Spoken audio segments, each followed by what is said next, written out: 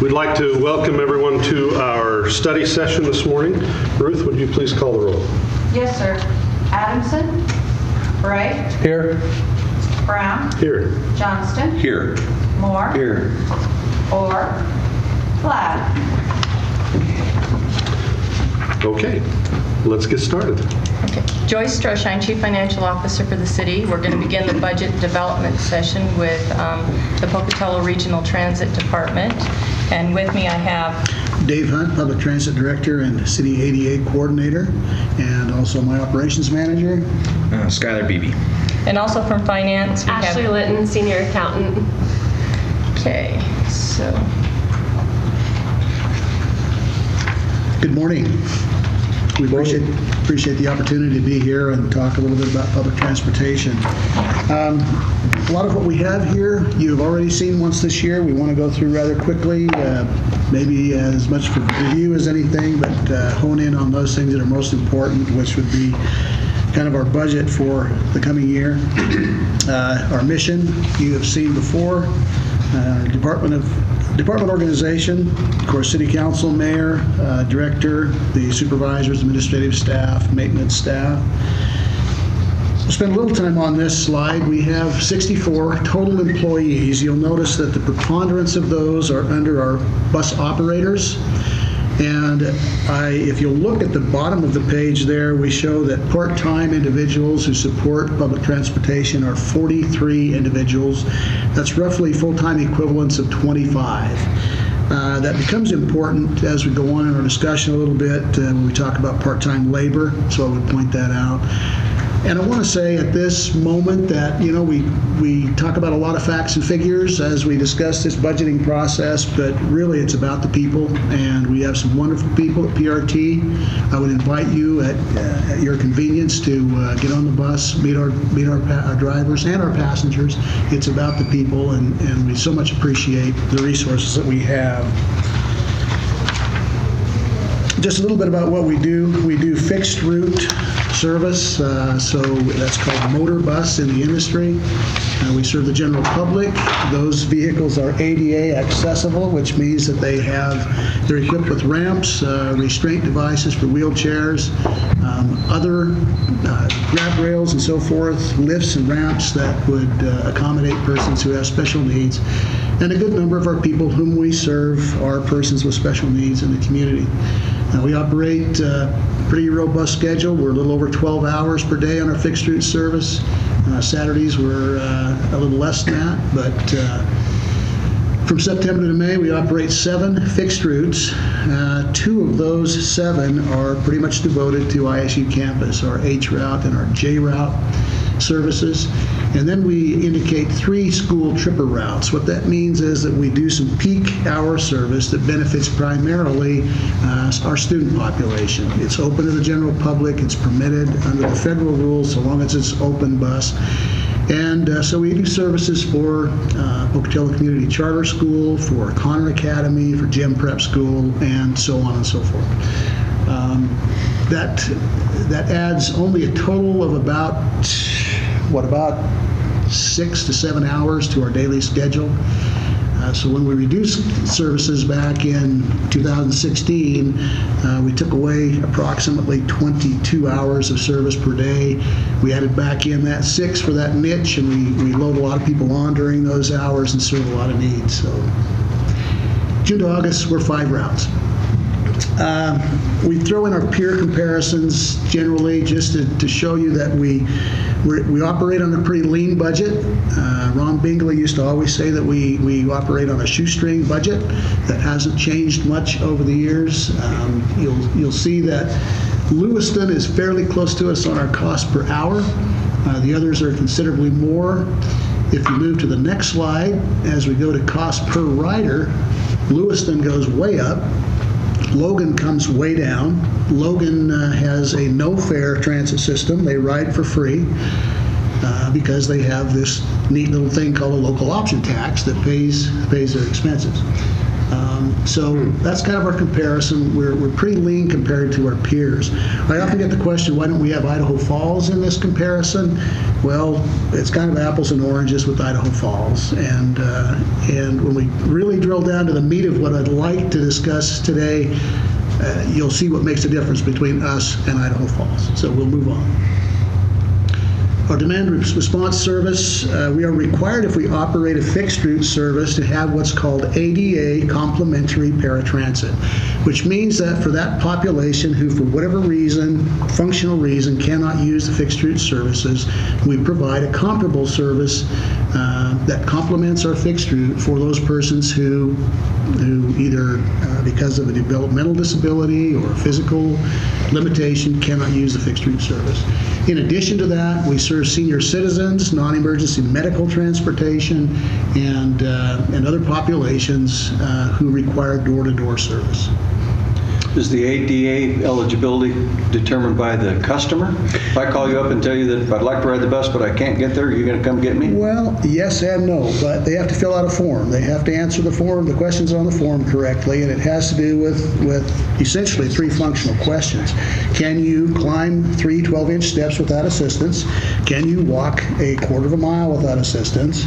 And the other one is also a walking deal that distinguishes between a functional or an unconditional deal. But yeah, they determine it. So we don't ask a doctor to sign on the bottom line, at least at this point. Some agencies do. We take their word for it. Most things we can discern, not all, but it's a good question. Okay, thanks. Again, peer comparisons. This is cost per hour and cost per rider. We're right there. Boise is pretty much neck and neck on the cost per hour. We go to the next slide. Look at Boise's cost per rider. Goes way up. So we fare pretty well. And this information is not something we just cooked up to make a slide look good. This comes from the National Transit Database, which is the official published document. That's the same resource by which Congress makes decisions about appropriation of money and so forth. So we should get more because we're more efficient? Well, I think so. I like that idea. Service consumed, our ridership for the year 2016, we had a total of 325,772 riders, or we call them passenger trips, unlinked passenger trips. So just to kind of put that in perspective, on an average weekday, a PRT bus, all PRT buses will carry about 1,200 riders per day. Key accomplishments, and this number 1 is the one that I'd really like to dwell on here for a little bit. We have reduced our dependence on the city match. So what is a city match? Joyce is going to show us a slide here in a little bit that talks about just how much the city contributes to public transportation. What's happened is over the last 2 years or so, we have managed to become less dependent on the city of Pocatello for our match resources. You might recall a couple years ago, we were pretty excited about looking like we were going to run over budget and cost the city a lot of money. And fortunately, we've been able to accomplish some things to kind of turn that around. But that's kind of the bit in the horse's mouth. That's what really controls what we can do and how far we can go and whether or not we're directed correctly. And we'll talk about that a little more. More capital funding. This is partially by reason of the fact that we've finished the facility. It's kind of in the rearview mirror. Now we're looking at capital funding to replace buses, which we've put on hold for a long time. We started saving money for the facility back in about 2004. So we're hoping to get some capital bus replacement. Program income has increased, and that's part of the reason for our lower dependence on city match. In addition to that, thanks to Skylar here and to our contract with CCOG and some other things, we have got a really nice new web page. It's been very helpful for our riders and has been a really good promotional thing for us. We have instituted a travel training program. We've always done travel training, but it's a little more structured now, and we've been able to reach out to various groups, and it's been a very positive thing for us. We've had a number of open bus events. Those are around our service area here in Pocatello and out into the rural communities. Improved safety program. This is largely because of new rules and regulations that have come down through the Federal Transit Administration. They have taken a more hands-on approach to safety management. And then finally, we have identified 45 new individuals who qualify, as you indicated, qualify as ADA certified by the transportation definition, which brings our total of active individuals who certify for ADA paratransit to 1,105. And one thing I would add on the capital funding side, last year, they did not utilize all of their match monies, and so what we did was we sent the excess of what they were budgeted for into their capital acquisition for future bus purchases, so that they would have that funding there and available to them. Thank you. We will discuss that in just a little bit more detail here in just a moment. Once it gets- Issues and concerns. You know, we're in a new political climate with a new administration, as you all are poignantly aware. We don't really know what direction that's going to take us all, so reliance on our grant funding is always a big thing. I will say in the I hate to say how many years I've been doing this. Started in 1980, but over that period of time, the one really reliable resource has been the federal grant funding when public transportation is concerned, because it's had bipartisan support nationwide over that period of time. Who knows about the future? We don't. Fuel prices really have a big bearing on our total budget needs. We've been very fortunate the last couple of years to be, for the bulk fuel that we purchase, a lot of it's been under $2 a gallon. We're now probably a little over $2 a gallon, but still at a level where we're saving some money on fuel. If those prices were to go up again towards $3.50 to $4 per gallon, that has a huge impact on us. So it's always a concern. That probably goes two ways, because if the prices go up, people will ride more too. Yes, I wish it were a direct relationship, Councilman, that we do see some trend in that regard. Maybe not as dramatic as we might expect or hope, but yes, there is definitely some gain when that happens. Future capital needs, buses we've talked about. We were very fortunate to get 7 used coaches from Utah Transit Authority the last couple of years, and they have been an absolute godsend to us. We've put quite a few revenue miles on those. They've held up well. Passengers and the drivers like them. But they're not going to last forever. We call them bridge buses because they sort of bridge us between the aging fleet and the time when we can purchase new buses. So that will be a concern, and you'll even see that in a budget amendment request soon. 7th and Sherman, we've partnered with CDBG and actually got a CDBG grant partnered with our planning department here to improve our bus stop across the street at 7th and Sherman. There are other locations where we really need to improve those for access and for safety, and those are things that we'll discuss in detail down the road. But our radio system, we rely a lot on our two-way radios, and I know you've heard from the police department, fire department in turn. We're facing the same thing. We need to move to digital because our system's obsolete, and there will be some costs associated with that. Also some shop equipment, and when I say shop equipment, this is equipment that is included with the original scope of our facility project. It's not some outlandish thing that we really think we'd like to have, but things that are kind of integral to the new facility, and we'll talk about in some detail, but that's kind of looking forward. Okay.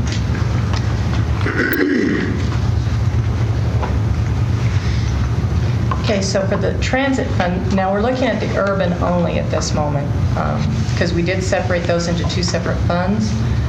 You can see that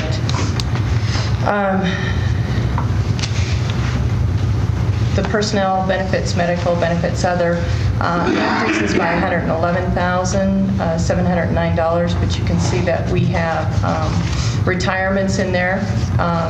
20,000 of that amount is related to that. The rest of the increases, obviously you can see the medical, and then of course the hybrid plan and the impact of it. And of course the PERSI increases are included in this as well. They've kept their operating and capital budget flat relatively. There's only a $400 increase overall. And then, of course, we have the interfunds. You will notice here that charges for service, the intergovernmental, that's your grants that are coming in. And then you have interfund revenues, miscellaneous, and other financing sources. The other financing sources is the projected capital match from the city. I'm not sure why that is sitting at 630. It should have stayed flat unless there were movements made on your side. We'll take a look at that. And actually, I think that reflects what we had to show money in and then out to Fund 78, but that's just my best guess. I didn't have an explanation for it either, Okay, so- and I just noticed it, so I will check on that. But overall, their budget is actually positive to the, or, let me look here. It needs another 100,000 about to make it whole. So that gives you an idea as to what's happening within the urban. On the rural side, which is not supported by city monies, you can see that we had a retirement scheduled in 17 and a smaller one in 18, so you have an actual decrease. That's part of that reduction down. And of course, you can see the change in medical and the changes in others. That would all be a ripple effect for an overall decrease of $91,834. Now, this is a tough. These two departments are tough because how we budget for them and how we roll them in is we try to map out how much we think is going to happen in this department versus this department, because you're dealing with a lot of part-time and then you're dealing with full-time people that work both functions. It isn't that we have people that are working only rural and people that are only working urban. We're trying to make that splinter and make it fit within the budget side to represent what we think is going to execute. Because in execution, let's say Dave's a bus driver and he works both urban routes and rural routes. We hard code when he works his hours as to what he's doing. And so, unfortunately, between salary projection and reality, we're trying to mesh two systems that aren't really very, shall we say, it's a difficult job to get that alignment perfect. And so we try to do that through the budgeting process, but it is complicated. Overall, they have a total increase of $80,000 in their budget. But remember, this budget is one that is totally fee and grant supported. There is no city funds that are contributing to the production of the rural routes. Okay. Is compensation the same for both sides? Yes. For drivers and others? Yeah. So we budget for the positions, and then we try to figure out a splinter or a split that we think that position's going to be 50-50, or this position's going to be 25-75. And so you're trying to make that best estimation as to how we want those budget dollars to roll. Of course, this fund, it's closer to an enterprise fund than any of the others, even though it's in the special revenue funds, because it is totally, it's not supported by tax or any other revenues from the city. It is totally supported by your program fees and your grant fees. One thing that I would point out here, are you through, Joyce, Yeah, with that I am. part? When I took over in 2009, the city's contribution for public transportation was $486,000 a year. Our budget this year is $487,000. Over that period of time, the city's contribution, and that's not taking in inflation or anything else, it stayed pretty flat. But if you look at the total of those two budgets, the urban and the rural totals, you're looking at over $3 million worth of public transportation that's delivered in Pocatello and in our region. And we're happy to call it Pocatello Regional Transit, because if it weren't for Pocatello, we would not have transit services in the extended region. But I think it's significant to point out that for a $487,000 investment, we're doing $3 million worth of services. And that has an economic impact on our community and in the region in terms of, labor that's paid out, products and services that we're purchasing in behalf, not to mention the intrinsic value of moving people who otherwise don't have that means of doing so. I just throw that out there for your consideration. And also to kind of explain too, in the past, I'd say the past 2 years, we've played a heavier role in monitoring the grant execution and monitoring how does the match meet up with what the expectation of the service. And Ashley plays a heavy role in that, in monitoring and also helping us to project how much is going to be needed in match and what expenditures they're allowed to have in order to keep within the match requirements. Because until the City Council decides to expend more money on transit, we try to make things fit within the box of the money available. A lot of what happened last year, there was a lot of clarity, and then they had a lot of change in grants where the initial budget actually, we were budgeting a lot of 50-50 grants, in other words, 50% match to 50% federal. Then they changed and it went 80%, 20%. Well, that makes a big ripple effect in how much match money you have. And so we're monitoring this now on a monthly basis, and it helps to get to keep our projections a little closer to where it should be, and to know what's happening, and to assist Dave in the monitoring and the compliance side on the execution of the grants. Dave, what's the word on the street of what the budget that was submitted, the federal budget that was submitted this week, looks like as far as your transportation issues? I know that there was kind of a negative reaction from APTA, the American Public Transportation Association, probably the biggest lobbying group for transportation. The way that it affects us is really not. What the administration has gone after are the large projects, the Tiger-type projects, discretionary funding, large capital, especially heavy rail and that kind of thing.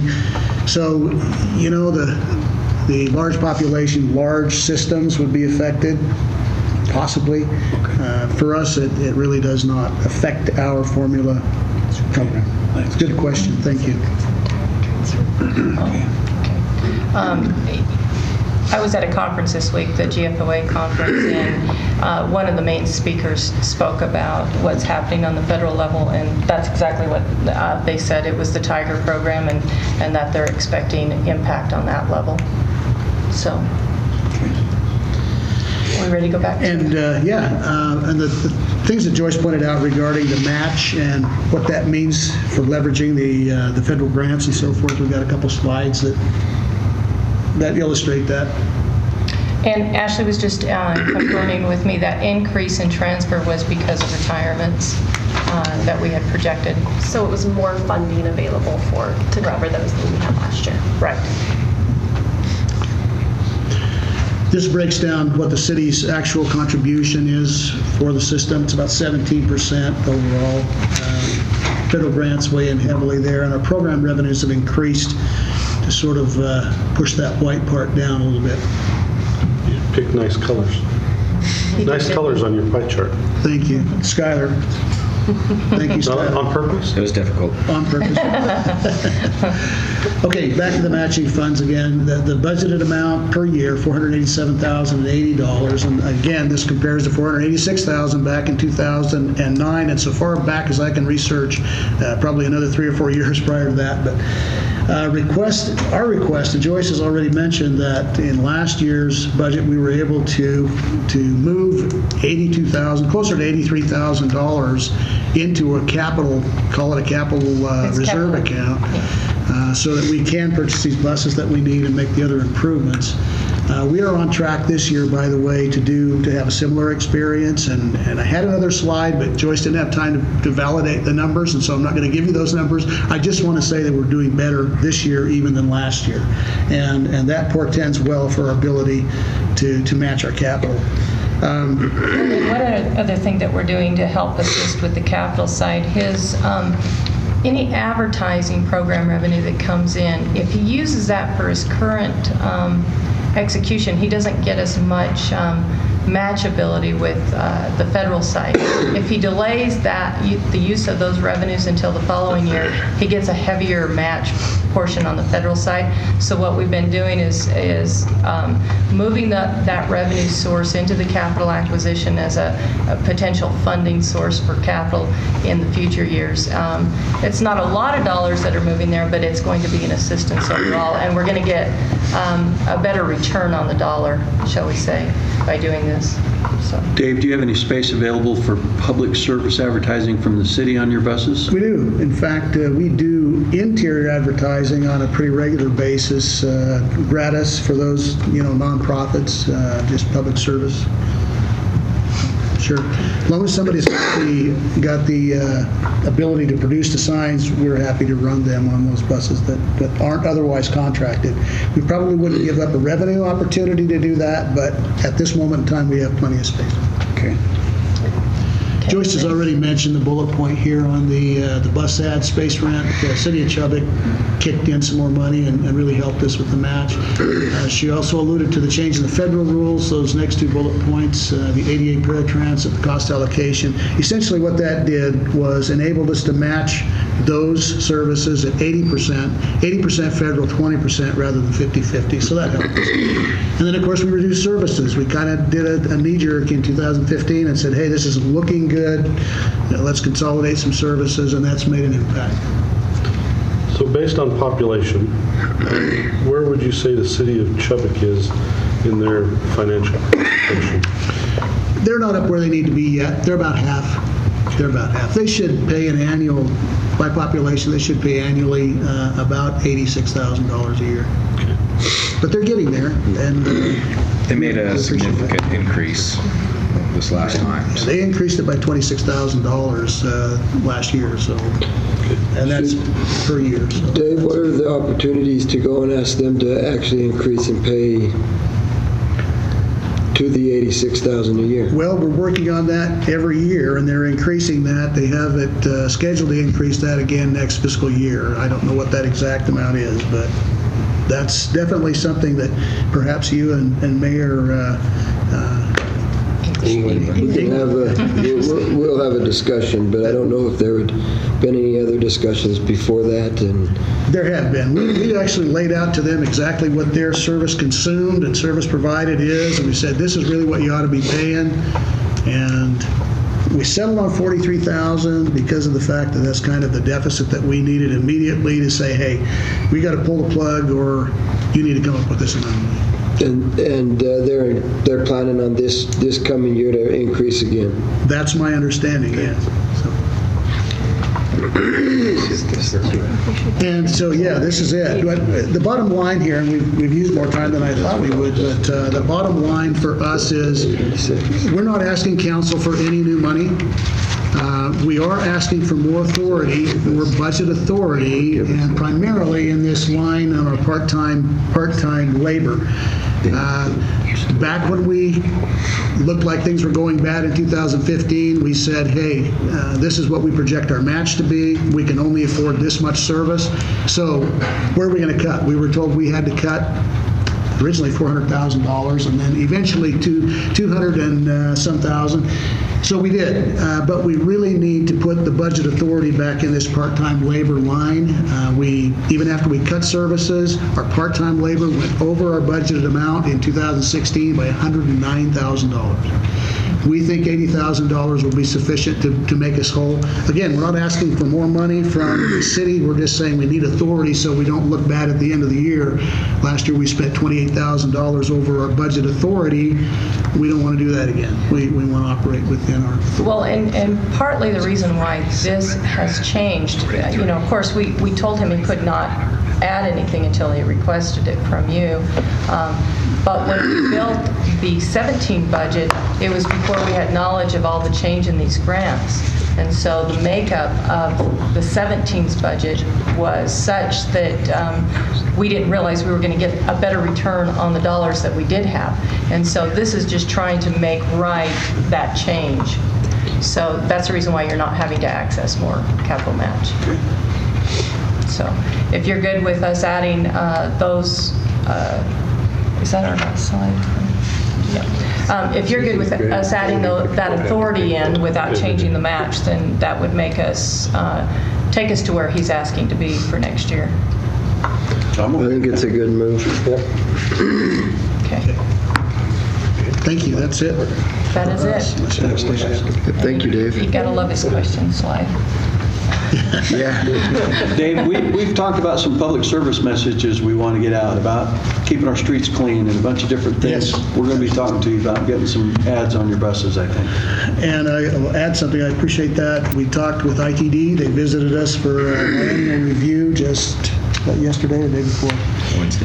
Wednesday, yesterday. Anyway, we asked that specific question, can we get grant participation to put a promotional ad on our buses? But specifically, we're talking about our partnership with Parks and Recreation for Zoo Idaho and for our route into the zoo. They said yes, so long as, you're going to paint these things or wrap them anyway with your logo, with all the necessary information. No reason why that they're not eligible for grant participation, which is 80%. We've got some ideas, I think. Very good. Thank you. Thank you. Dave. Next, we have the police department. This is the one we've been waiting for. I think that's yours. It is. Thank you.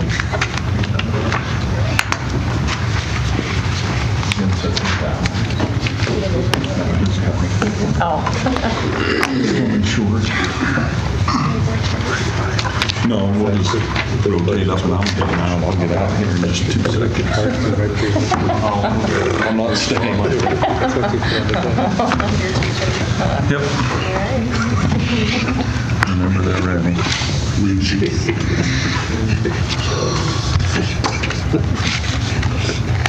That's the only way you stay awake. Good morning. Morning. Mayor and Council. Scott Marchand, Chief of Police. Thank you for your time this morning. We're going to come to you again this year with a flat budget. Our budget is flat. Started in October last year, and we're getting ready to start again in just a couple of months, it feels like. So it never ends for us. They've done a great job. Deputy Chief Peterson and all 3 captains. And the department will have worked on this budget, and all the captains will present to you today about their divisions. You will notice as we go through this that for us and our mission statement calls have not gone up immensely, but the world of law enforcement has changed. The types of calls we're taking take up more of our time, use more of our policemen, and as a staff, what we're trying to do is look to the future. So we will bring up future needs to you at the end of our budget presentation. We can't operate the way we have been for the last 5 years. It has to change. That change comes to you. You guys are going to have to look at it, but we've done it for 5 years with the same amount of people, and it's not working. It's not working. And we can only ask so much. So we have started with this budget and our 5-year plan. We've talked to you about cars. That's part of it. Building's going to be part of it. Personnel will be a big part of it in our future needs. But that's our world, and it's not real pretty. But that's what we have to deal with, and we have to look at the future. For us as a staff, we're not going to be here forever. We got to look at our younger guys, get them ready, and that's what we're trying to do with these budget presentations. But we're going to offer you some things at the end of our budget for future needs, and I hope you truly look at them and consider them, because these are things that are going to have to come in the next 5 to 8 years, and a lot of that will be in your lap. So with that, I will turn the presentation over to Captain Kelly, our patrol captain, and he will go through his division report. Okay. Good morning, Mayor and Council. Cliff Kelly, I'm the commander of the Patrol Division. I'm going to talk a little bit about our division. We have 60 sworn officers to staff the city and patrol 7 days a week, 24 hours a day, 365 days a year. We break them up into the 3 shifts: days, afternoons, and midnights. Some of the services we provide, we go on calls for service. When we talk about calls for service, that's anything from, say, a neighbor dispute up to homicides. So our patrol officers handle the whole gamut from at one level or another. We're going to be involved. So it is very manpower and labor intensive. We also do traffic enforcement throughout the city, community policing, and take care of any critical incidents that occur. Some of the services, other services that we provide, we have our patrol teams. Now, and you'll see that the calls for service that are up there is not a huge increase from the previous year, but where you do see an increase is in our multiple officer calls. And in our for our welfare checks, you can see that's up. Suspicious calls, wanted persons, and then any other multiple officer calls. So as the chief was saying, our world's a little getting different to where we may not go on through some of the changes we've made in how we take and handle calls. We may not go on as many, but there are many more multiple officer calls. So it's taking more people to get the job done. And you'll notice when we talk about the traffic unit as well, we added with our DRE, we've added phlebotomists. We have 3 officers that have just been trained as phlebotomists to take what we've seen over the last 3 or 4 years is an increase in DUI refusals.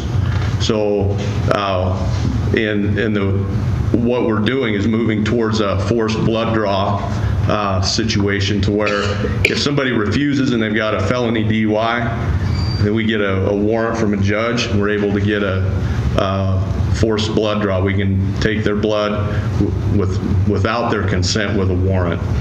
And what this has done, it had quite a budgetary impact on us because we take them to the emergency room to get the blood draw, and for a while it was costing, $500-600 at a time because they'd have to be admitted. We've since made some changes through negotiation with the hospital, but also in training these people, it's going to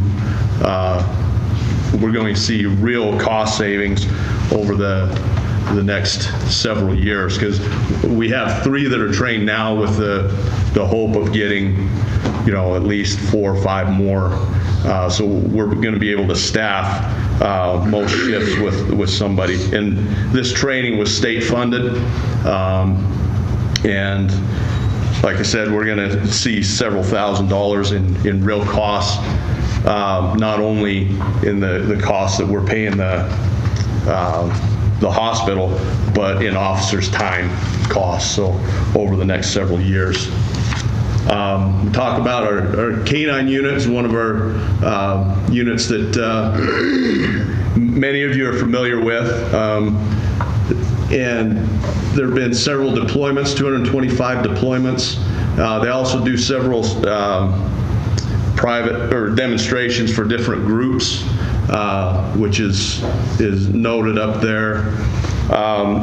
When we look at the $14,000 in restitution, every time we take enforcement action and we take somebody to court, we're able to put in for restitution based on the kind of case it is, the drug cases and things, and they've recovered quite a bit of money in restitution for our officers' time, which is a big help. And as we look at the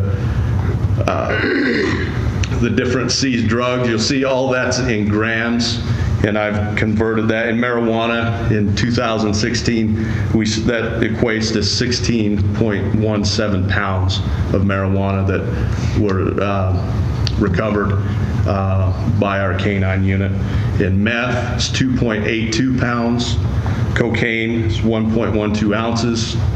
and heroin, that's 12 ounces. And then you'll see 16 guns and the $22,000 in automobiles that were seized, and then the currency is $74,000 in cash that was seized. So we do have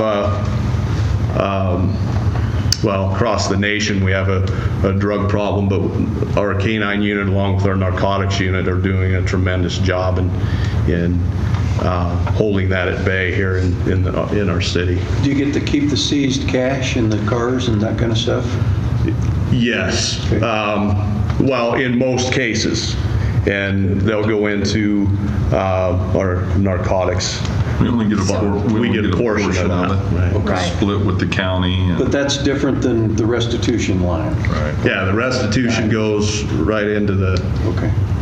So the money comes in and we put it into a seized account and keep it in kind of a trust for the court until the court makes the decision on the case. Then when it gets decided, there's a distribution. Sometimes Bannock County receives some, and then we receive some. Sometimes some money goes back to the individual. And so those monies that come to us goes into the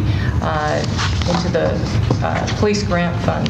And that is for the use of any equipment, any items that they need within the narcotics division. okay. Hey, real quick, let me ask you some questions. With the flat budget and resources stretched, tell me about how you stay current with training.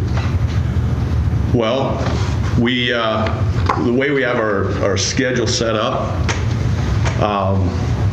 we have overlap days to where we're able to get one team at a time to training. We have several instructors that are trained in all sorts of disciplines where we can do most of our training in-house. Is that common with other departments, or we're unique? No, and we're not going to give that up. Right. That's an insurance program for us, the city, and our policemen. And you can go to Post, you can go anywhere in the state, and I guarantee you they will tell you that Pocatello is the most highly trained police department in the state. Yeah. We take it very serious. We put a lot of time and energy and effort into it, and we work hard at it, but it is a bonus for our people. If they're trained, they don't make mistakes, they don't do those things, which saves everybody in the long run, including their lives. And that's really what it's all about. You know, it's not about money for us. Money keeps us going, but we have to have, our people have to go home every night. There's no exception. When their shift's over, they need to go home, and that's our push. And training is a big part of that. That's what gets them home at night. When you talk about, were you done, Steve? I didn't mean to jump in on you there. When you talk about the increase in 2 officer calls, the town our size, do you ever get to the point where you have shifts that it makes sense to put 2 officers in 1 car? Will we ever get there, you think? Well, and we're not there. I'll tell you, we're not there yet, and that's simply because the way we're staffed, we need to have the officers in individual cars just because we're going so many different directions. We probably need to increase our staff by a third at least in order to do 2 officer cars. There are certain times when we can, and I can just tell you about one of the traffic grant that we've got going right now. We're working officers in 2 officers in 1 car to do this specific grant, but that's overtime paid by another entity. And you know, but on general patrol, we just don't have the resources to double them up in cars.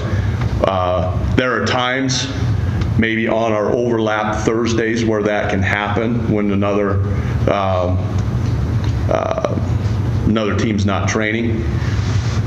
And sometimes we'll do that for special things, but as a rule, we just we have to rely on having the whole city covered, and then we'll send officers from other areas to help out on We double up policemen because we don't have enough cars.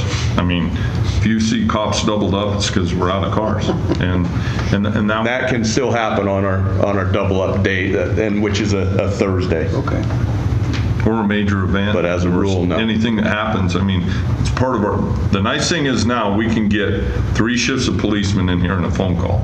So we can put 30 policemen on the street somewhere with a phone call. But you got another 30 policemen that if you got to call them in, are standing here, or driving their own cars, or we're trying to get them in a car, or we're putting them on a bus to take them to the location so they can direct traffic. So. Okay, thank you. Awesome, thanks.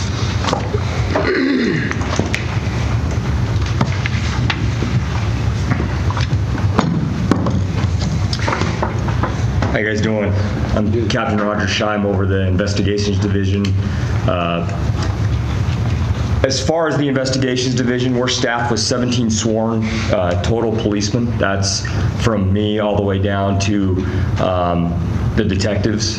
We have supervisors that are over general detectives. We have a supervisor that's over our narcotics division, a lieutenant that oversees them, as well as our non-sworn personnel. We have 8 non-sworn personnel. That covers our evidence tech, our evidence techs, our stenographers, crime analysts, and our victim witness coordinator. Those are all critical components for our division. They are what makes it tick. They are all very working hard, and they are very well trained. So we do the best we can with what we have. Our narcotics guys, we're very busy, and there's a separate slide for narcotics, but I'll just go ahead and cut to the chase and tell you that just this week alone, Monday through Wednesday, they made 6 arrests. 4 of those were drug related, where they seized drugs, money, and other various pieces of evidence. So they're keeping busy. And much like that with the resources, we do the best we can with what we've got. So some of the crimes that we do investigate, there's everything up there as you can read, from crimes against people to crimes against persons. So we prioritize those calls. Each one of our detectives does carry a caseload that's overseen by their sergeant, and those cases are followed up every week. So those are things that we prioritize and investigate. As you can see, anything from financial crimes to death investigations. Our guys go out on homicides, suicides, and unattended deaths. So we do investigate all of those. Narcotics, we work along with Bannock County and Idaho State Police, so we do the best we can with that. We have a good working relationship with those agencies, and so we can maximize our manpower. If we need to on any type of narcotics case, we can have several narcotics detectives working from several different agencies. Here's some numbers just from 2016. As you can see, there's quite a few different types of cases that are up there. A lot of our crimes are followed up fairly quickly. We do follow up on domestic assault, so that the number of most of the domestics happen in patrol. Those are the ones that are primarily taken by the patrol division, because that's an active case and something that's needed for first responders. These are more of the felonious types that we have done some extensive work on. Assaults, those are anything that can be from an aggravated assault to an aggravated battery to any other type of felonious assault or misdemeanor assault that needed some more follow-up on. Go ahead and go to the next slide, please. These are just some numbers here, and it's a lot to read and a lot to take in. The thing I'd like to hit on, though, is the number up top is the clearance rate, and that's just over 48%, which is very good. That means over half the crimes that get called in, we solve. That number's been as low as, was it low 30s several years ago? 35 would be tremendous. I wouldn't frown on 35 to 38% clearance rate. Is what's an average number out there? It's probably right around there. So when you look at that, we do get a lot of the calls that come in that say, hey, I just want to make this report for my insurance. They don't really care about it getting solved, and there's really, unless we stumble across someone who gives us the information, is going to get solved. A lot of the crimes that get called in are for insurance purposes or for just documentation purposes, saying, hey, there is a suspect, but I don't want you guys to contact them, and they'll sign what's called a release from further investigation. So that does factor into the 52% that goes unsolved, but that clearance rate of 48% is very good, and that was an increase from the previous year by just over 2%. So, yep. And here's a little more statistics as far as when some of the crimes are going on, and as far as values, total values of some of the stuff that's been either damaged or stolen. And it breaks it down: daytime, nighttime, residential, what kind of places are these crimes going on, these robberies, banks, convenience stores, gas stations. So it's just some numbers for you guys to digest and be able to see when and where things are going on. Yeah. This slide here. So a lot of those other crimes that preceded this is what a lot of crime revolves around. Revolves around narcotics and drugs. So people steal stuff so they can get money to go buy drugs. So they may commit burglaries, robberies, or other thefts so they can get money or stuff, and a lot of times they take the stuff to the pawn shops and then they trade it for money for drugs. We've applied to become a HIDTA district, which is a high-intensity drug trafficking area, and where we would be work in conjunction with the DEA and have access to more federal funds to fight drugs. One of the big things that's going on right now is the uptick in heroin.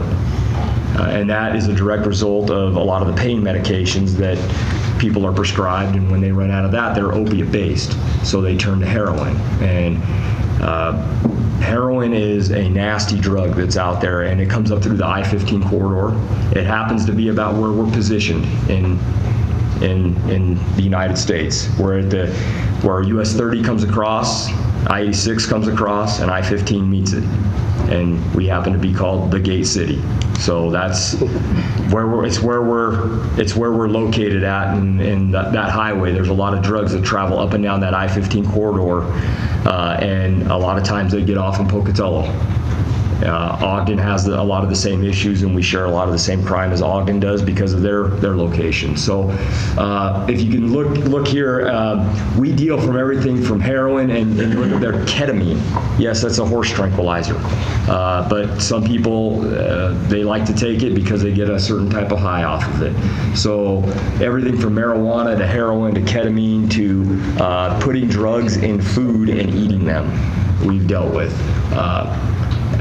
51 firearms. So one of the things that we're seeing a lot more now is, along with the drug crimes, are firearms being involved. So if we're doing any type of drug operation, it requires a lot of people, and that's for safety purposes. A lot of times people that are under the influence of drugs, especially heroin, are very unpredictable, so we don't know what they're going to do. So that goes kind of back to what Captain Kelly and Chief Marchand were talking about training, how important training is to be able to deal with these high-risk situations and being able to react with that much information. Because we have the luxury of sitting back with that much information, but we can't look at it that way. We've got to look at what did they have, that information, at that moment in time when the guy comes out of the truck with a shotgun and their shadow's blocking it.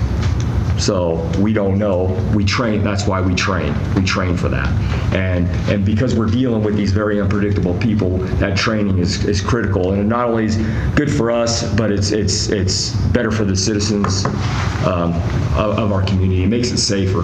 And a lot of these drugs crimes, they do tie in. We do solve a lot of burglaries, a lot of thefts, a lot of financial crimes when we solve these crimes. So they tie in a lot. That's why our narcotics guys stay very busy.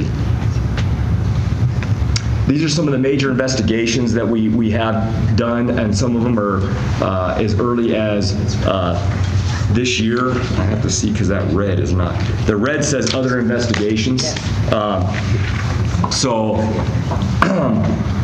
On one traffic stop alone in September, we seized 1.66 pounds of methamphetamine and $7,600 in cash. That was just off one traffic stop. That was coming up from Utah. We had another arrest with a large amount of heroin, meth, marijuana, $600 in silver, which was kind of unique. So that was stolen from someone or some place, and a .45 pistol. And I'd really like to hit on this case. This case just happened in 2017 with the fentanyl and the U47700. That's a synthetic heroin. It's 4 times more powerful than heroin. It's called Pinky. It's called a couple other things too, but mainly known as Pinky. That stuff is, if you take one shot of that and do a little too much, you can die. That's how dangerous it is. So this case was mainly put together and followed up by our narcotics detectives, and specifically Detective Nick Edwards. He did a lot of hard work on this. We had agents that flew in all the way from San Francisco, California, to help us with this case. The trailer that we hit on this was so bad you could not even go in there without a hazmat suit on. If you got flakes of this fentanyl or U47 and it got on your skin, it could contaminate you and you could have a severe reaction to it, all the way to death. So getting this guy out of our community and into jail and making this bust was a big deal. The federal agents have contacted us, and this case has gone international now, and they're following the source of the synthetic heroin all the way back to China. So they've used Detective Edwards' PowerPoint in presentations in Washington, D.C. So this case has been a very major thing. It was one of the largest synthetic busts that they've seen in the Northwest. At the beginning of the year, we had 2 stabbings. One of them was up in the Satterfield area right off of Janet. We had somebody who was fleeing the scene who had been stabbed pretty bad. We thought he was not going to make it.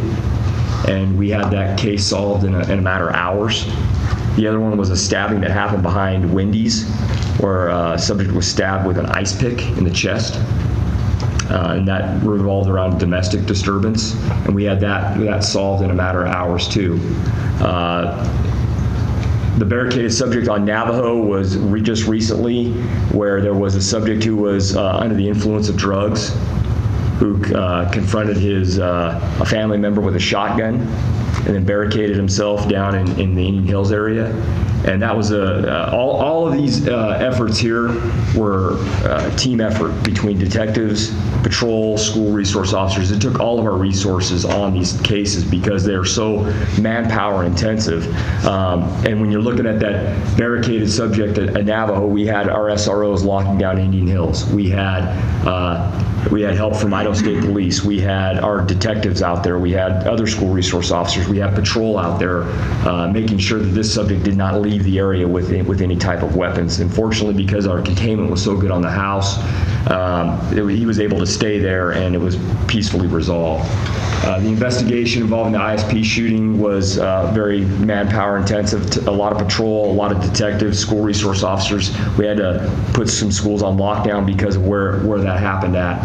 And then we just recently had the conviction of the Lauren Red Elk case, which is a cold case that our detectives worked very hard on. And there's a couple court cases that are going on right now. The Nori Jones case will be going to court here fairly recently. The incident over on Jefferson will be going to court recently. And our detectives had a lot to do with the Linker case that they'll be going to court on when we helped out with Bannock County Sheriffs. So finishing off the Red Elk case is pretty awesome. Yeah, it was. It was awesome. It was. That's 2. That's the cold case. Those cold case investigations, I'm very proud of the work they've done there, because it's unbelievable. If you have one cleared, that's huge. But those 2 are 2 great cases. Some of these are some of the specialties that we do within the detective division. We have crimes against children. And we have one detective. What we did recently was moved one detective, so that's specifically what he does. He works with Bright Tomorrows. There's a certain way you have to interview children. You just can't go and interview them like you would an adult. You have to do what's called a forensic interview. So they go over to a special place called Bright Tomorrows. They work with those people over there and work with the children that have been somehow abused. And that takes special training. That takes a certain type of person. And not any detective can just jump in there, because there's some that they don't want anything to do with it. So it takes a special type of person to work those type of crimes. We also work in conjunction with other people in the state with what's called ICAC, Internet Crimes Against Children. And that's for those predators that are out there on the internet that are going after our children, trying to entice them or do inappropriate things with them, meet them, and abuse them. We've recently made a bunch of arrests in reference to ICAC cases and prevented bad things from happening to children. So that's something that we do get grant funding from. We get monies from the state. They help out with training. So if we send them to training, they reimburse us, or they provide the training for us. They also provide computers for us and other resources for us if we need them. If we have a big ICAC case that's going on, this has led to search warrants of houses in our town that would make your head spin. And that's stuff that we take very serious, because those are, there's no greater victim than a child. So our cell phone forensics, we use a program what's called Oxygen, and basically you can plug a cell phone into a computer, and what that program allows us to do is to forensically look at that device, whether it's a laptop, a cell phone, a tablet, and look at the images, including the deleted images that are on there. So we're able to take people's images off of their phone and be able to go, okay, this is what you were saying, this is what you were doing, and be able, that helps us solve a lot of crime, especially when you tie it back into the ICAC portion of that, or the narcotics end of it. So it kind of goes both ways with a lot of things. Pull a lot of good evidence and get a lot of good information off of people's phones, especially in this day and age where they live in their phone. So. Evidence and crime scene technicians, we have 2 people that are there. They go out on several of our crime scenes. They process them, they photograph them. There's probably anything that could not shock the 2 ladies that we have back there. And one of the recent things that I want to talk about is starting in February of 2016, the state changed the law on our sex assault kits. We have to keep them now for 55 years. So we're probably going to be needing some more evidence refrigerators. And if they are convicted and they are in jail, we have to keep those kits until those people are out of jail. So if they have a life sentence, we have to keep that kit till they die in jail. Is there a protocol about? It looks to me like there ought to be a way that the state makes one big repository type of thing where you can put all this stuff, and because it's not like that you guys are going to be called up on it. It's going to be at that level, 55 years from now. Sure. Has there been any movement for that instead of making it on each police department? They don't want to touch it. Yep. They know how tough it is too. So really once. So they're making laws but not giving any reason. Right. So everybody's responsible for their own. So a department like ours, I mean, we have refrigerators full now and did during the time that we can't get rid of. So those are, I mean, and this will all come up in future needs. This is all part of that. They store the data, but we keep the kits. So now I guess that was their compromise. If you want to call it that. They put it on a computer, and we put it in lots of refrigerators. Correct. Yeah, we have to provide the space. So here's some of the things that our evidence technicians do. They have to do everything from collecting and taking care of the crime scene to testifying in court. And our evidence techs did have to testify in the Red Elk case. It probably will have to testify in the Norrie Jones case. So if there's a major case that happens, our evidence techs will be testifying in court. So. Our crime analyst, she provides data that's critical, that staff needs, target areas that are high traffic areas, high drug areas. We'll be able to link analysis. She works with the FBI. She works with the Fusion Center out of Boise. She provides information on officer safety bulletins, be on the lookouts for stolen property, and that goes out to not only just us here locally, but statewide, so that if we have a bad guy that goes over to the Boise Valley or even down to Utah, that we can provide information to those agencies to be able to get those people. So our victim witness coordinator, she mainly takes care of people that have been involved in domestic violence, stalking, violation of protection order cases. Last year alone, there were 349 incidents that resulted in court cases that she worked with. She follows up with victims, does a lot of services for the victims of domestic violence, which we know is a very problematic area. And she's able to go and give them services, be able to provide them with other resources, counseling, and other areas for victims of domestic battery. Our stenos, they're the ones that type up all of our reports. They run inquiries for detectives. They answer phones. They go out into the lobby and take care of incidents out in the lobby.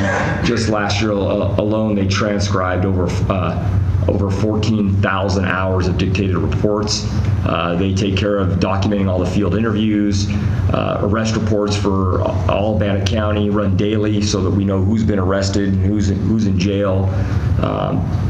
They take care of, like I said, the DMV and ILETs. They search Leads Online. Leads Online is our database for everything that's pawned within the city of Pocatello and the surrounding areas.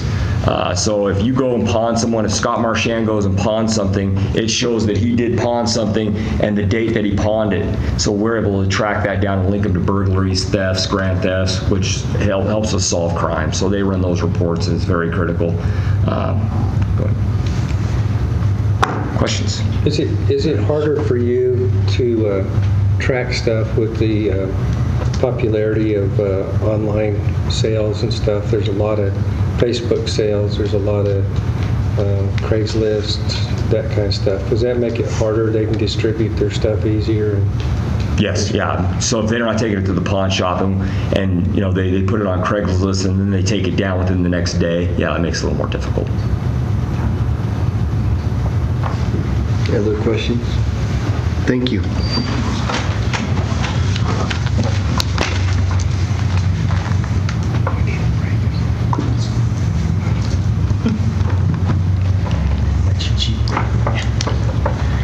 Good morning, Ron Knapp, Captain of Support Services. We have various departments that make up the support services, and I'll briefly describe what those functions are. Starting with dispatch, our telecommunications center. When we're up to full staff, we have 18 full-time positions in there. Currently, we have 17, and we have one person that is currently in training. Just like our patrol officers, our dispatchers receive quite a bit of training. Up until recently, the state did not mandate that our dispatchers be post-certified. However, we've always sent our dispatchers to the training at post to ensure that they are up to all the training they need to perform their jobs. They provide 24/7 services to the city of Pocatello. In 2015 and 2016, we had 18 positions in there. That may seem like a lot, but actually it's not when you consider the functions that they're responsible for. The police department, fire department, and countywide dispatching ambulance service. We try to staff, try to staff 3 to 4 employees in there when we can. That's not always possible, but if you look, you can see that we, on an average 10-hour shift, will take up to 500 non-emergency calls and up to 50 to 60 911 calls in a 10-hour shift. Keep in mind, that's during a normal shift.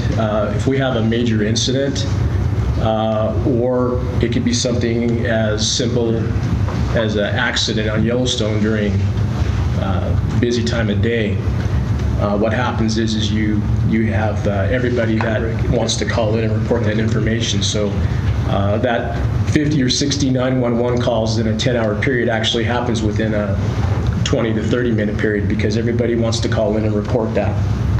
Our dispatchers don't know what that caller is calling in to report, so they have to take every one of those calls. In addition to that, they're still having to do the non-emergency calls.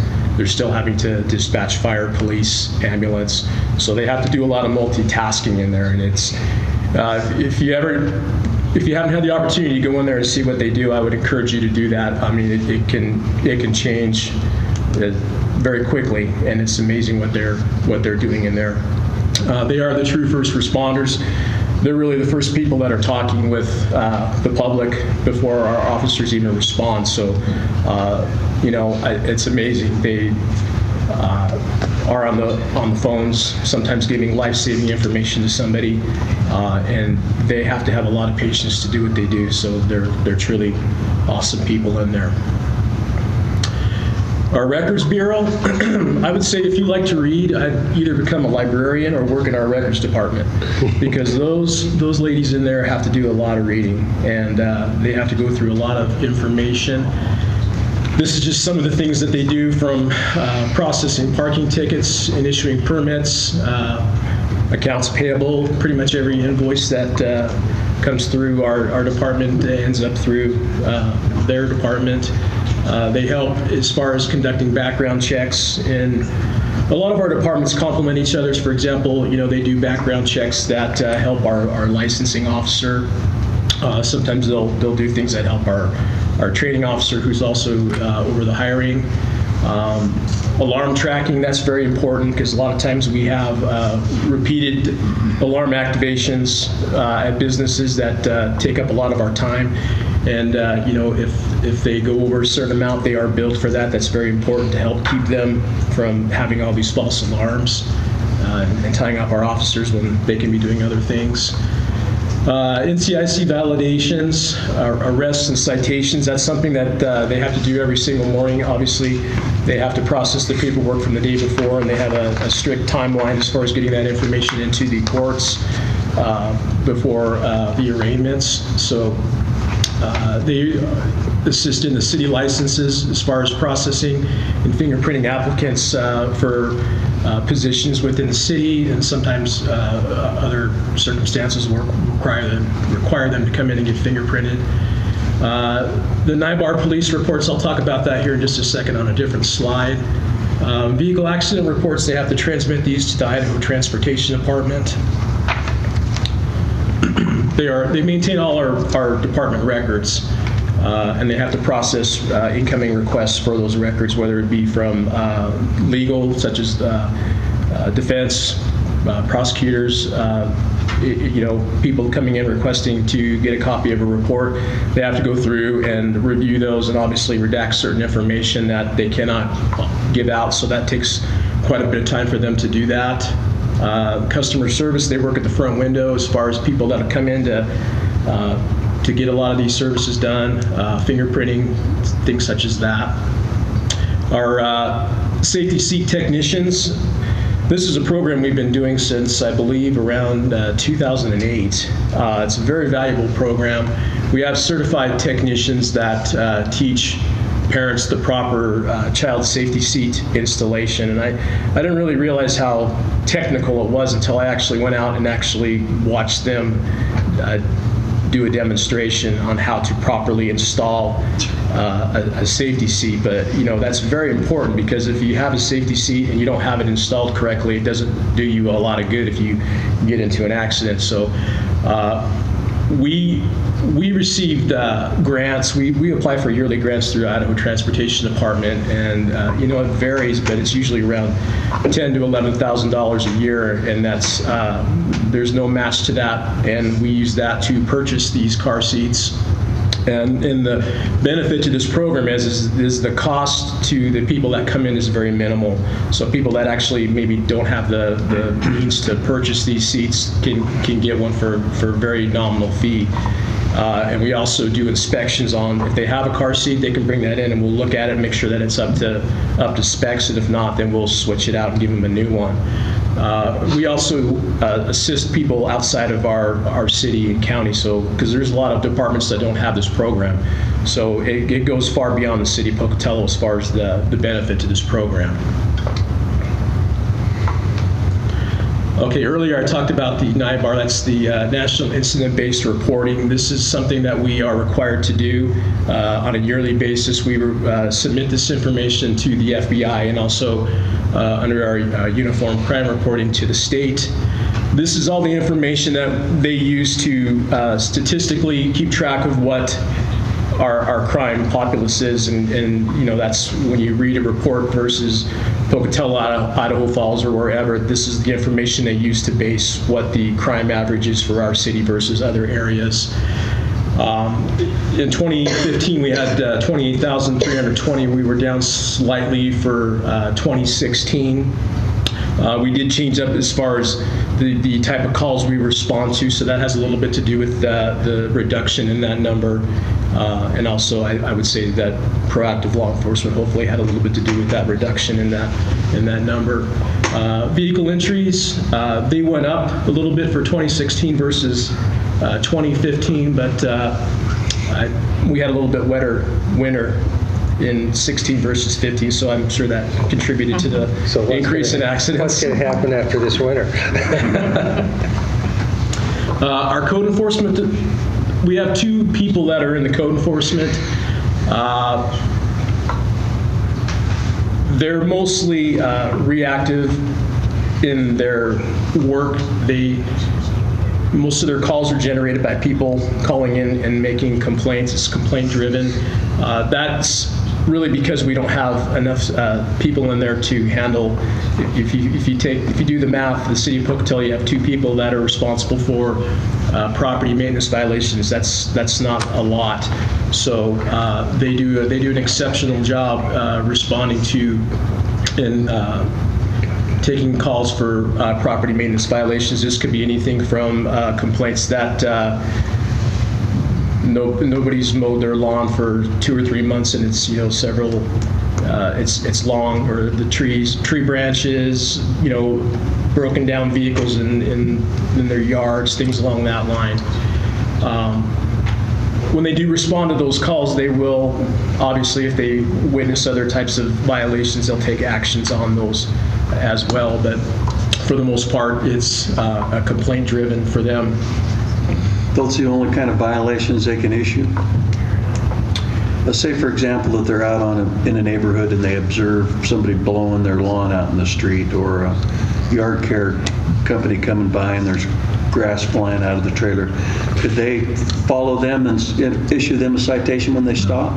You have to call a patrol officer to issue the citation. So but they can certainly call. Okay. The code enforcement officers cannot give a ticket, is that right? It has to go through them. Okay. They're not actually a sworn position, so if it gets to the point where we do issue a citation for a violation, then we'll have an officer assist them in that process. But when they observe other violations that may not fit into their position, they'll still make notifications to the proper department. So, like for example, they may get a call and it ends up being an abandoned vehicle and it's not on a property, it's on a city street. Well, that would actually be police that would respond to that. So they'll make a notification, or if it's a code enforcement violation, but it may involve another city department outside of what their responsibilities are, they'll make that notification. So that's part of that process where we kind of work cooperatively with other departments within the city and get that information to them so they can follow up on those things as they come in. Can we turn that around a little bit? Do the traffic officers call in code enforcement very often? Because I see lots of stop signs that are blocked by overhanging limbs, where you can't see, around the triangle, stuff like that. Do they do that? I know it's not the major part of their job. We have all our officers will make notifications when they see those things come in. And that usually goes to like the street department. They take care of that, and if it's blocked, they take care of it that day. So. Okay. Okay, our school resource officers, we have 6 school resource officers, 1 DARE officer, 1 sergeant. We cover all the high schools, junior highs, and the elementary schools. We are involved in community outreach programs, after-school programs. I will tell you that this is a very valuable program for us. Our officers in the schools are very, very proactive. They are interacting with the students and the staff on a continuous basis. And they've really developed really good relationships with these kids, which is really important now and in the future. They know most of the people in their schools by their first and last names. It's not, hey, you. They can actually identify that person and call them by name. And they know the officers, and they look at them, I think, more as friends and part of the staff than officers. That's the kind of relationships they have. And they're involved in things way beyond just the school functions. They're doing things that are outside of the school. They're going to after-school activities. Some of our officers are involved in coaching for athletics, and they're not doing this because they're getting paid. They're volunteering their time because they want to be involved with these kids. So it's a very good program. It's amazing. I've seen people that come up to our officers that are or were school resource officers 5-10 years later, and they'll come up and have conversations and interact with them and thank them for what they were able to help them with during their younger years. So it's a really good asset. Our DARE officer, he's obviously teaching the younger kids about the problems with drug activity, hopefully educating them to prevent things from happening down the road.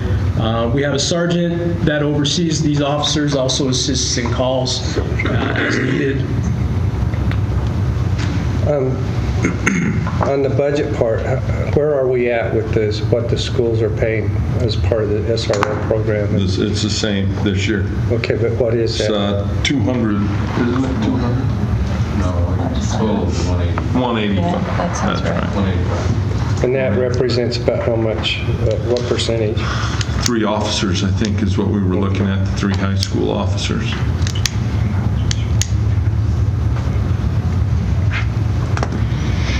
Okay, we have one licensing. We have one person that's in charge of our licensing. She administers the city's business licensing ordinances, reviews all applications. She has to perform background checks to see if they meet the standards in order to be granted a license. She also will be responsible for investigating complaints, doing inspections. She's probably the one we interact with the most, the council. Yes, she's here a lot. And as it says here, she will be responsible for recommending any denials to the city council based on things that come up in the background checks, and then also is on the Marriage Child Care Advisory Board.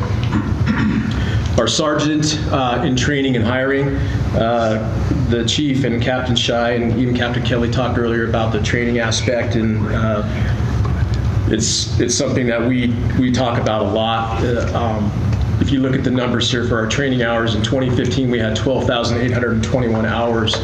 For 2016 we are down to 9,419, but that's attributed to our shortages in staffing during that time. But I will tell you, even though we are significantly down for that year, that's still way above the standards for anybody else in the state of Idaho. Our officers are number 1 in training, and we've got the numbers to back that up, and we're proud of that. Our training sergeant, as far as the training goes, he looks to host as much training in-house as possible. That saves us money rather than sending our staff to other places for training. We try to bring as much training in as we can.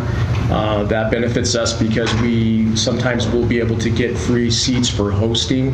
It's also less cost to us because we're not paying for hotels, for travel and lodging. So one of the things that he's required to do is to constantly be looking for training for now and in the future. So, I mean, he's already working on next year and the year after that, because sometimes it's difficult to get people to come in, and there's kind of a waiting time period. So it's kind of a never-ending thing for him, but he's looking for ways to get that training local so we can save money, and it also benefits other agencies because they can bring their officers here. He schedules all our department training. That's for our sworn and non-sworn people. And he also supervises our licensing and code enforcement officers. Our community services specialist, Diane, she does an awesome job. She helps she runs our volunteer program. So she's responsible for all the people that you see that are working at the front desk, or the people that are out doing house checks. She is responsible for the selection process, making sure that they are the right fit for what we need them to do, training them, making sure they know how to do that. Those positions that we ask them to. She's involved in promoting community involvement and participation. She gets a lot of information out to people regarding scams or certain types of situations. So things like, don't fall for the person calling you up on the phone saying your husband's been arrested and you need to send us $5,000 within the next 10 minutes. Things like that. And you hear about those all the time, but it's funny, even though that they happen so many times, it's amazing how many people forget about that and actually think it's legitimate. So we're constantly getting that information out to people to make sure that they understand that those things are most likely not legitimate. So she works with local businesses to emphasize safety, both home and business, for security. And then the Central Services Captain obviously oversees all the different departments within support services, TSA Airport Grant Administrator, Airport Security Liaison, and then DARE Board Security Treasurer, Backup Public Information Officer, and supervises the sergeants and lieutenants in that division. And then our Public Information Officer is a lieutenant. He also oversees our Dispatch and Records Bureau. He works cooperatively with the City PIO, Logan McDougall, as far as contacting and the media relationship, issuing news releases, crime alerts, community bulletins. Any questions for me? Okay. Thank you. Thank you.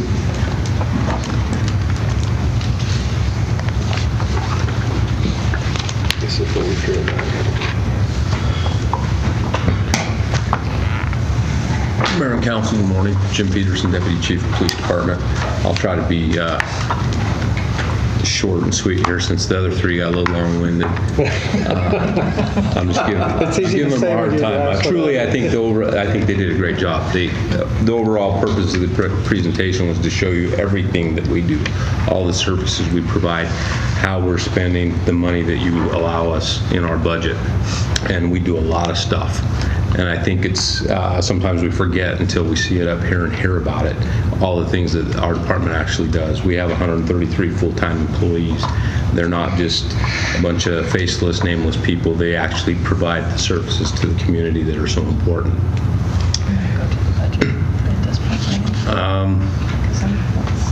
Well, we can do that if you want. Or what do you want to do it after this one? Yeah, let's do it after the feature. So again, I appreciate what the captains did, their preparation for this and this presentation that they gave to you.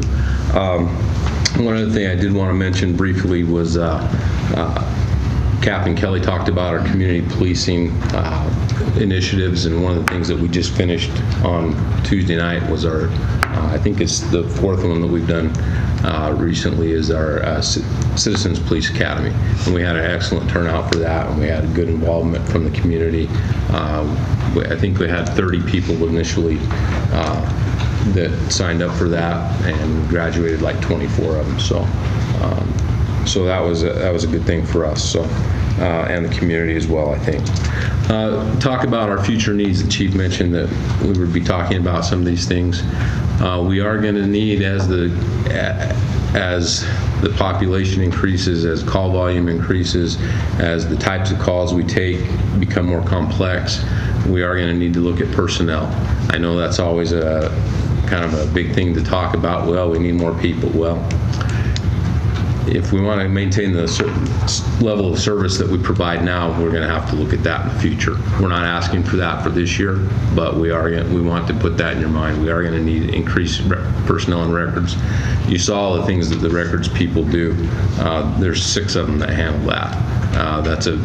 That includes the supervisor, who is also our Spillman administrator, who handles our records management system, which is a huge job in and of itself.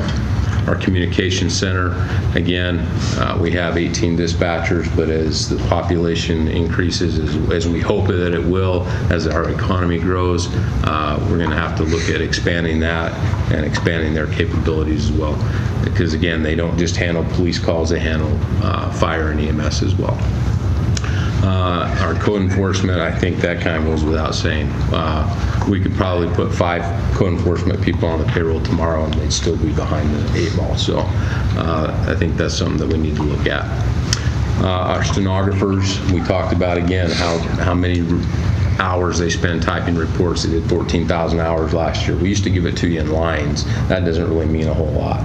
But really, basically what you're doing is you're talking about 5 full-time employees that are typing 40 hours a week that can't keep up with the demand, because as the calls get more complex, so does the report.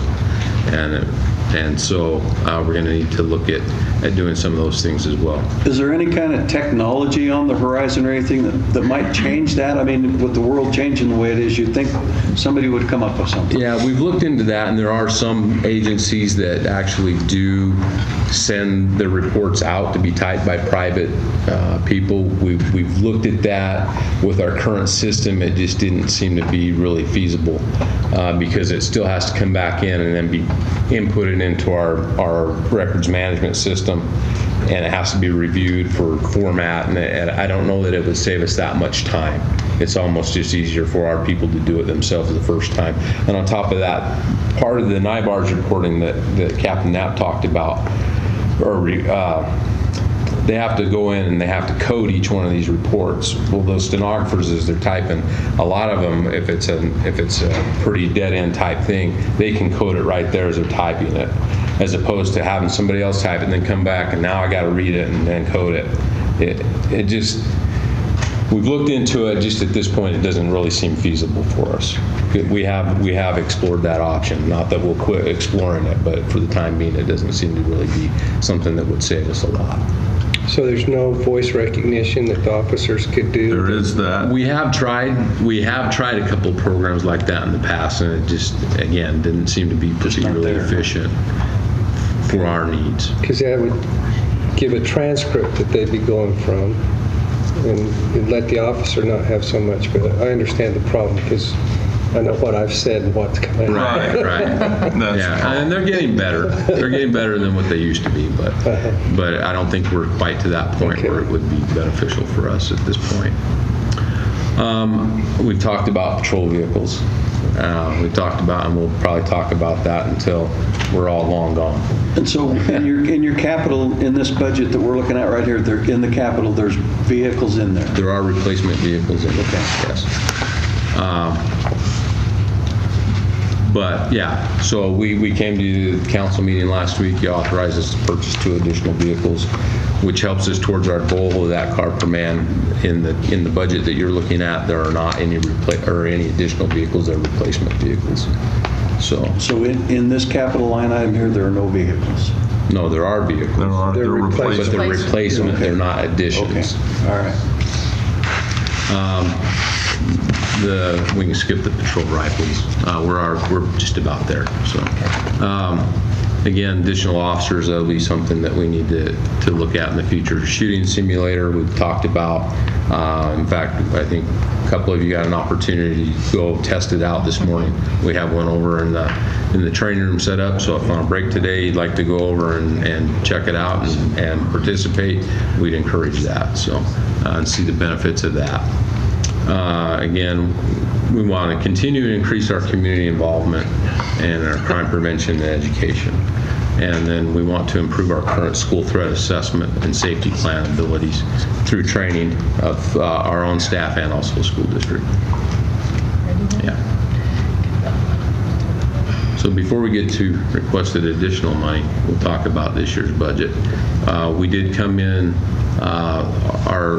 when I say flat, I'm talking about our operating requests, things that we control, not the personnel and the interfund stuff and the retirement stuff that I don't control, but the operating stuff is flat. I just, as a side note, I might mention that we came in flat also, well, our fiscal year 17 budget was actually $20,000 less than our fiscal year 16 budget. And our request is flat to the fiscal year 17 budget. So we're $20,000 less than we were 2 years ago. So. And then on the personnel, benefits, medical, and benefits other, overall, it's a decrease of a minus 56,000. You can see the retirements. In 18, we had 190,000. In 17, it's 220,000. This is on their status quo plan. I know we're in the middle of negotiations, and so that's not reflected here, just so you're aware of that. But overall, it's a decrease. Part of that can be from the movement of someone senior retiring, someone moving in, and the movements allow for some savings. In the long run, it'll eventually catch up to itself, but at the moment, it can create a savings at that time. You can see where the medical increases are involved, and you can see those increases occurring. The one note, we started, I believe it was a year ago, on the retirement transfers. If a person had projected that they weren't going, well, they put in their intent. We budgeted for their retirement, and they did not retire. We moved those monies into 952. This year is the first year, even though we need $190,000, all of those dollars are not coming from tax, they're coming from savings that have been budgeted in 952. This is a first. So I just wanted you to be aware of that. And that's pretty nice. It is pretty nice. I mean, that's if you had to come up with just 190,000 in additional tax, you would be filling that. So it allows us to do more things for our departments. I'm not going to say down the road you aren't going to hit years where you're going to have to put more in, but once again, you're only budgeting for that purpose once instead of doing it multiple times, which allows those dollars to go to different needs.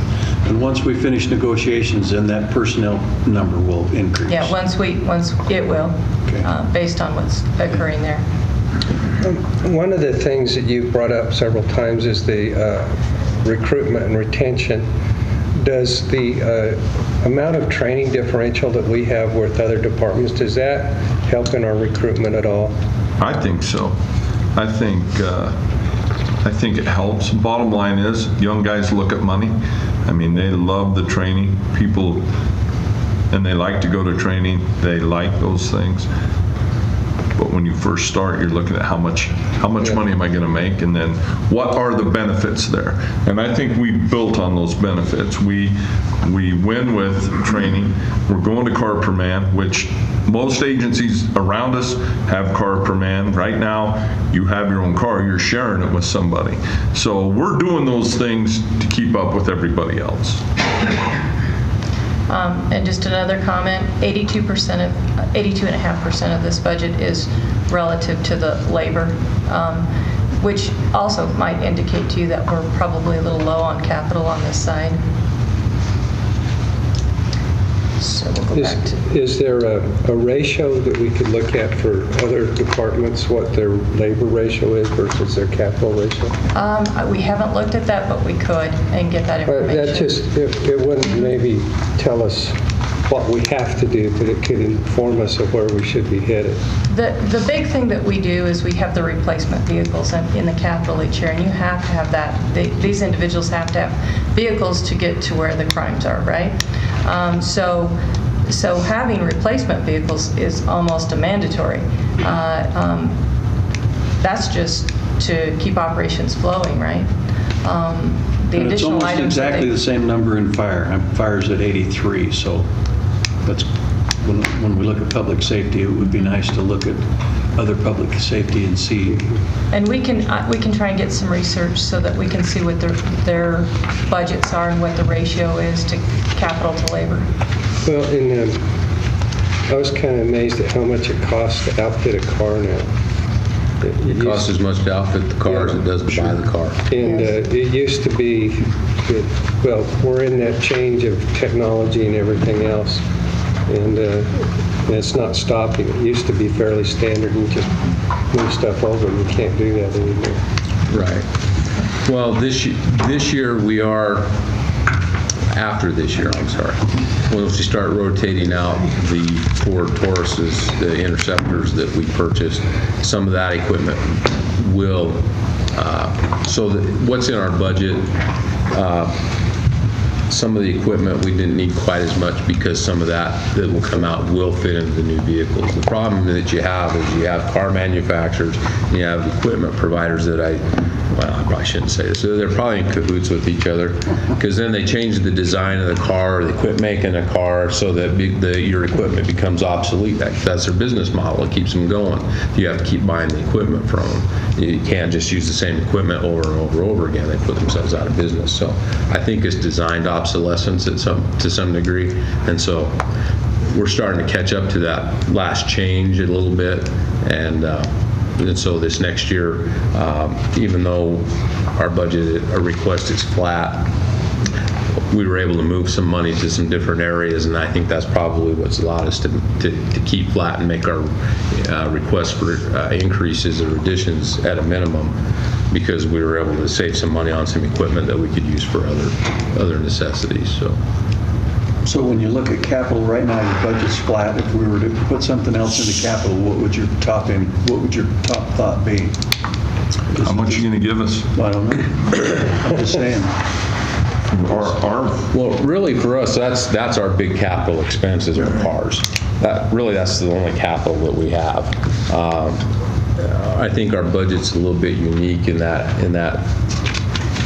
sense is that we have a, I don't know, I consider for a department our size a relatively modest operating budget, but it's all $3,000-4,000 at a time.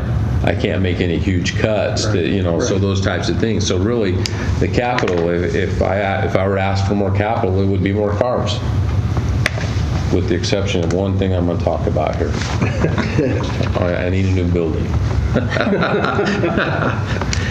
Just a minor detail. Yeah. So and I apologize that when I made this slide, the red looks really good on the computer. It doesn't look so good on the screen, so you can't read it. But one of the requests or the additions to this flat budget that we're asking for is the money to do a needs assessment. We've been in some contact with some architects who kind of specialize, that's their specialty areas, public safety buildings. And we figured it'd be about $25,000 to conduct that initial assessment. We understand that we're not getting a new building today or next year, but we've got to start the process. And I'd be more than happy to sit down and talk to you with all the reasons that we need a new building. Our building simply isn't, it's served its purpose, but we've been here about 25 years and needs have changed. And one of the key things that, Captain Scheid talked about was the change in the legislation that just went into effect on our requirement to keep sex assault kits for 55 years. And that's just the bare minimum. Not that I really anticipate it happening, but a victim has a right to petition the court to keep it even longer than that. So we've got to have refrigerated storage. Well, refrigerators take up a lot of room. We're not going to be able to fit all the refrigerators we're going to need. We need some refrigerated evidence areas that needs to be on a generator.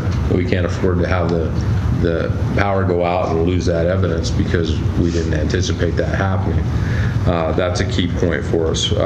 We need some parts of our facility right now. Our training room, it's okay. Unfortunately, it's back in the secure area of our department, and everybody that wants to use it, we have to traipse them back through our secure area. We've had some security breaches, partly our fault on protocol and procedure, but part of it is just because of the layout and where it's at.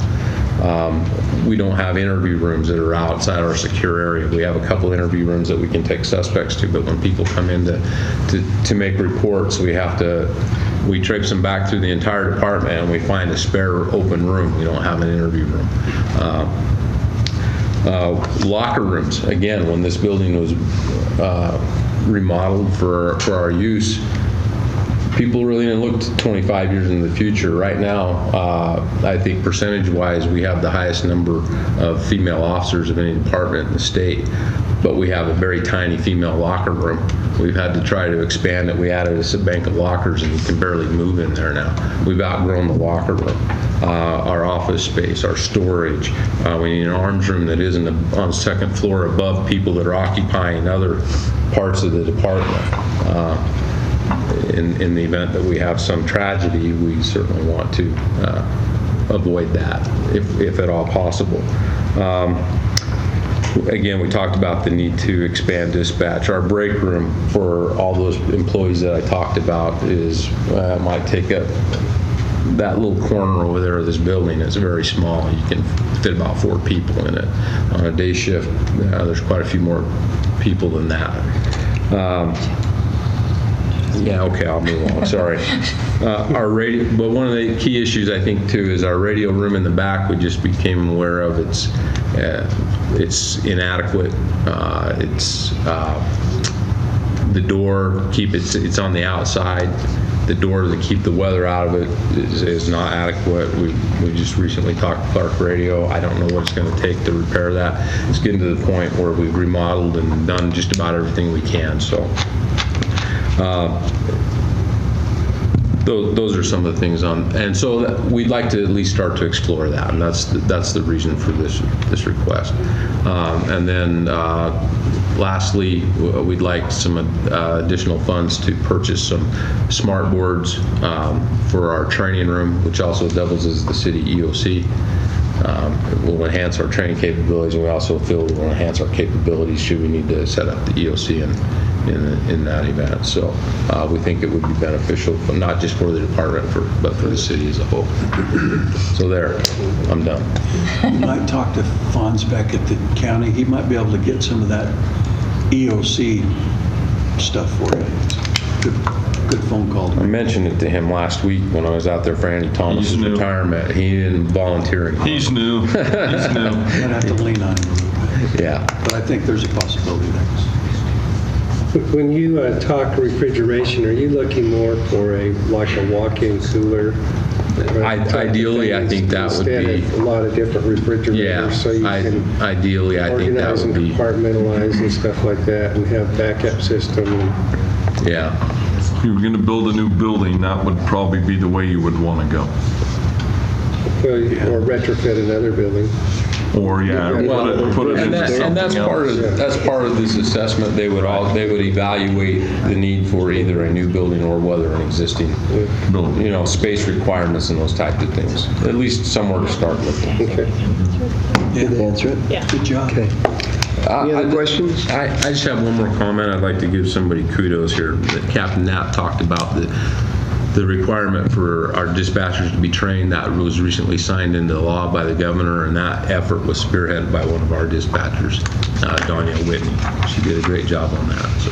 Over years, it was an overnight thing, so she did do a good job on that. Super. So thank you. I'm looking for direction. Do you want me to put these 2 items into the budget, or what would you like me to do at this point?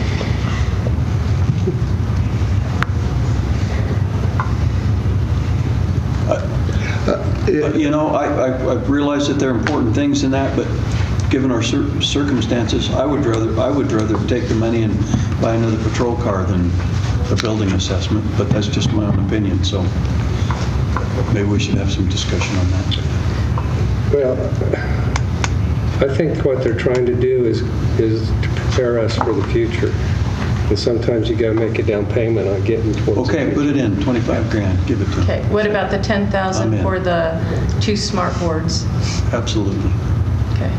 Is everybody in? I mean, one made an argument, said put it in, it's in. Is everybody okay with it? Absolutely. I'm okay with it. Yeah, sure. I know that we've talked about it, and I know the police department's been very conservative when it comes to spending their budget, and they seem to return quite a bit of money at the end of the year. This is the put-it-in stage of the budget. Right. No, take it out comes later. Right. We're talking We about understand that. increasing, this is not coming out of the capital that you were saying earlier. No, I mean, that is For like the another, boards. that's another option you have, is that you have Increasing, some capital contingency still out there. Well, and I wanted to have a discussion, I'm kind of lost in the whole process, I guess, so I wanted to have a discussion about, maybe because it is flat, putting a couple more cars in there. I guess.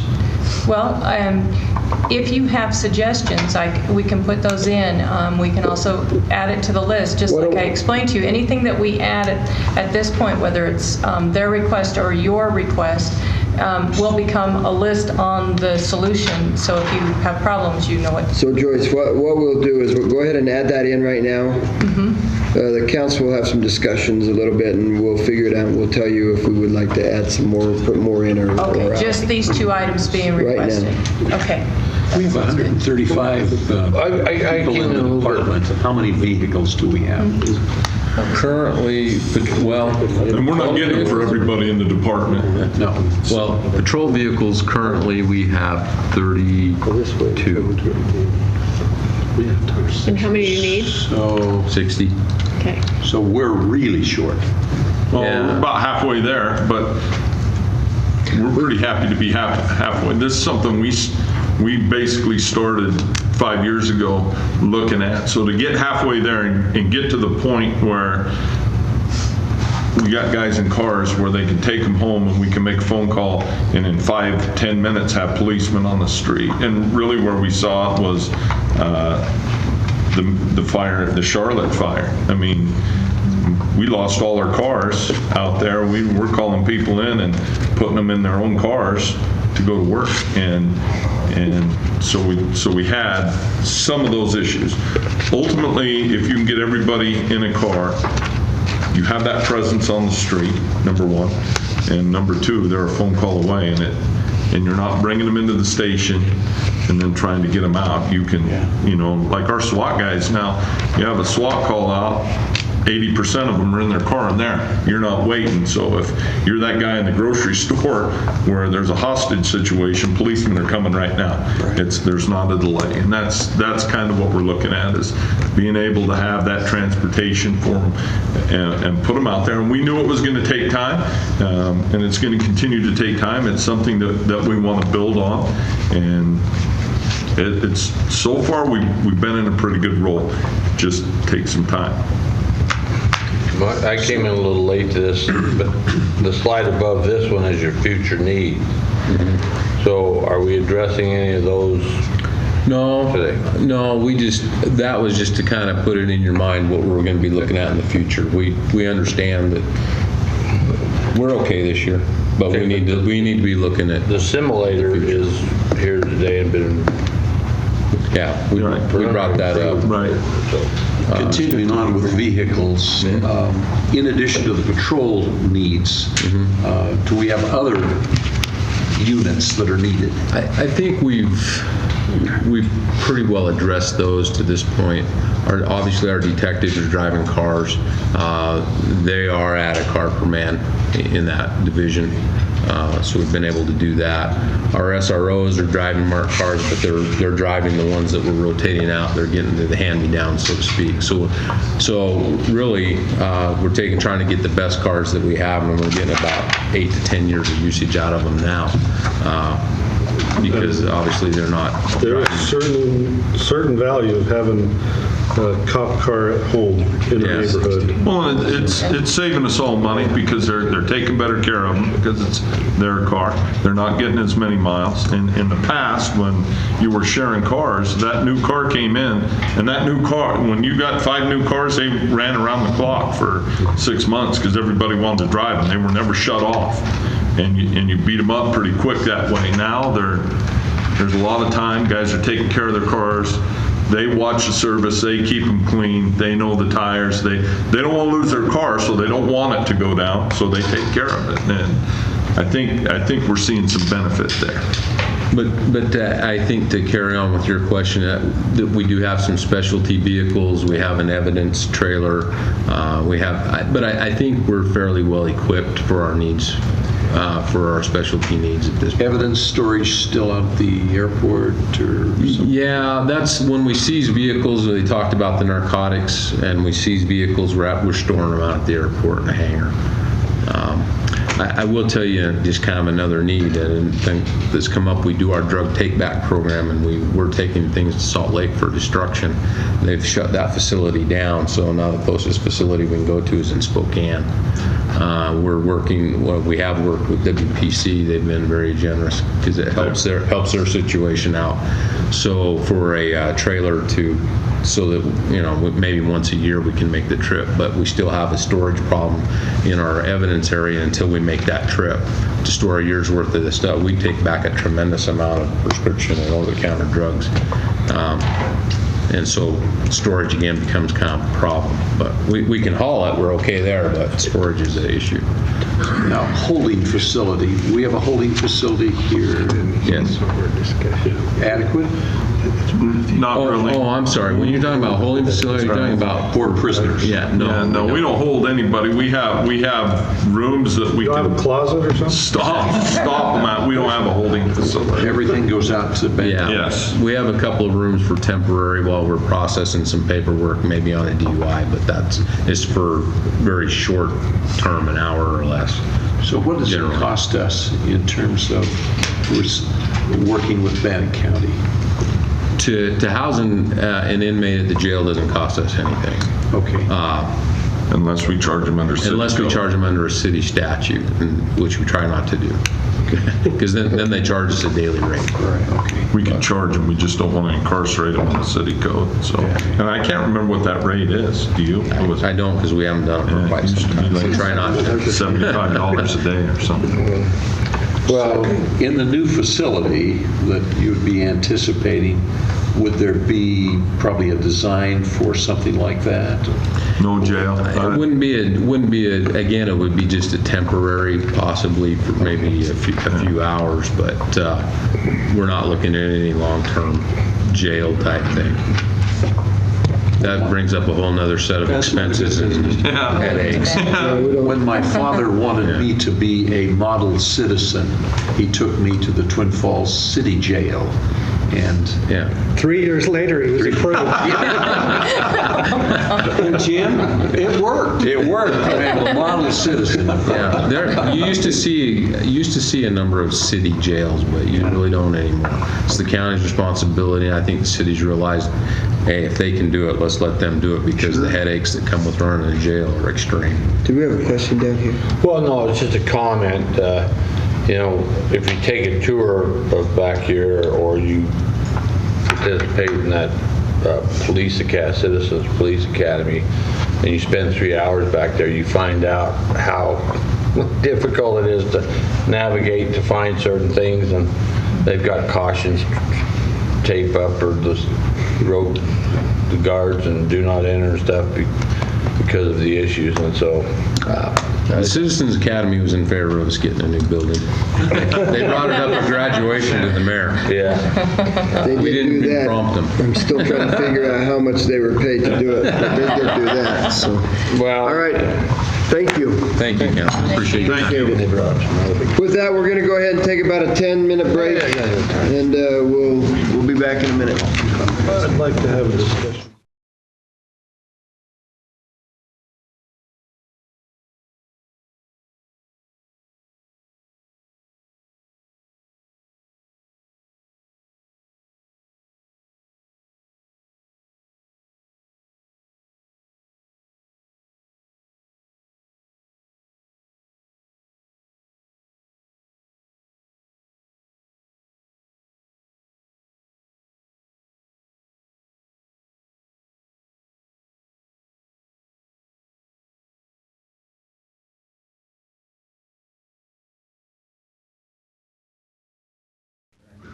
Thank you for joining us after the break. Our 10-minute breaks typically take about 20 minutes, and so we're right on time. We'll go ahead and move on to agenda item number 3 is the engineering GIS department. Okay. And with me, I have Jeff Mansfield. He's new. Yep. So Public Works Director, City Engineer. We've also got Merrill Quayle, our Development Engineer, and Dennis Hill will be doing the GIS portion of it as well. So first of all, I want to thank my staff for helping me with this presentation. They're the ones that put this together. I'll be simply doing the presentation of it. So. Our mission statement in engineering is to provide excellent municipal engineering, surveying, environmental, and mapping services to help ensure quality and sustainable construction and lasting infrastructure. It's quite a mouthful, but in essence, we help make sure that everything operates in the city the way that it should. Some of the services that we provide in the engineering department: we provide engineering and construction management services for projects. We provide surveying, legal descriptions, vacations, annexations, and control. We do federal aid project procurement, administration, and design. We review and approve of residential and commercial developments, and we assist other departments and agencies in completing capital improvement projects. We do traffic engineering, speed studies, crosswalk locations, and school zones, and we are a technical resource for all other departments throughout the city. For our output summary for this year, one of the big ones that we've done is the WPC plan improvements. We've collaborated with WPC with the Phase 1 improvement project, which will assist the city in meeting the new EPA mandated standards. We're just getting ready to wrap that project up. We're in final startup on that right now. The Highland Boulevard Sewer Project design, we designed and collaborated with WPC to replace an existing sanitary sewer line and other related work with that project. Alameda Jefferson intersection, we are completing the design of an alternative, workable, and cost-effective solution for this intersection, which will be implemented in fiscal year 17 and 18. We just got that submitted to ITD last week, so we'll be finishing up the final comments on that in the next couple of weeks. The Center Street Railroad Bridge Underpass, we're working on preliminary design work, continuing on the Center Street Railroad Bridge Underpass project. The city, CH2M, and Myers Anderson Architects are in the process of exploring options for the pedestrian bridge to be included with the project.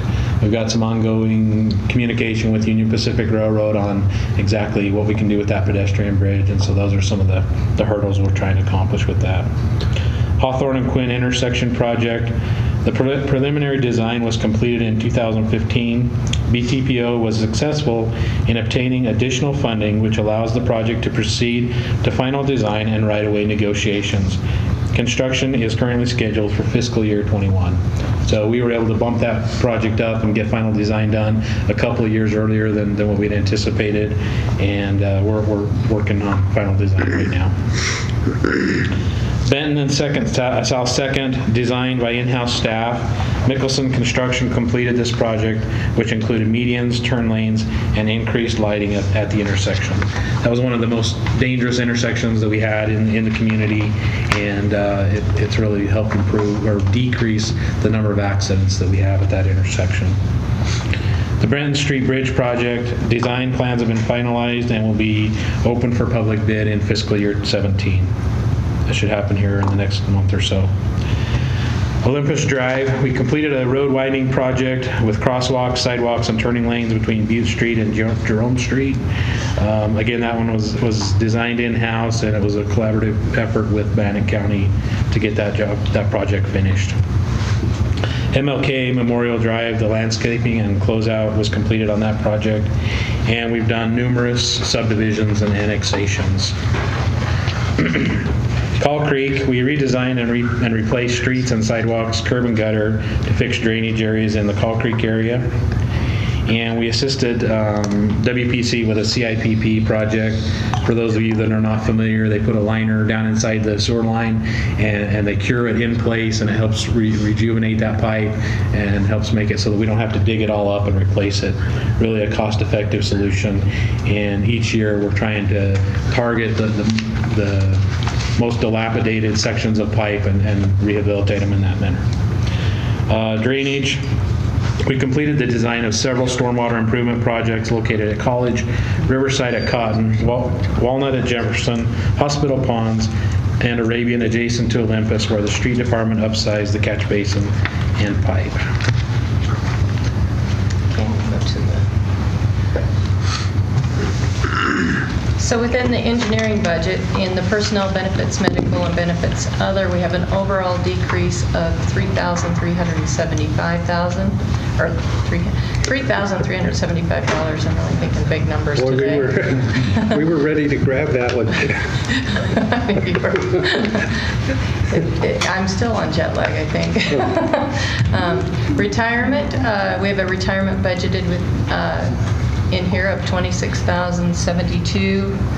Ashley, was that 17 or 16? Have that noted. Or 17 or 18? Hang on just a second. 17. It was 17, which helps to explain the overall decrease. And then, of course, you can see where the medical benefits are going up, and, of course, our per seat increase as well. Overall, they've decreased their operating budget by $6,631. You'll notice, though, that transfers went up by $6,273. This is because what they did is they took some of their operating budget, they wanted to plan for the future, and they are now creating a transfer into capital acquisition for the purchase of a vehicle down the road when they need to replace one. And so they're doing the proactive savings for that future capital need. So it shows a decrease, but overall they've really kept their budget flat. They are a budget that is composed 82.5% of labor, and they have 9 employees, and they have a small part-time budget. Do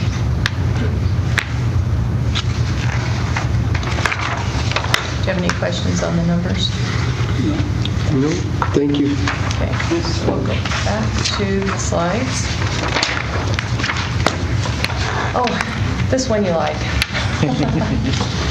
They are not requesting any budget authority increase at this time within the engineering budget.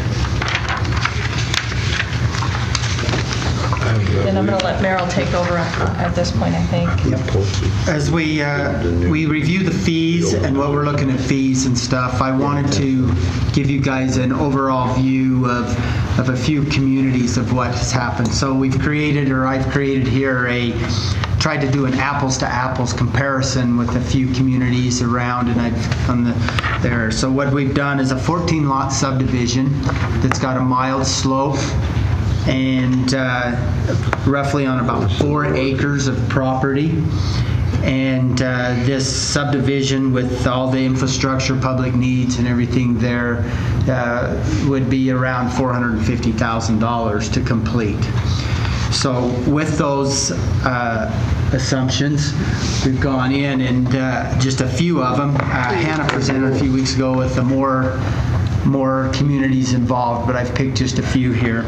So to do this type of a subdivision in Pocatello, the fees, we'd have $480 for review fees. We have our grading fees, our erosion control fees, as you can see there, and then our inspection fees of only $980 for a subdivision this size, and to compare against, for a total of $1,991.75.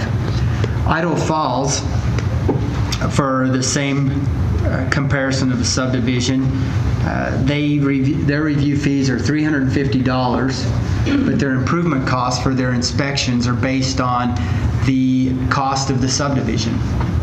And as you can see there, if it's over under 500,000 and over there for this smaller size subdivision, which is typically an average subdivision for Pocatello also, is what I've picked. Coming up with that is that 1% fee over $4,000 plus the 1% comes to $7,850 for the same size subdivision. Twin Falls, reaching out to them and the closer ones around, and that's the ones we picked. Right now, they have $500 plus $25 for the review fee. That's what they came up with, and what information I could get from them. I kept asking about inspection fees, and after spending over an hour trying to communicate back and forth around to different people in that, getting frustrating with the government bureaucracy, let's say. We never did come up with a cost there. The idea here is to take that experience and make sure it doesn't happen here. It doesn't happen here because the buck stops right here, so. Somebody run out there and get the media back in here so they can take a picture of that. So you think it probably is higher? What's that? How do we compare with Chubbuck? I did not compare with Chubbuck. We're pretty comparable in a lot of things, so I reached out a little further. So, but I can get that information to you. I've got it somewhere in the files and stuff. People are always saying it's cheaper in Chubbuck than Pocatello, and I would like to be able to definitively just set people straight. A quick side note on that. We work very closely with Chubbuck and with their inspectors and stuff, and there's a lot of times that they will call me and they say Pocatello's doing this, because we have the same ISPWC standards. We try to follow the same standards, and we're fairly close and try to keep that consistent. And we compare notes all the time, and I can tell you when they come over here and they tell me the same thing. So I pick up the phone and say, did you change something? We're doing it exactly the same way, the same thing in most cases. So I find it fascinating when we do pick up the phone. They don't believe that we actually talk to each other, but we do. Well, but how do we get that information? I think that's important somehow to start communicating some of those. I understand there's probably a difference in lot prices because when you start developing on a hillside and excavation and that, but you know, because I think all of us here have probably heard it. Lot prices in Chubbuck may be less money, but the cost of government to facilitate that shows here that it's the same. I think we ought to share that, or we can work at getting more. Communicate that to the media so that they can get out to the city. Would you say that a little louder? Well, she wasn't paying attention. Say it again. Logan, let's look at Logan. Logan was interesting when I was talking to them, and they all their inspection fees is calculated into their budget. So they calculate for 2 full-time inspectors that take care of this work, and it's within their general fund that takes care of this 100%. However, they do have a stormwater utility, which encompasses land disturbance. Now this land disturbance, and you see how it's calculated for a subdivision this side for land disturbance is $3,300. Which is $500 for the land disturbance for the subdivision, and when every lot comes in, it's an additional $200 per lot for this land disturbance permit. So their fees, because we have grading and erosion sediment control, in comparison, just their one fee alone is more than our entire fee. So basically your $3,300 would be covering the land disturbance fees is what that is? Yes, it's strictly land disturbance fees because everything else is within their general fund budget for their inspectors. So what you're saying here is that we're somewhere in the middle. Well, other than Twin Falls, and again, this was a 14. Yeah, 14 lot subdivision. Okay, so. And that's about an average for us. We will reach up into the 20s sometimes. We've had some bigger ones, but you know, when you take some of the others around town and everything else, we're anywhere from 5 to 20. So I picked an average. Yeah. Well, with our conditions. Good information. So there's just some interesting information, and I have more if someone wants to look at that in more detail. Our proposed fee increases for this year that we're requesting is for our primary inspections for our subdivisions to raise the inspection fees up $10 on each lot, or per lot. So between 4 to 10 to 90 from 80 and so on and so forth. And then what we would like to ask for is we have a subdivision review fee that we review the subdivision and the plats that are on our survey end that is taking up $250 is what that is, plus it's $25 per lot. What we don't have is the lot line adjustments, the records of surveys that's coming in, the annexations, for instance, that that you guys have seen a couple of them just recently, which takes a lot of time and effort to review that, look at the boundaries, and make sure everything's in.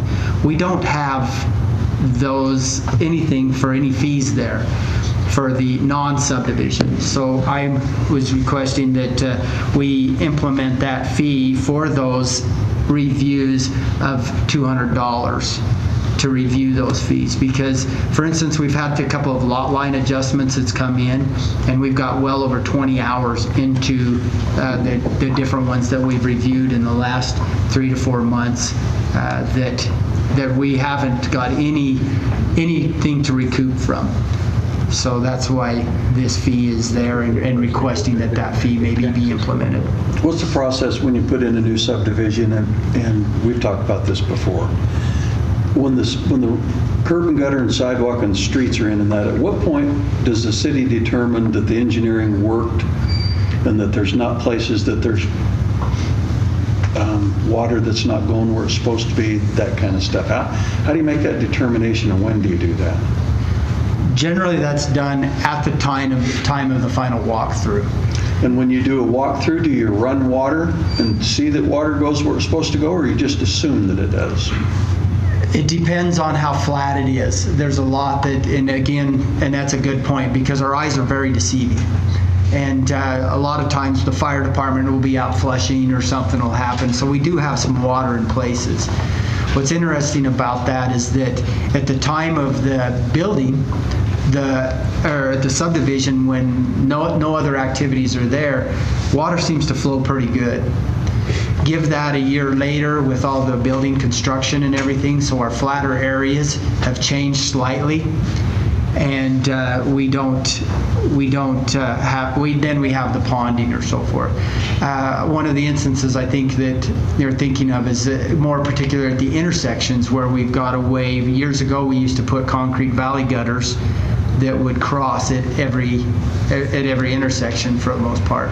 Now we've got into the asphalt, and then when the asphalt is paved, they keep it up a ½ inch higher. So if we have a flat spot, then we run into that potential that we are holding back a little bit of water. And then as it goes through, as people sprinkle their lawns every night, then you have that nuisance flow that's constantly puddled in the gutter. Did that answer your question? Well, it does, but there's got to be a way that when the city is doing inspections, for example, if there's a curb and gutter been poured in a subdivision, and the houses get built, and it's a year later, and now there's 3 inches of standing water in 30 feet of a gutter, that nothing's changed. And the only way to fix that is to come in and tear up part of the gutter, tear out the pavement, change the pavement in the street. It kind of screws up the whole look of a new subdivision. It just would seem to me that there's got to be a better final way to do that. Right. And I'll take that advice, and what we'll do during the inspections is I will start requiring them to run a water truck in there, because the gravity in water never lies to us. So I will. But you see what I'm saying? Yes, I know. So exactly now you have a subdivision that's got a brand new street. Now it's got a 20-foot swath that they had to dig it out and redo the slope. It's never going to be like a brand new street. Right. You got a brand new paved road, and even at that point, it's still got a patch in it. Yeah. Okay. Thanks. I agree. Okay. Right away you see it. No, I haven't. We also, there's another one that we have a couple, anywhere from 2 to 5 of these a year that come through. There's a lot of times that goes into some of these right-of-way use agreements that goes through, that the agreement has to be done. That's where we bring them before you, and if it's approved, they get put an obstruction or do something within conditions within the right-of-way and sidewalks typically or something, and then they carry a $500,000 insurance for the city of Pocatello, the tort claim limits. This, what we're asking for this application, is to a $75 application fee to be implemented. So this would also be a new fee that we're asking for. And on the next slide, as we're looking at, these are fees that the engineering department kind of oversees that are in the construction trades exhibits under the building department. And so we've put these in. The right-of-way access and easement use within the right-of-way, we're proposing no change. The curb, gutter, and sidewalk fees, no change. Parking lot application, that we look at drainage and so forth there, no fees, no change in fees there. On the next slide, however, the grading fees, we are proposing that we change all those fees per the CPI between 2015 and 16, and then rounding it up to the closest nickel there. So as you can see, the first line there, 2350 to 2390. And what we have here is, when we do the grading, we have two sets. We have a review fee, and then you actually have the permit fee, which is on the next slide. And again, looking at that, and as you can look down, halfway down, for instance, if we're looking at 1,000 to 10,000 cubic yards, 194.50 for currently, we're asking that with that calculation would go to 197.70. So those are the fees that we are requesting to increase and to add a fee to within engineering. So ultimately, the increase in these fees would allow just an increase of approximately $1,200 into the revenue budget. The engineering department resides in the general fund. And then, Joyce, I don't know if you want to talk about that, or... Well, you're not asking for any increases, but if you were, we would not have reserves out of the general fund because we're still rebuilding those, even though we made a lot of progress this past year. So that's just a comment. Yeah. So. Okay. Jeff and Marilyn, these seem like modest increases. There are lots of rumors floating through our community that we're going to experience some dynamic growth. Are we prepared within engineering to absorb the kind of growth that potentially is coming? We are ready for the growth. We may need some additional staffing to accommodate it, but we're going to evaluate that as it approaches and as it gets here.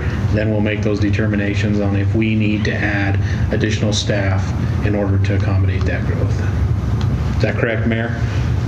Yeah, absolutely. Yeah. We're not going to go hire a bunch of people anticipating we're going to have a bunch of growth. We will accommodate the growth as it arrives. Yeah. Okay. And that would be the appropriate way to do that. Sure. Yesterday we spent the day in a strategic planning situation, and I'm more convinced than ever that we need to be ahead of the curve and not behind. And so I think there's a way to stay ahead of the curve but not get too far ahead. I see a curb coming, I want to be ahead of it. I don't want to be 2 miles ahead of it, because then it's just too much. And these kind of projects are up front enough that they should be able to stay on top of that and increase staffing as we need to. And there'll be indicators both on your revenue side that you're starting to have more demand and more time needed. That would help facilitate those increases as you roll through. Yeah, I think if any truth to any of the rumors that are out there were to happen, we would definitely have them in front of us asking us for some stuff. You're the guy. Yeah. I do have a question, though, as I look at these fee increases, and I recognize it. I mean, it's a $1,200 increase, and I think what Jim was getting to earlier is we hear all the time, it's cheaper to build somewhere else. And we go, well, look, these fees are we're cheaper in these fees, and well, we're cheaper in these fees, and well, we're cheaper in these fees. How much does it really truly cost to build a house? All the permit fees, all of that stuff. I hear everything from $8,000 to $11,000.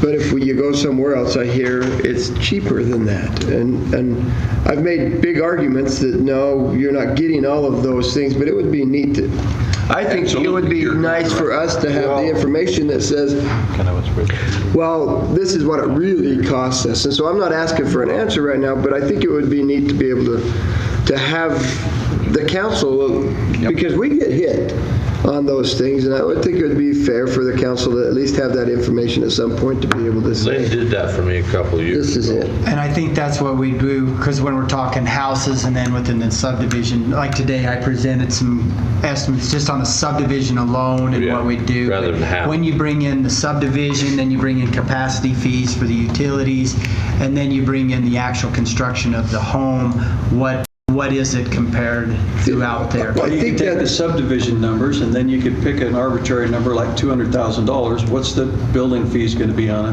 $200,000 house on that subdivision? Yeah. So we could coordinate with building and be able to get you those. Lynn got those. I think it would be good to have that information, because if you break it down one at a time, then we can show things, but all of a sudden it's... And it's pretty easy to say that it's a lot cheaper everywhere else. It is easy to say that, and I don't believe it's the case, but I do believe that the rumor's out there, and in fact, I know the rumor's there, and we need to do something with it. I would like to see, I would like us to be able to say, well, you know what, this is what Idaho Falls charges, Chubbuck charges, Twin Falls, Boise, wherever. But if you live in Idaho Falls and work here, you've got to commute, and that is a part of the cost. But I think you know what I'm asking for. Yes, sir. I think so. I think the politics of getting our contractors to feel good about what we're doing. These are not excessive costs. No, they're not. And so I think somehow we need to politic our contractors also. And especially for the outcome that they get when the smiles in the faces when they come and deal with us and everything has got to be worth something. Well, I just got to and I just received a compliment this morning about the work that was done and the help that in engineering, and Merrill was pointed out in this, that how appreciative and how professional and good he was to work with. So I told him that when we met earlier, but that's the response we're getting back from the public and stuff. And I don't think that's the debate. I think the debate is the actual dollar. When I can look at your smiley face and I can be happy when I leave, but when I leave and my checkbook's $5,000 less money than it would be if I was in another community, then I don't care if you're smiling at me and I'm not writing that $5,000 check. Right. We'll work on getting those comparisons. So, I think that'd be good. Thank you. Thanks, Bob. Okay, I'll turn the time over to Dennis now. Hello. So before I start, the conversation you just had, some of us have enough gray hair to remember. When Peter Angstadt was here, the perception of our community was that we were a dirty Pocatello. And I really want to say to you that was his goal. As he came and he had the entire city staff and we had these meetings, and he says, and he brought pictures and he was talking about Pocatello, and he says, this doesn't look like that kind of community. And to exactly what you were talking about, it was a politic perception saying, Pocatello really is, we've got these beautiful mountains around us and, the streams, and it's a pretty place. And he really changed that perception on, if you will, living here in Pocatello. It was, no, it's a beautiful place to live. It's not, this, that, and the other. And he had, he did these, we had pictures of Idaho Falls and their blighted areas and stuff. He says, this is everywhere. And so, you can make that difference, in terms of what people's perception is versus, okay, here's what it really is. So I had to say that because, your conversation just led me to that. And it's like, well, we were here for that, and it worked. Sorry. And you've been around a long time, Dennis. You and I, Gary, may have turned a few calendar pages. Do you want to lead off, or? Well, I'll let you discuss the services you provide. Okay, right. My life is boring. I deal with 1 and 0. So, other than that, I maintain the GIS database, and we can go down here. Hardware and software. I work with Chris and his folks there for, we have an infrastructure. We bought servers back in the information services area, and I work with, my stuff's specialized enough that back when Rick Parker was here, he did not, he says, Public Works needs, this is specialized enough. We would like Public Works to take care of that, and that's basically kind of how that unfolded. Incorporating new data, stuff needs to be fresh. You need to have fresh aerials occasionally. You need to have, things that changes of ownership of lots. I work with the water and the other Public Works department. They keep their stuff updated in our infrastructure management system. So that's that's if you will, things need to be fresh. Spatial data is that a water meter has a location in the world, or a fire hydrant has a location in the world, or I've recently worked with the sanitation department doing their routes for their garbage trucks, and they wanted to, a better map for where their trucks are when. City projects, the mayor can tell you that there's not a lot of stuff that they don't come in and say, well, we need your GIS data for this project or that project, and then he weighs, that we have an ordinance that says, okay, this costs money, but your project is worthwhile to the community, and that's when he gets involved. Aerial flights, I mentioned that. LIDAR is the fancy word has to do with your elevations and slope, etc., and training. We're like, okay, you won't be there, but at our next city staff meeting, we're going to talk about the new web page interface.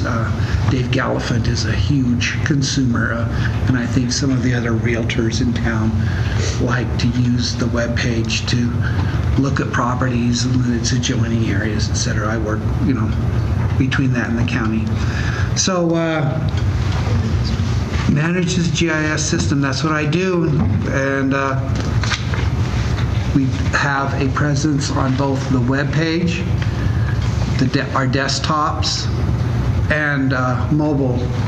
I think one time the mayor was there with Justin Armstrong when the Center Street underpass flooded, and they were wondering where to pump the water. And Justin pulled out his phone and said, put it there. And that was handy for them. Okay, many days. I think we just went over that. I think you did too. However, I do want to talk about the census, 2020 census. Roger and I were involved in the 2010 census. The 2020 folks have already been here at the city building. They're starting to gear up for the 20. We're involved with providing them with, it's called Luca, and Melanie and I. Anyway, it has to do with addresses and where people are living, and making sure that those census counters have enough current data that when they go out into the community, they can identify in a good way the number of people that live here. And that's important for our community because a lot of grants, a lot of your state funding. State funding and everything is based off that. So, but the Census Department relies on local government to provide them with accurate locations of where people live. And we are getting involved with that. So, I think we've gone over that. So, I work with the departments. Like I said, I work with the sanitation department. I work with the fire department. I work with the planning and development on their zonings. E911 uses a GIS map for dispatch. That's pretty much that. The county pretty much handles that, but we host their hardware and software here. And let's see, we kind of go through a bunch of that other stuff already, but you, now, here comes that. No, it's your turn, Joyce. I know, thank you. Yippee. Okay, basically in personnel benefits, medical benefits, other, we have an overall increase of 1,109. You're not seeing an increase in the personnel side because we budgeted last year for his retirement, and it's still in there for this year, or for the fiscal year 18, so it's in 17 and 18, so you're not seeing the decrease because we still have to budget for authority. All it means is that when it comes time to execute that, the funding will probably come, or will come from 952 because we've already budgeted once for it. His overall budget is flat as required. And once again, he's about a 70% labor to 30% operating and capital, and he is a department of one. I'll go back to the...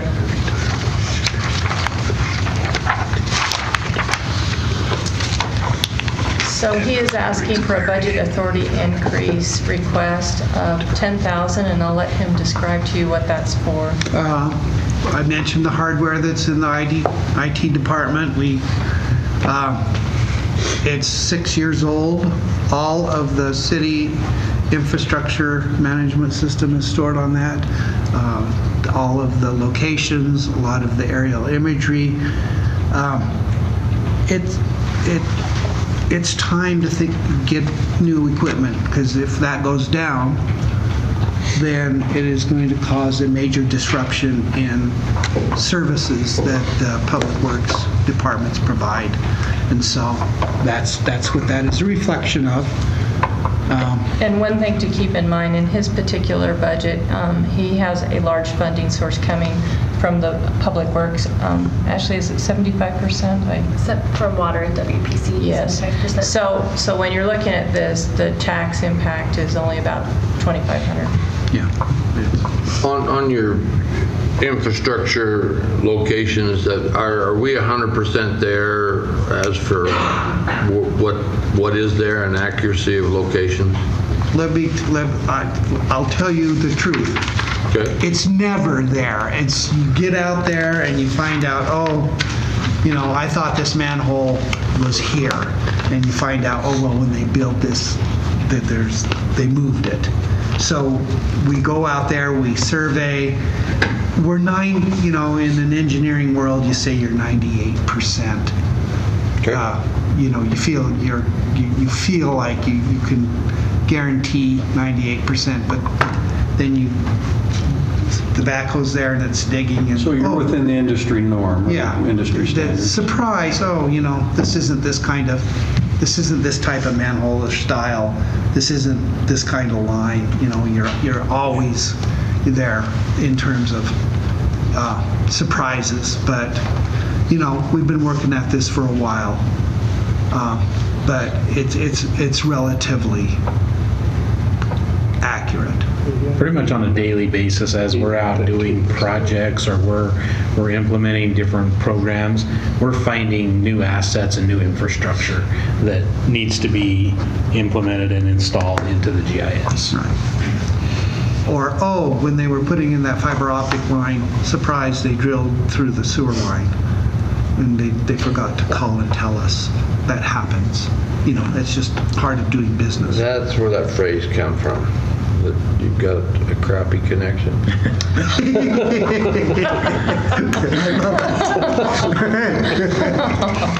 Okay.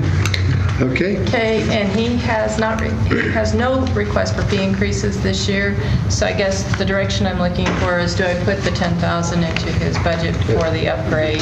Sure. Yeah. Yes. Yes. But do we get something from the county? You said we host for the county as well? Well, okay, so for the 911 system, Okay. they pay those fees almost 100%. Okay. Chris manages a little part of it, but the 911 system really is that's their baby. Gary can talk about some of that because he's been involved with quite a bit of it over the years. But yeah, no, that $2 fee that you pay for your cell phone or your home phone goes into a fee, and they maintain that system themselves.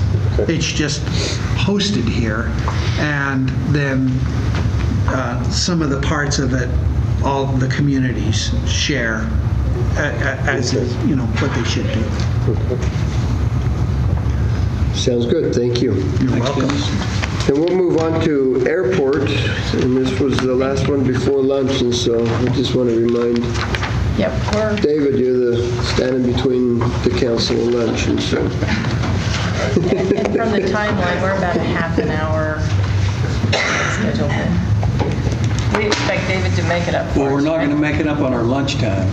Okay, I won't take it out of your lunch. As long as it's done by 2. Let's go. Talk fast. I just want to see wins. Okay, thank you very much. Okay, I'm almost there. Oh. There we go. Looks good.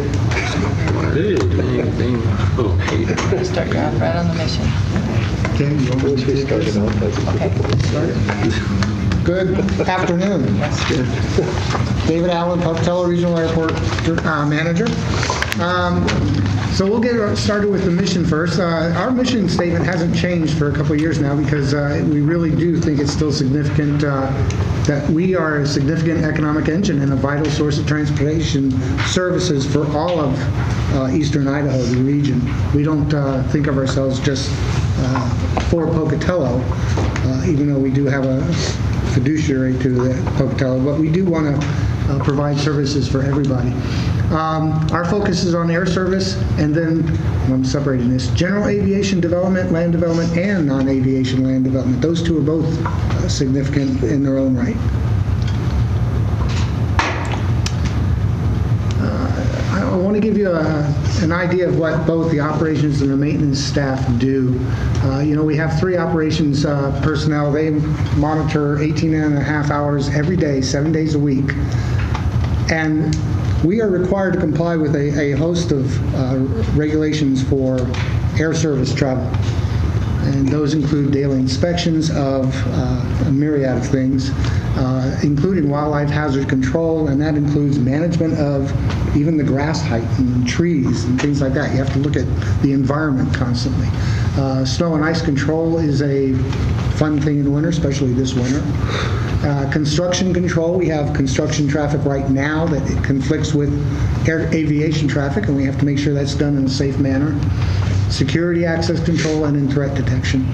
Those are done on literally a daily basis. The maintenance staff, we have a large airport. We really do. And when you look at that, there's some things I want to point out there. 9 linear miles of airfield lighting, plus the 15 million square feet of both aviation pavement and safety areas. Those pavements and safety areas, we can't have a deviation of more than 3 inches. 3 inches deep and more than 5 inches wide. The crested wheatgrass that we encourage to grow out there, it clumps, and that can create more than 3 inches of deviation. So we have to really work hard to keep in compliance. And we roll that and do things like that. But that's on a large portion of the airfield surrounding both the runways and taxiways. Yeah, I think the others speak for themselves.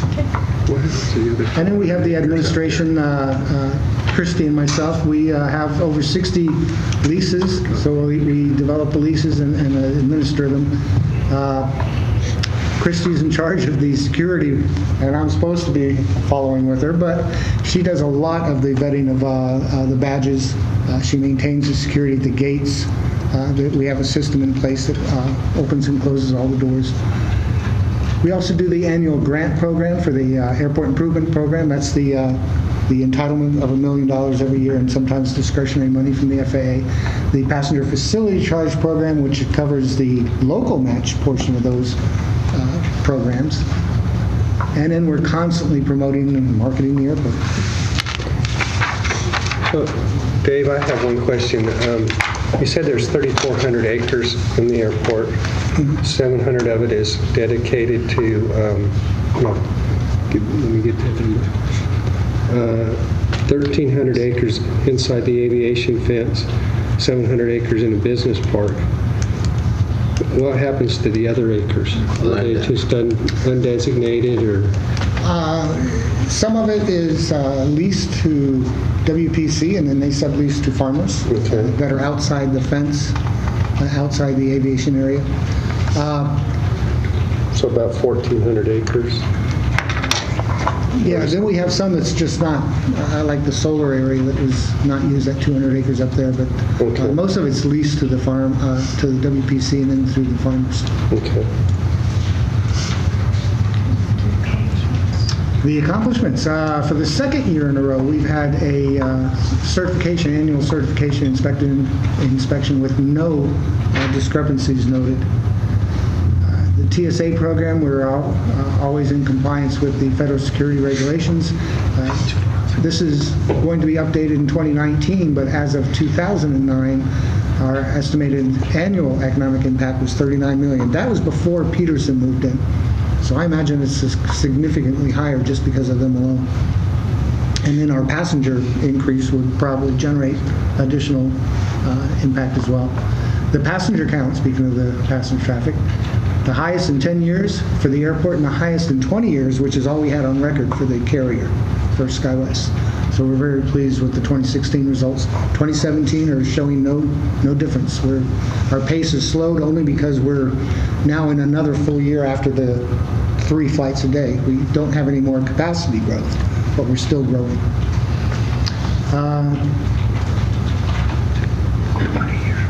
Yeah, the additional traffic did result in the increase of landing fees. We have a third daily flight, that's significant, and added about another $13,000 a year.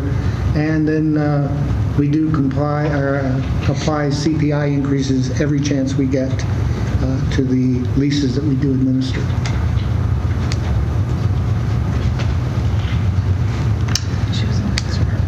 Yeah, the tough part. Okay. We are asking for one full-time equivalent operations specialist. The 3 that are handling it right now are essentially handling 129 hours, and out of 120 that we can pay them in regular pay. We have a very clever way to cover the gap, we think, Tuesdays through Thursdays, that extra hours. However, we still have to cover for sick time, vacation time, training, other things that just have to happen. And we have gotten to use the maintenance personnel in that area creatively, again, during vacations, but now they're taking their own vacations and covering for themselves and covering for ops. And so the net result is we're just not getting all the work we get done that we need done. I'm sorry? Yes. The second item there, the aging infrastructure and facility equipment, we have identified $223,000 in urgent needs over the next 4 years in capital. And then the passenger service, we're really on a shoestring budget for marketing the passenger service. We have $30,000 a year dedicated to that. It does not go far at all. We can spend that just on the barest minimum. Anybody that does marketing knows. It's just to be able to attract more passengers, we need to keep getting that word out. And so even a modest increase would help.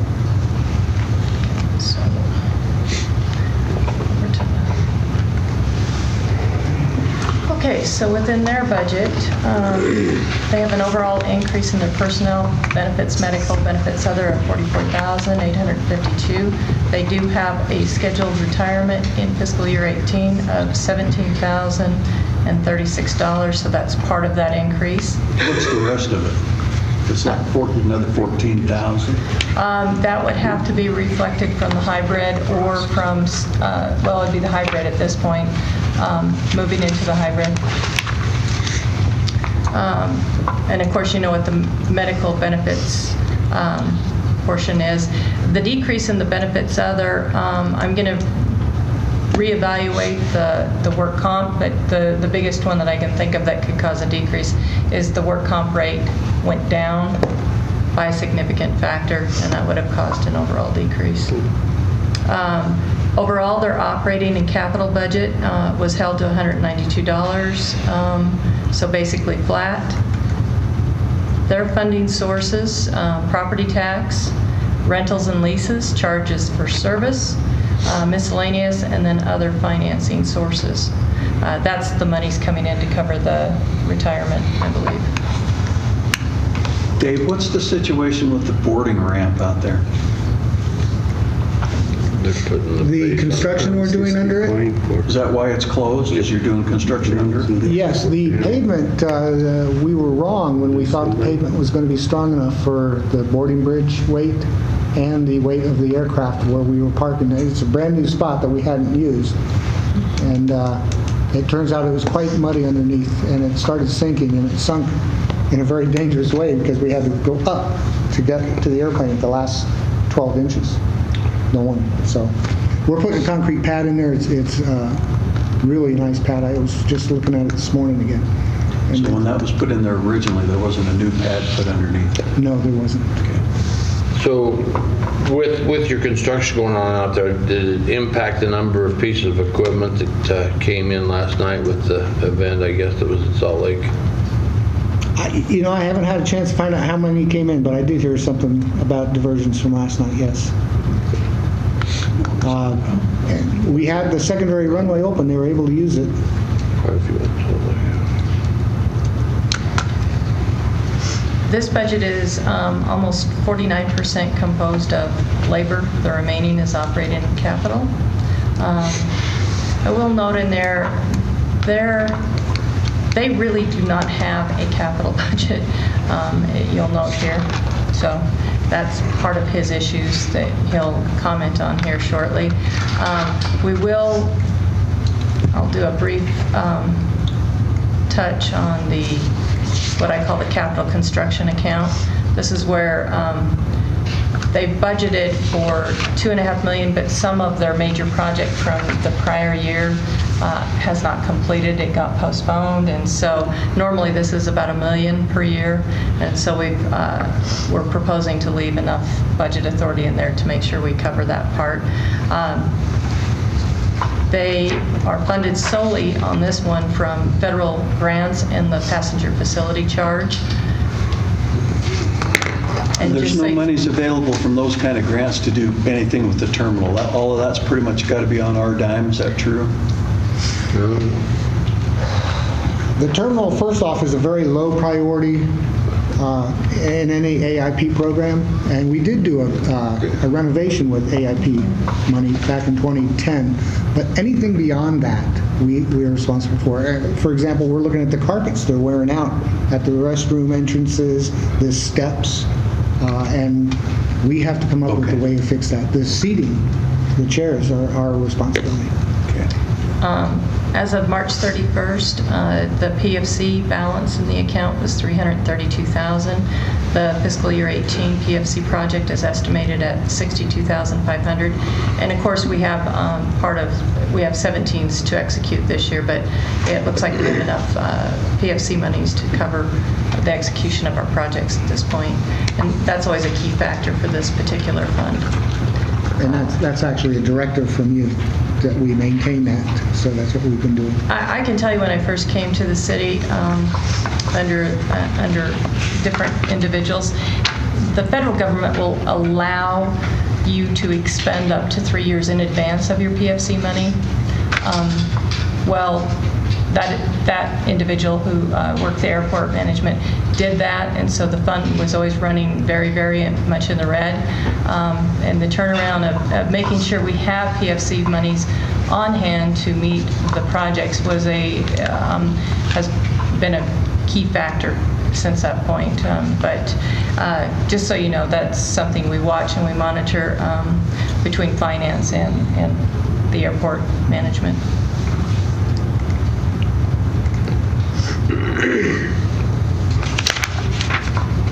Okay, so I'll let him discuss with you his increases that he's requesting for budget authority. All right, well, the first one is that staffing for the airport operations specialist. Because we already have 3, I think it would be imperative to have a lead installed that could manage the group. Currently, I am the direct supervisor. That wouldn't change, but having a lead in there would do a lot to facilitate scheduling, training, development, and other things. So I think that would be, for the marginal cost, I think lead would be an exceptional value. Again, we do have coverage of 129 hours plus every day. And when I say plus, we don't go home until everybody's out of the terminal. And if somebody says, oh, my ride's coming from Income, but it's only 32 degrees outside, we're not putting them outside the door and locking the door. So we're waiting with them until their ride comes from Income. And that adds up. Every week we have things like that. And you might not know, we're out there jump-starting cars. They have to jump-start the vehicles. We have a nice little unit that does that for them. There are things we have to do with the arriving passengers. So we do incur a lot of overtime. And some of that won't change, but for the vacations and the bulk of the overtime, having this position should greatly reduce that.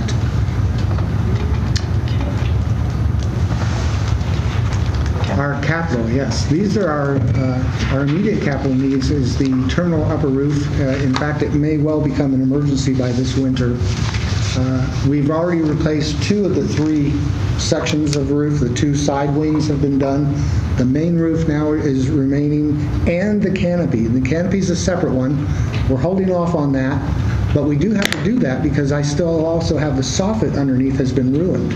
And if you look at it, it's not very attractive. We're trying to find short-term fixes, but I can't fix the soffit until I put the new roof on top of it. Otherwise, we're just creating worse. But we do have a very extensive capital list. And really, if I had $40,000-$45,000 a year, I'd still barely keep up with that list. We've deferred maintenance on a lot of things for a number of years. The training there is something that we really feel strongly about with the operations personnel. It would provide them with, well, like it says, advanced safety and ops. They already know the basics, but this would give them a chance to learn from others and learn from professionals what really the big picture is on each of these things that they do. And then we have costs of operations that are increasing that we can't stop. If the cost for the elevator monitoring system goes up, we can compare, but we're still going to end up paying somebody because we have to have these kind of services. And a lot of our costs are going up to where this is really what we would need to be able to maintain today's levels. Some of that's because that's what we're spending. For example, in the supplies, we have 40% more passengers. Well, we're using 40% more paper tap products. And so it's just happening. Proposed fee increases? Actually, we dropped that fuel fee thing, didn't we? Yeah, proposed. We dropped that. Well, this is what's currently in there. This is what you're going to a fuel flow fee, which is 6 cents per gallon or per lease agreement. Well, now let me clarify that. We've always had a fuel flowage fee. What we tried to do was also install a self-fueling permit fee of $100 per year. We're not going to do that. We're going to try and find some way of capturing the 6 cents per gallon if we're going to do it. So we're reevaluating that. And then the landing fees, we were able to raise that. We expect, I can't remember how much that was going to be. It wasn't significant. It was like... Well, it's going from $16.86 for the first 12,500 pounds and under, and moving to $17.42. And then over 12,500 pounds, then it's $1.35 per 1,000 pounds and $1.30, and it's moving to $1.39 per 1,000 pounds. So, okay. And then you have the non-signatory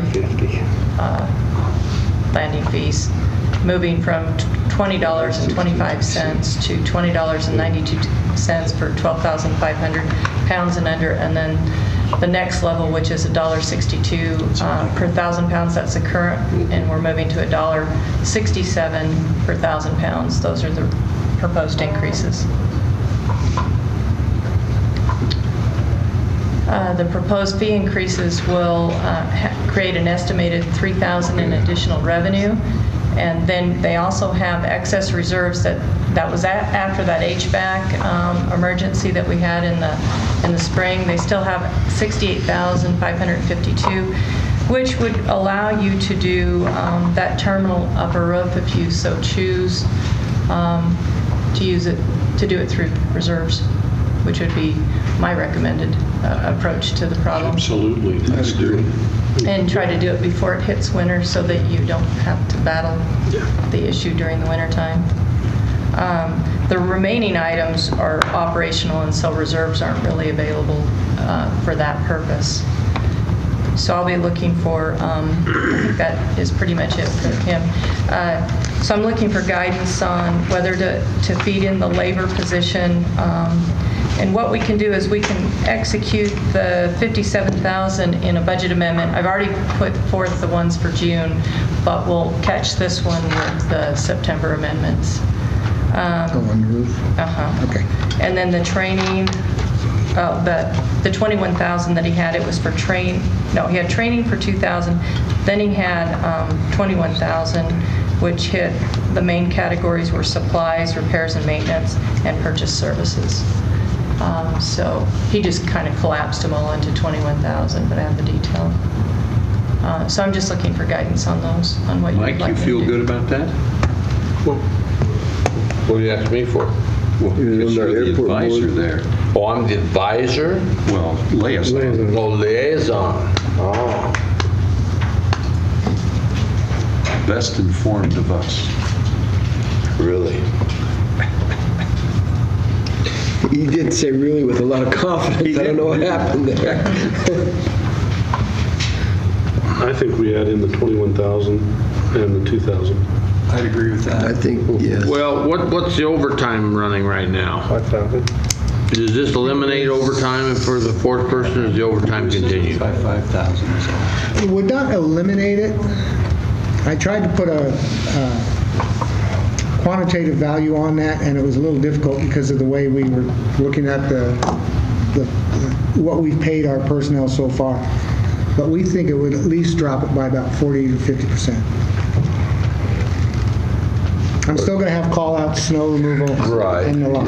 Yeah, we can't control the weather. I mean, I'm okay with the 21,000. I mean, On that 2,000, it just says it's for one individual. Who is that? Is that who you're proposing that you need the new staff to send to that training, or is that an existing person? It'll happen no matter what. I need that for the 3 operations personnel that I have, and maybe even some of the maintenance personnel would benefit from that. So you need it for all of them, or just the? This is just for one, but it would be recurring as many years until I get everybody through it. Okay, I gotcha. So you're going to rotate the individuals through it year after year, is that what you're saying? That is my hope, is to give everybody a chance to attend. Okay. But first I want to send one and see what the benefits were. I think that I agree with Steve. We add the 2 of them in there. I don't think I'd start looking at nickel and diamond the overtime right now until we know what that actually looks like. Mm-hmm. If we're looking at $5,000 of overtime, that's not significant to me right now, and maybe next month we might be able to do something with it, but I think I don't leave it in and add those other 2 in personally. That's where I'm at. Yeah, I'm good with that, Mayor. Okay, so let's do that. So, and what about the labor position? Did you guys tell me what you wanted me to do there? well, for the lead of airport. Is this labor position person, they end up, I mean, is this one person, are they a mechanic, are they mow lawns, or? They're going to be an operations specialist.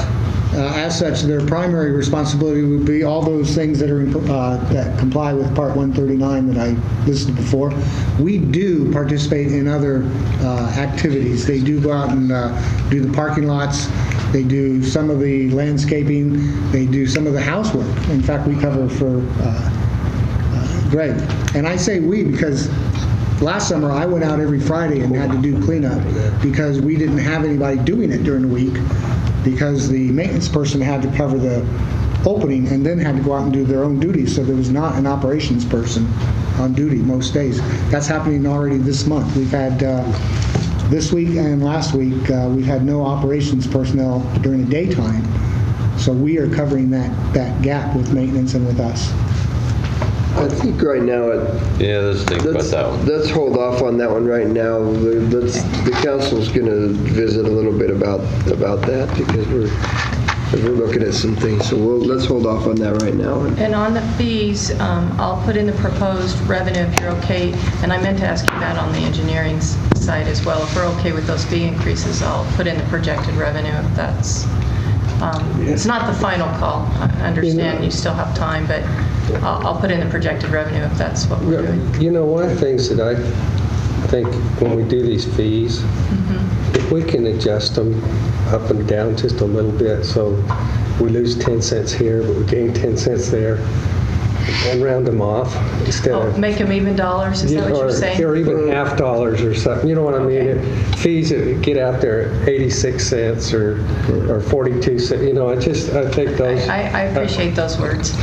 I like to round them up. I think it makes accounting simpler for the user. So do you want them to the nearest 50 We had that cents or discussion with $1? our leases about the CPI and such. So. Well, that's what he was measuring it to the CPI, and so he was keeping it, he was holding it true to form. Up to the nearest dollar. Well, or half dollar. I mean, 42 cents to what was it, 17.50 or something like that. You know, just so there's a round number there. No, I understand. The dangling decimal. So, okay. Are we okay with those then, I guess? It sounds like let's raise it up to here and where we are, and we'll look at it. Okay. And I think we should have done it with some of the things that Well, I know that, and I'll... Merrill proposed, you know, I mean... Do you want me to round those up to the near, I mean, is that what you want me to do, or leave it where it's at? Round it up. Yeah, round it up, just make it even. Make it even? Okay. We've wondered that. We've asked that question different times through the last probably 100 years, but we never have just rounded it up. So let's either round it up or down to the nearest. Okay. We'll use that as the protocol, even if we're using the CPI. Yeah. I think that's fair. Okay. Okay, I think that completes. Thank you, David. I think I caught you up. Yep. I think you did. Appreciate it. Thank you. With that, we'll go ahead and break for a working lunch, and then we'll be back.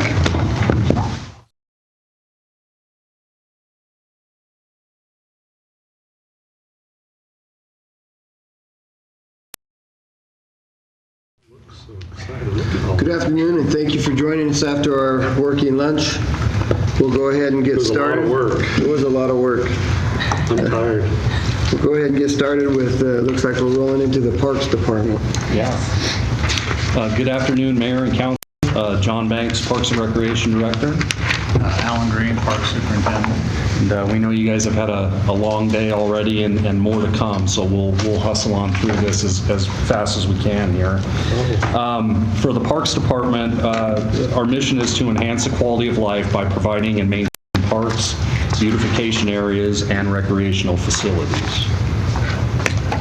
And then listed, we have 26 parks, 251 acres, 40 beautification, landscape, greenway areas, a total of 302 parks system acreage. A little enthusiasm in that voice.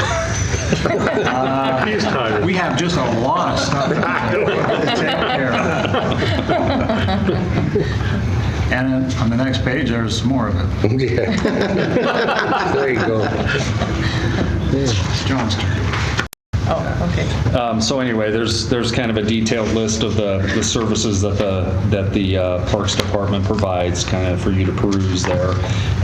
As far as the fiscal 16 output summary, our actual expenses were about 1.965 million, and the fiscal 2017 budget, $1,986,000. We've got 13 full-time employees and then a complement of part-time and seasonal staff during the spring and summer periods. Our fiscal revenues for 2016 final were just over $60,000, and we are projected at just over $82,000 for fiscal 17. Just remember that we are now being reimbursed for maintenance that we do at the library and sanitation department. So that is the reason for the additional revenues there. But for the most part, we're looking at shelter rentals and other park facility use as a source of our revenues for parks. I won't belabor this too much, but did want to mention that the NRPA agency performance review did have a couple of real key Parks Department maintenance benchmarks. One was cost per acre of parkland maintained and managed, and the second was operating expenditures for each full-time employee. And these charts kind of show how we compare to agencies of similar demographics, and you can see very favorably. So we've got a good cost per acre of parkland managed and maintained, and that was the category. But even breaking it down into just park acreage maintained, we're at about $6,500 an acre, so under the median. And then the operating expenditures for full-time employees, you can see we're also operating at a very efficient level. Some of the things we accomplished last year, we built a ADA restroom with access sidewalk at Caldwell Park. And later on in the presentation, we'll be hitting you up for some money for one in Ross Park. But anyway, we're able to, the one that's already existing there, we were able to remodel it, bring it up to ADA standards, and put in an ADA access sidewalk. We started on the Zoo Idaho landscaping, the new entrance, and we'll continue that later this year when they get the stairs in. NOP storage bin, the council approved some money for us last fall, which was really helpful. That material that we bring out there, that it gets gravel or it gets stuff where we've been storing it, so that was quite an improvement. And then the Chief Pocatello statue hardscape improvements. Kinetic has been on me for 2 or 3 years. The trouble with out there is that stamped cement, and it's colored, and the sprinklers keep getting the hard water on it. He comes in and reseals it. And so finally, I pulled some guys off, and we pulled all the grass out, redid the irrigation, and put in that crushed lava. So hopefully when he seals it this time, it'll last for quite a while. Nice. Some of the issues and concerns, what we're coming up against is we're up again for another gang war. One we've got, or there's 3 that we have, and the oldest one is getting about 5,000 hours on it, where it's not going to be, we hope around this year, but we don't know. We hope we can string it along this year, but definitely we'll need another one next year. And then, like I said before, the permanent restroom in Ross Park, we're going to be looking for money to do that. What kind of money? We're looking at about $80,000, unless you guys will waive the fees for the capacity fees, which is about 17, and then we'll get it down to about 60. That's built in-house, comparable to the one we built at Heston Pfister, that a contractor built that for about 165. So we have the in-house capability to be able to do that. And it's one of the more prevalent parks in the system, and a lot of large-scale events there, and those portable restrooms are just not the greatest a lot of times. Another one is the overlay of Sacagawea Park. Right now, there's been some significant damage done with flooding over there. And this grant that was applied for, I believe, it's not positive, but they're pretty sure that they're going to get it. As of today, Dan Harrelson has informed me that they did get this grant. So, and thank goodness, winter was not kind to us over. Yeah, we've got some issues over there. So the timing of this is really good. Okay.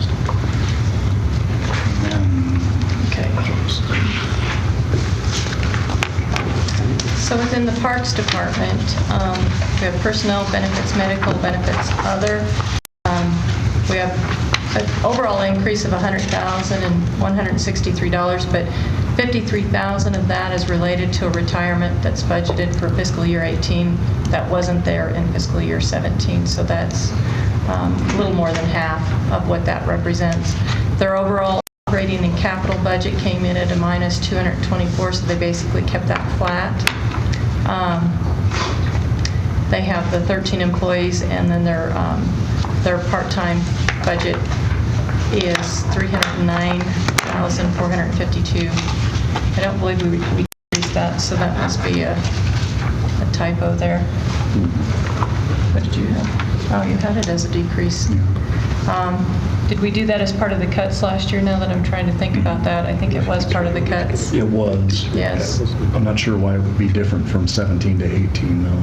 Well, once you cut it in, it was budgeted originally in 17, and so when you were building the budget, so that's why, unless this, I'd have to go back and double check, but this is where we are, $309,452 in the labor side for part-time, and over their department is made up of 71% of labor to their operating and capital. You'll notice that they do not have a capital budget period. So even if, something to keep in mind, a thought that has occurred to me as I've looked at these budgets is that even if we're not ready to be able to throw big dollars to capital, even if we start, let's say you could afford to throw $25,000, $30,000 into a budget, and let's say they have something big and long-term that they need to buy, along with the thinking that we've done with retirement, we would do the same kind of thinking in capital, so that if at the end of the year they have not expended their capital budget, it would roll into that capital acquisition, become a savings for these big future purchases, such as a gang mower. I think it might be a way that we need to start looking at this, because we can't repair every budget overnight, and so it would be a way to work in that direction. It's just a thought I've had since I've been working on these budgets, as something that we could do kind of forward thinking. Any questions on these numbers? Nope. Okay.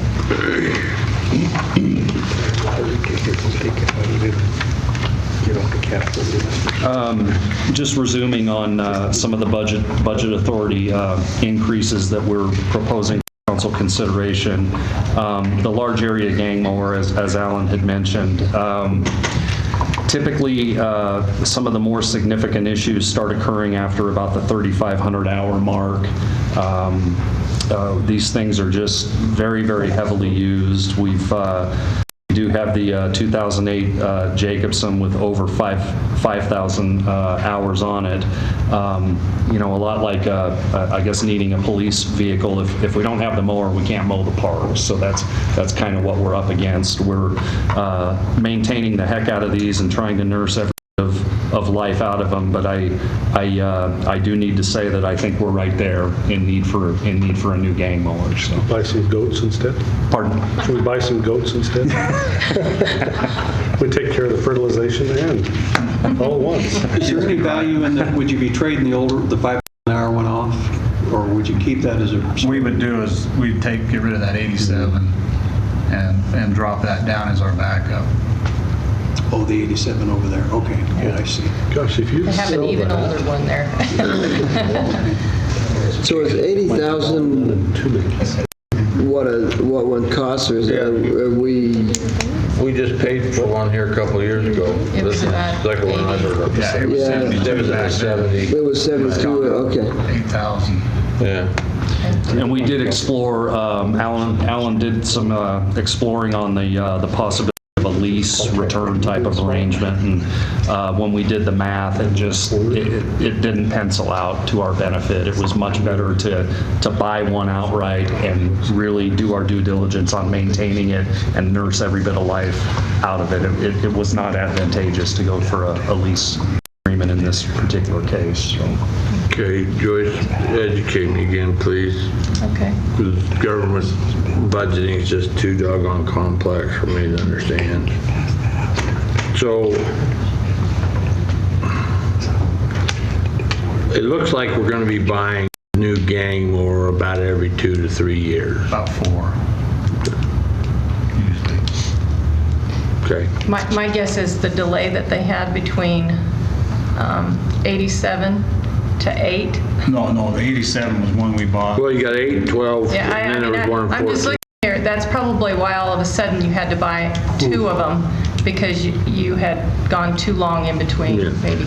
You know, Councilman Orr, we're estimating about 2022 and 2024 would be the next need for a gang mower. So I think you're right on there. Because you got 2,672 hours on 2012 Jacobson. Yeah, but we've been able to get just about 9 or 10 years of life out of the 08. So we're okay. Well, maybe. All right. So, but again, where are reserves at?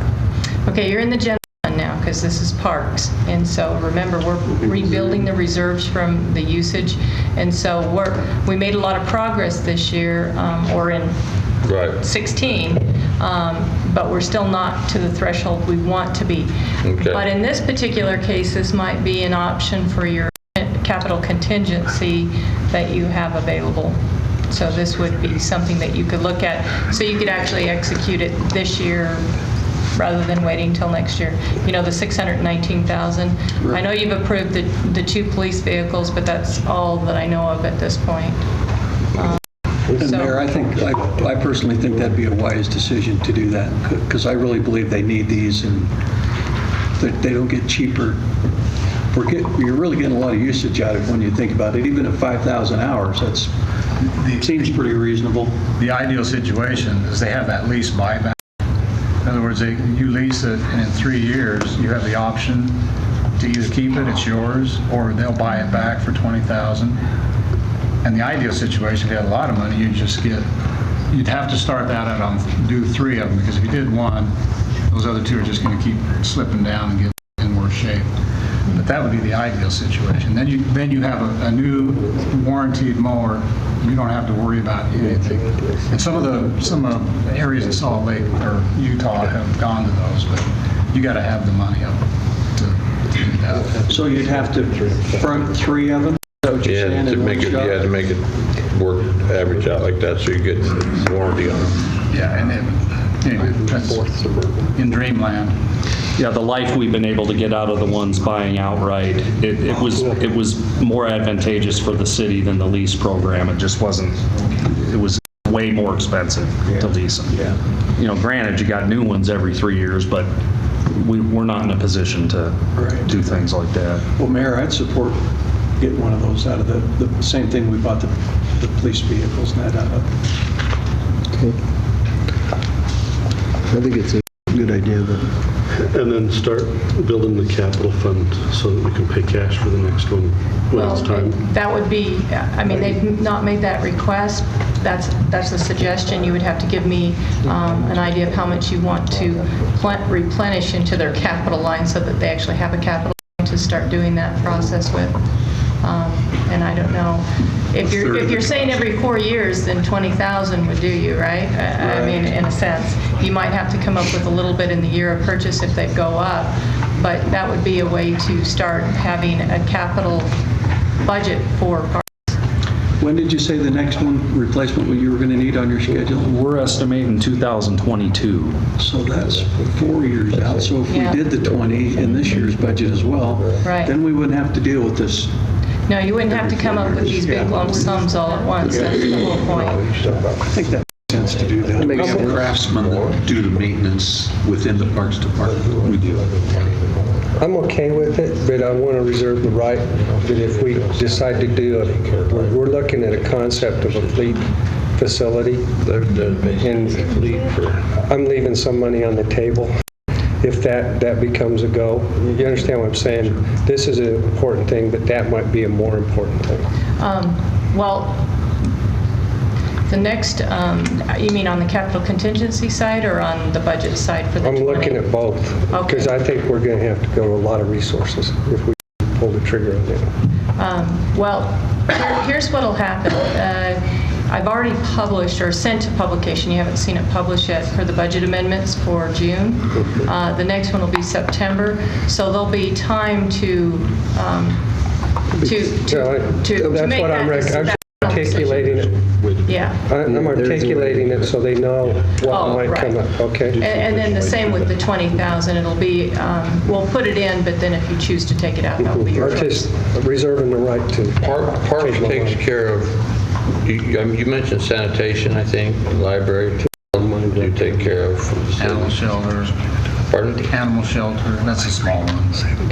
Animal shelter. This is general funds. Senior center. And part of the transparency is that if a department is doing things for another department, that department who's receiving the service has to pay. It's an interfund charge, but it also keeps a clear picture of what it's costing to run that operation. That's why even though Alan was suggesting that you waive the capacity fees for connection, remember again, that's a user fee, and somehow we have to keep user fees whole. So if Parks doesn't pay it, somebody will have to pay it from the tax side in order to keep that function whole. We can't just waive those away. Well, my question, so nobody else runs mowers in the city except Parks and Rec? Pardon? Cemetery. Well, cemeteries Kind of Parks and Rec. Well, it's under his I don't know about the purview. rec part. Well, yeah, just, well, okay, Parks and Deceased. Eternal recreation. That's right. My question here then is, how do you determine what we interfund charge these other departments for taking care of their? Well, okay, if a department, in this case, their department, we have a project code. They let us know that they're doing work in this department, so we have a project code for that. When they complete it at the end of the month, we run the project code report, and then we create the interfund off of what the actual cost was for the processing of that labor, because usually it's about labor.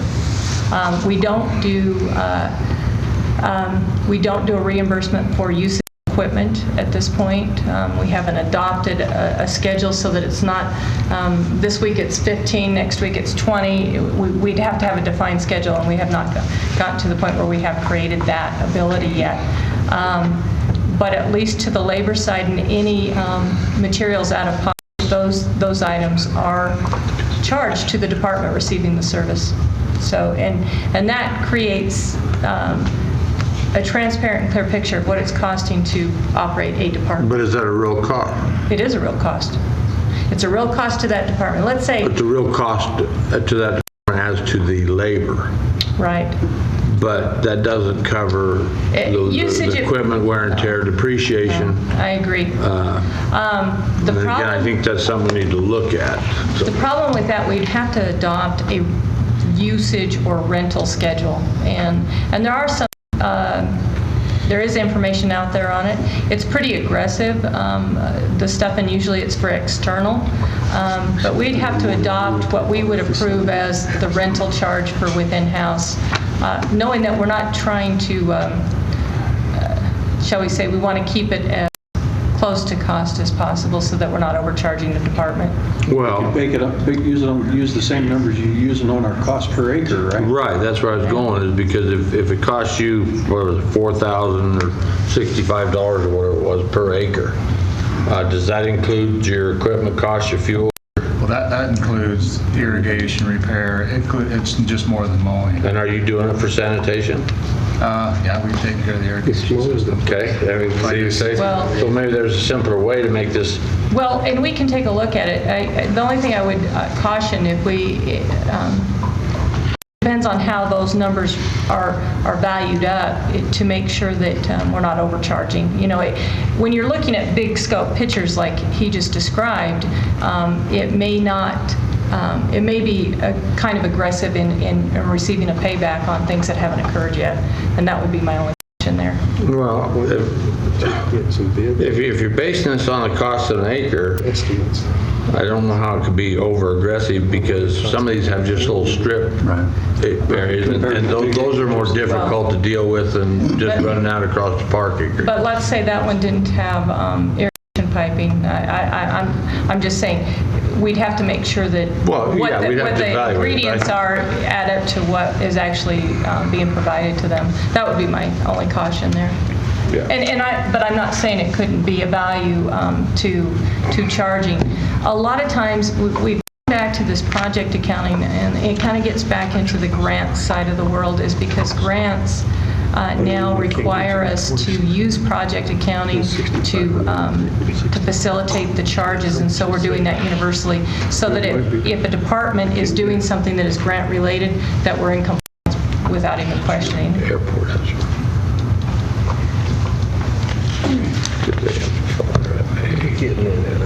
Okay, so we're ready to move on. I've got my notes at 20,000. Is that what we had decided? Okay. Per acre. 43 or 44. And as Alan had briefly mentioned before, we were asking for council to consider a permanent restroom for Lower Ross Park. It's, you know, if we have 15 big, large community special events a year, probably 14 of them are at Lower Ross Park. It's the most heavily used pavilion areas. We've been making a real effort to try and get out of the portable restroom business as a, you know, what kind of city do we want to be for our residents? How do we want to present to them? It's a perception thing in my view. So we just feel that portable restrooms are an eyesore, and if there's certain parks that are good candidates for permanent restrooms that we can build in-house at a vastly reduced cost, we would like to move that direction. And this is probably the one glaring example in the park system where we've got a bunch of portables out there trying to accommodate what is our busiest park. Like Alan said, we do have quite a bit of in-house expertise that's nearing retirement age here, and we can, Alan estimates we can build this facility kind of to match the $170,000 Edson Fichter version for about $80,000. So we understand this is not a public safety need, or it's just for your consideration. We feel it would be a great service to the community. Does this give you your only restroom on Lower Ross Park? We do have one on the east side, the existing red brick building that we, if you'll recall, we converted that to serve the zoo and the park. But this would be the one on the pavilion side and the pool side, and skate park and horseshoe pits and all that area. So you haven't built a new restroom there in 3 or 4 years? Oh, we haven't. We haven't. That one was built in '62. Okay, wait a minute, back up here, because I donated $1,000 my first year on the council for a new restroom. At Ross Park? So, yes. They had a barbecue. So get with it. Let's do that. It was an employee appreciation night. No, if we did, it probably went to that remodel. Yeah. But this replaced the portable ones that are by the parking lot, by the old Pleasureland down in that area? No, this is down right by where the slide is, the hydro tube. They have like 2 portable units there, and then they have one over by the horseshoe course. The north fence the aquatic center is in, that north fence, that pavilion right there is where this... In between where the skate park is and the horseshoe pits are, kind of there. The Pleasureland side, we see that kind of like a Caldwell Park is, you know, maybe a year you'll come along and you can, well, you know, maybe we can do without replacement picnic tables for one more year, and we can kind of corral the resources and build a single unit it like we did at Caldwell in-house. That's how, but we do feel that's a priority as well. But this is really kind of a glaring omission, I mean, for the amount of people that we have at that park. So. And with the, increase in the zoo and all the stuff that's going on down there, it's not going to get better, right? Anyway, for your consideration. I think we should do that as well. I agree. It falls right into the category of what we were talking about, things being cleaner and nicer, and this is kind of a show place, but it makes sense to me. Everybody's okay with that? 80,000 in? Yeah, you better 1,000 more. Or do it, it's, Apparently 79,000. You're gonna have to find that other and we, You can knock 1,000 off that capacity. you should have the discussion about the forgiving the fee as well, because it really doesn't make any sense for something like this to charge a fee that we're going to take back that everybody uses. So I would be comfortable forgiving the fee on that and reducing the cost. Well, and I'm a little not quite as forgiving on that because of the way we've approached that fees for everything. What's interesting, we had a discussion about fees earlier, and you're telling me the connection fees for an $80,000 bathroom is $17,000. Yep. It's like about 10,000 because we need a 2-inch tap. Yep. That's what they charge on the 2-inch taps, like around 8,000 or 9,000. It adds up to about 17, all of them with. But if you thought about it, I know it's not set in council protocol, but this is only 6 months out of the year, so unless you went back in and changed it, we're only going to use this capacity for 6 months, so you could cut it in half, but that would take manipulations. There's some twinkle in his eye now, by golly. He is working hard. I think we just charge the fee and Joyce, don't 80,000. we segregate. We really work to segregate the capacity fees from the city because of The lawsuit. the lawsuit and integrity of keeping those funds strictly for capacity. Well, that's correct. So you have Fund 37 and Fund 38, and so all capacity connection fees go into that account, and they are only used for debt service payments. That's what we have them tagged to at this point. Yes, and I remind you, even I'm trying to think, was it not for the Highway 30 firm? They were wanting a connection, and we ended up having Fund 955 cover that capacity connection. We didn't waive those. We've been making entities pay for the It's connection. just so that we have a good accounting record that would stand up to an audit. That's right. And that's the reason why we tend not to waive those. So I'm good with that, Mayor. Okay. Sounds like everybody else is too. So is it in the budget or is it a capital contingency? I didn't catch which way you wanted me to put this one in. Because we didn't tell you. Okay, that would be why I didn't catch it. I think. Capital? Capital? Capital. Okay. Yeah, but with that, then we're going to just have to eliminate some of this rec stuff. So. $17,000 or $1,000? We can wait till the end of the session and you can make the final calls on all of them. But right now, you're moving in that direction. Yeah. You should have groundbreaking on that like right away. I'd have it tomorrow. If I were you, I'd start it tomorrow. Just as a whole, I just have to express my appreciation, and I don't speak for everybody, but I'm sure we all share the same sentiments that we were just talking about that down here, but we didn't want to know if it was... Oh, go for it. No, go ahead. You know what I'm going to say? You're going to go. You're the council president. Well, if I have that kind of authority, I'm shutting you down more often. We kind of give you not enough to do the job, but you just go do it, and you just go do it. And you don't ever stop and say, there's no way we can get this done. And you just make it work, and I just want to say thanks. Oh, thank you. Your whole crew. Thank you. Tell them all. There, here, you just... Yep.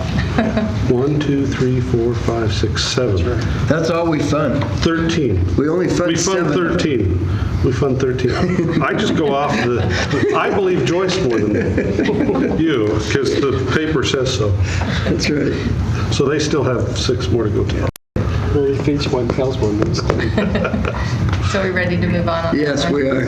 Okay, they have no increases in fees requested this year. They did a lot of revamping of their fees last year. And then we've already discussed that, so I think we're done with that one. Pruitt was gone when I made my comments. It's your turn. It's admin. This is Christmas bonus. Oh, we're still in admin? Yeah, we got to go to admin now. Man, I was, We just got Give me a there. second, I'll have everything up and running. I was gone. Let me go.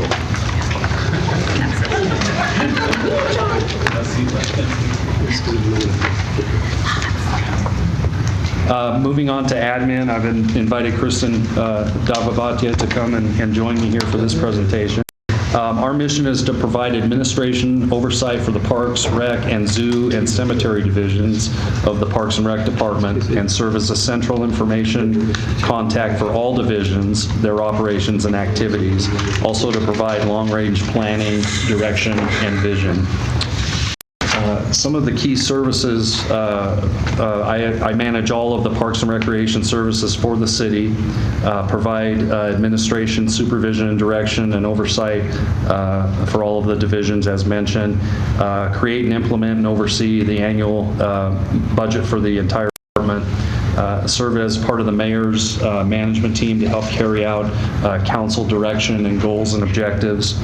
I also serve as the staff liaison to the city's Parks and Rec Advisory Board and Golf Advisory Committee, develop and administer agreements with user groups, concessionaires, and other entities for management and use of city facilities, and also establish applicable fees and policy and procedures to facilitate the use of all facilities. Our fiscal 16 actual expenses were just over $186,000 for fiscal 17. We are at $195,620.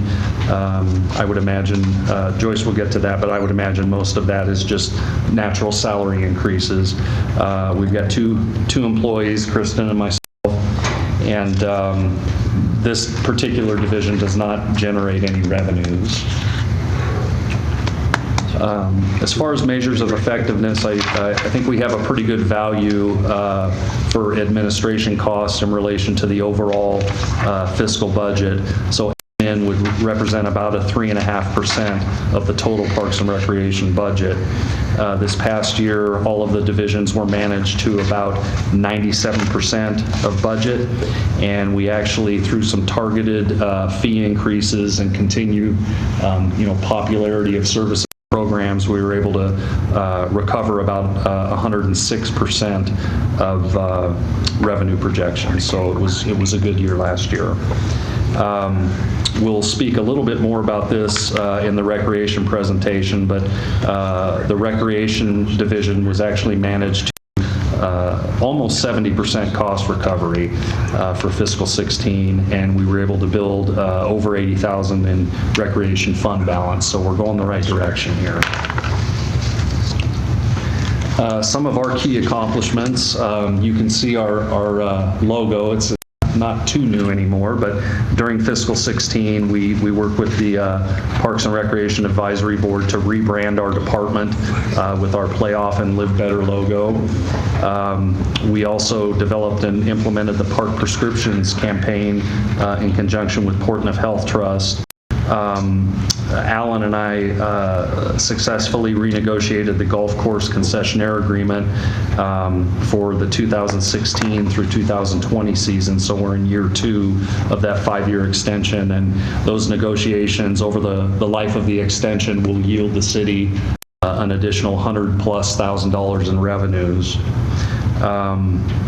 I served with Hannah on the River Visioning Committee to represent the Parks and Rec Department, and also try and help out in the community as much as possible, serving on the South Idaho United Way Board, Valley Pride, the Pocatello-Chubbuck Auditorium District, and the Greenway Foundation Trails Working Group. The top issues and concerns within the Parks and Recreation Department, I guess I just wanted to make a few general comments, kind of food for thought for council. I think I don't think it's any secret that we've got kind of an aging park system infrastructure and equipment, maintenance equipment. I would look for the council to consider I guess a long-range capital improvement project and capital outlay item program, maybe a 5 to 10 year type of program where the department heads present their top priorities. I'm thinking of the infrastructure projects list that we did back in December for the city's lobbyists. Some type of effort like that. I would even advocate maybe the council considering retaining the services of a third-party municipal expert to take Parks and Rec priorities and the fire department priorities and the police department priorities, assign the appropriate weight to those types of needs for the various departments, whether they're public safety or not public safety, and maybe separate the council from being lobbied by department, me beating the mayor up over my priorities over someone else. Maybe a third-party municipal expert could come up with a list of recommendations taking all factors into account and present them to council for further consideration. I just, with the Parks and Rec Department, we're looking to kind of get out in front of some of the things we need. And like Joyce was saying, I think it's really wise to start, socking away a little bit at a time. So when we have these aging amenities that kind of rear their ugly head and reach the end of their useful lifespan, at least we have some kind of resources to help replace those. So just food for thought, kind of general thoughts. And kind of in addition to what John's saying, Ashley and I have been working on financial policies. One of those is a capital improvement plan. This is based on GFOA's reported encouragement that you develop all around, okay? And so that's one of the policies we're working on, which would be to what extent would you hire an outsider, would you do it in-house? But you have to start making some steps in the direction so that you know what is needed within your departments, even on a 5-year plan. And so that's part of what we are looking at when we bring our financial policies before you in a study session. You'll be hearing us talk about that as well. Okay. Parks and Rec admin. They have personnel, medical benefits, benefits other. Overall, they have a $7,995 increase, and it's kind of universal over all the parts. Of course, it's related to the hybrid, increase in medical, and increase in PERSI. Overall, they've kept their budget basically flat with a minus $36. They are 86% labor for their budget as a whole, and they have 1.8 employees. Not Kristen is at 0.8, but part of her time is in recreation, serving, isn't it the front desk area? Yes. Okay, and so that's the reason why you're seeing a 0.8 versus a whole number there. So was that an accountant that come up with that number? I'm sure it was. We probably said 80%, 20%. They probably gave us the guidance. How much time is she valued? But we have to put it in the system as a percentage. So if there's no questions, I'll move back to the slides. Okay. We're not seeking any additional budget authority for fiscal 18, and would be glad to try to answer any questions council may have. I have a question about, your suggestion of having someone look at our capital improvement plan and that. makes a lot of sense to at least see what's out there and what that is and what it would look like. So it would be nice to see some thoughts on that, I guess, because, I'm not too sure we know if we're in the ballpark on, when you look at our budget as a whole, if we're in the ballpark on wages and benefits compared to percentages in capital, and we talk about those, but I don't know that we really know if we're in the norm or way out of the norm on those kind of comparisons. And I think it would be good going into budget time, where we're at compared to the rest of the world. Should we be thinking more about capital? It seems like we've been capital poor for years and years and years. It'd be nice to know if we really are compared to other people or not. If there's a way to evaluate that, I think would be helpful. Well, the way I would see it working if it were undertaken would be, the mayor would task me to come up with kind of our top 10 or whatever list of improvements or equipment, and maybe all of the other department heads as well. And like I say, we've kind of been through this exercise already back in December, and I would imagine it puts council in a bit of an awkward spot to try and sort it all out, with the weight that needs to be given to public safety versus resurfacing of a parking lot. And gosh, this project is $3 million and this one's $42,000. Are they in the same category? Maybe third-party municipal expert can weigh all that and step back and just not have any department head influence except for the written product produced, and at least come up with some kind of a recommended roadmap for council consideration. Food for thought. I think it'd be nice to know what's out there, what it would cost, and what kind of what it would look like. I guess my thought is with 100 acres of undeveloped parkland, does our future include any development of that land? Well, there's some areas over at Lower Ross Park, kind of, I guess it would be south of the band shell.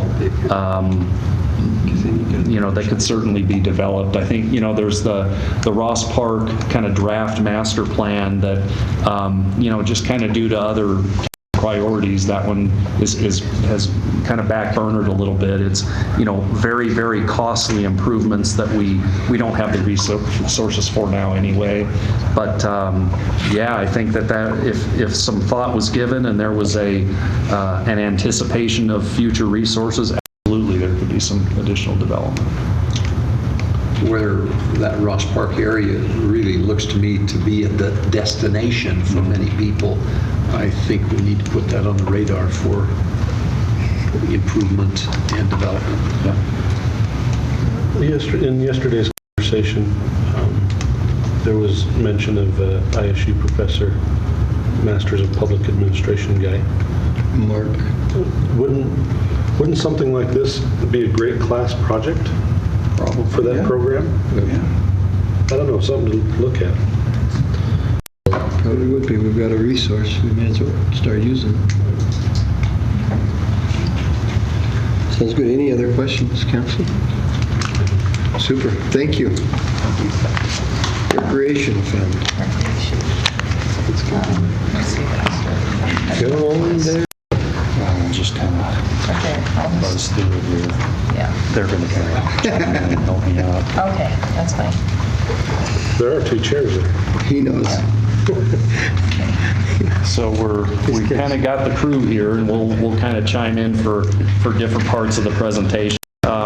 What we've done is, as you guys are aware, the zoo is now part of the recreation fund, but it's, in our view, it's still kind of different enough from the general recreation that we've kind of separated them in the presentation, although they're all in the same fund. So we're going to tackle the recreation divisions first and then finish with the zoo. But for the recreation department, our mission is to serve all residents of Pocatello and the surrounding community by providing quality recreation and education programs, as well as safe, well-maintained parks and rec facilities, striving to enhance the quality of people's lives, provide the benefits of leisure and open space, and serve as a source of community pride.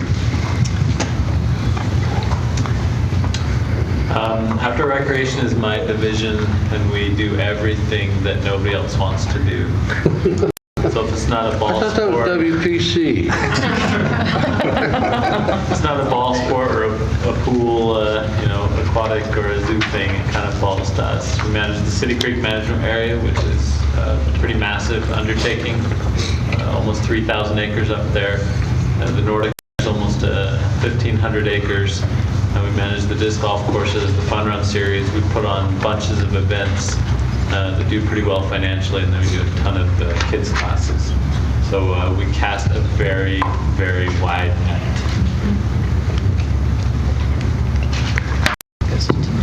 How many people do you have come to your fun runs? Last year we averaged about 700 per race, times 5 races. It's a great program. Yeah, our total events over the course of the year was about 5,000 participants. It's good.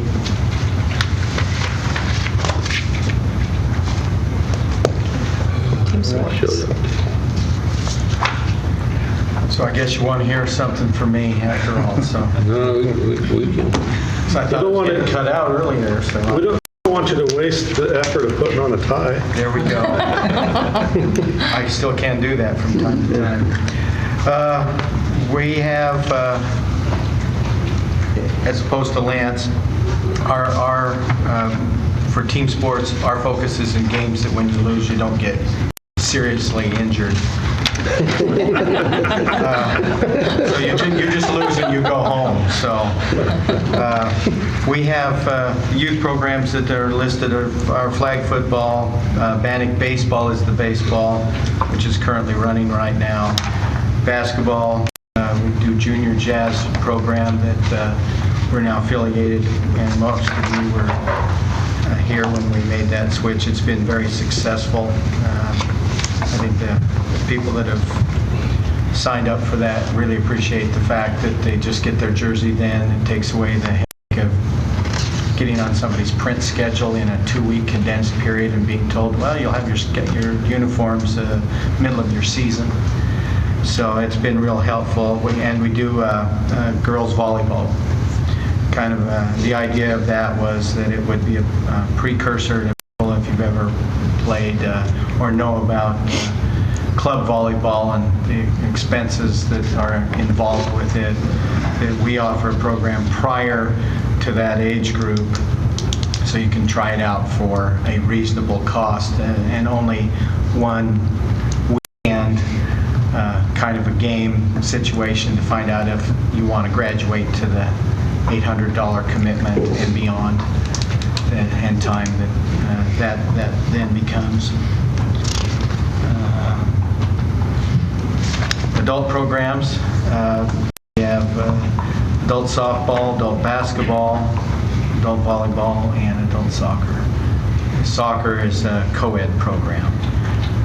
The others we have individual breakouts. The volleyball women's co-ed are offered. There's never been enough for a men's only program. But basketball and softball we offer for men co-ed, women, as you see up there. I can give you numbers if you'd like, but you don't necessarily. Still booming though, business is booming. A little bit. I think we're aging out a little bit in some of our programs that have had these just skyrocketed numbers over the years. I think the age factor is trickling in. So, we have to start looking for other sources. It's hard to play soccer after 40, guys. Something about trying, man. Something about knees. Maybe we need to look into shuffleboard. Something between soccer and shuffleboard, I'm confident. All right, I'm doing the Community Recreation Center. We had 131,000 participant occurrences, and so that includes all of our programs, all of our memberships, all of our visitors.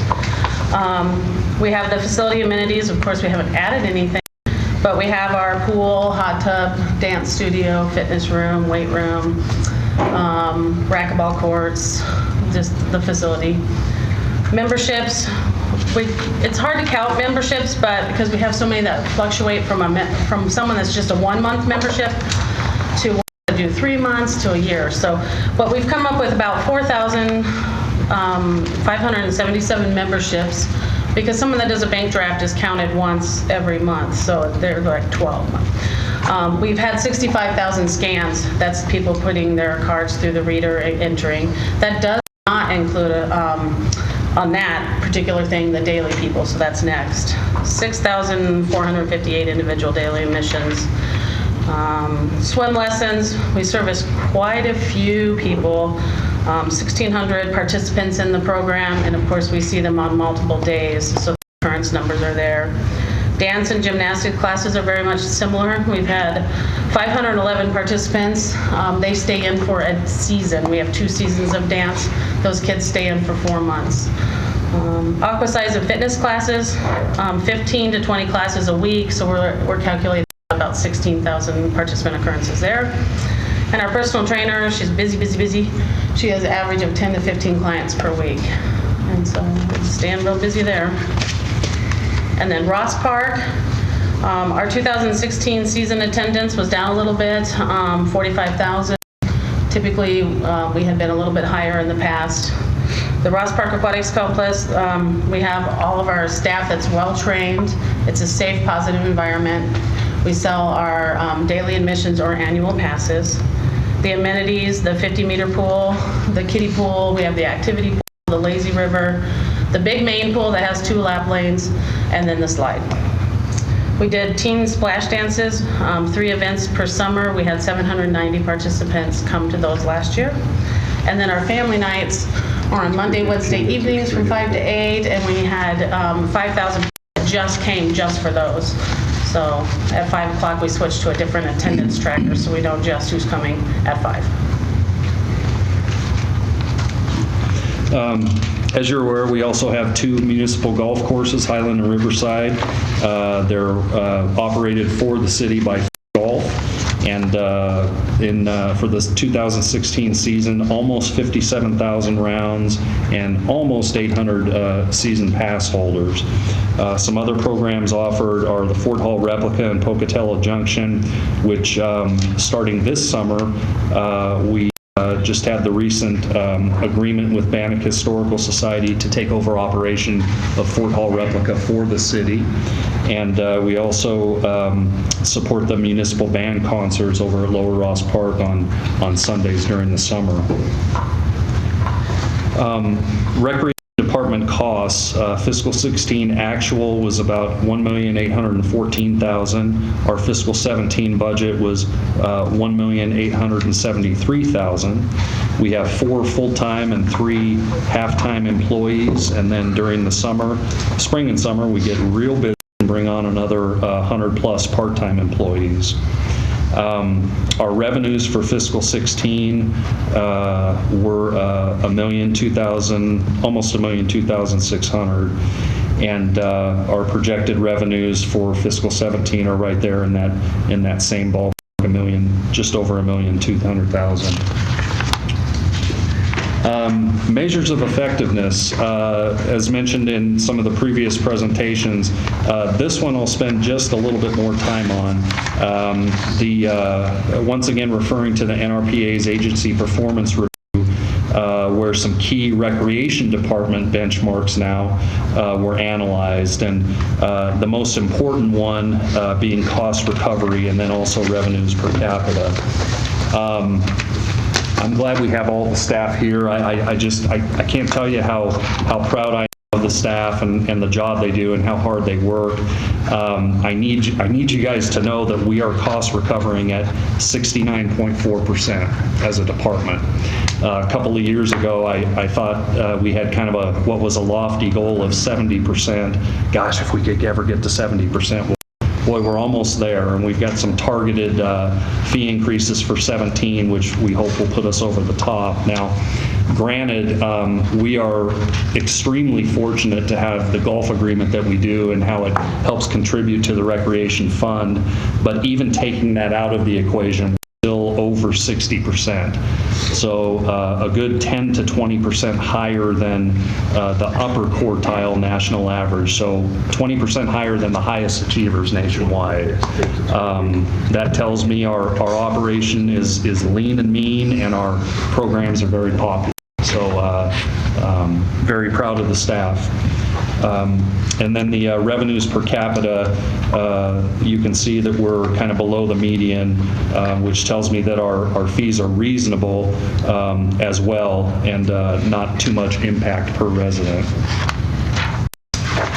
Some of our key accomplishments, the Outdoor Recreation Division was awarded a $20,000 Idaho State or Idaho Parks and Rec grant, and they used that to build a new double vault restroom up at East Mink Creek. And if you haven't seen it, it's really nice. Great toilet.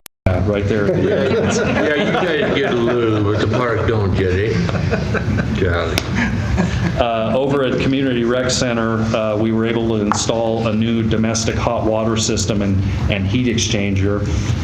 This one's been a little while, but you guys might remember we had the 7 technology 3,500 gallon hot water heater, and it failed, and luckily we were able to craft a justification that ICRIMP did cover that claim, so we were able to get pretty much the entire cost of that replacement and upgrading to the new technologies at zero cost to the city. Continuing at the Rec Center and Ross Park Aquatic Center, we've got an excellent record for health department and water quality, and most importantly, no serious accidents and injuries. So we've got well-trained staff, well-supervised staff who are doing their job. Over at the golf courses, we completed some carpet and flooring upgrades, replaced some aged-out air conditioning units at both clubhouses, completed some top priority cart path improvements, and some additional improvements. Both courses will be completed this fiscal year, and as mentioned before, renegotiated that concessionaire agreement contract with some pretty good terms and additional revenues for the city.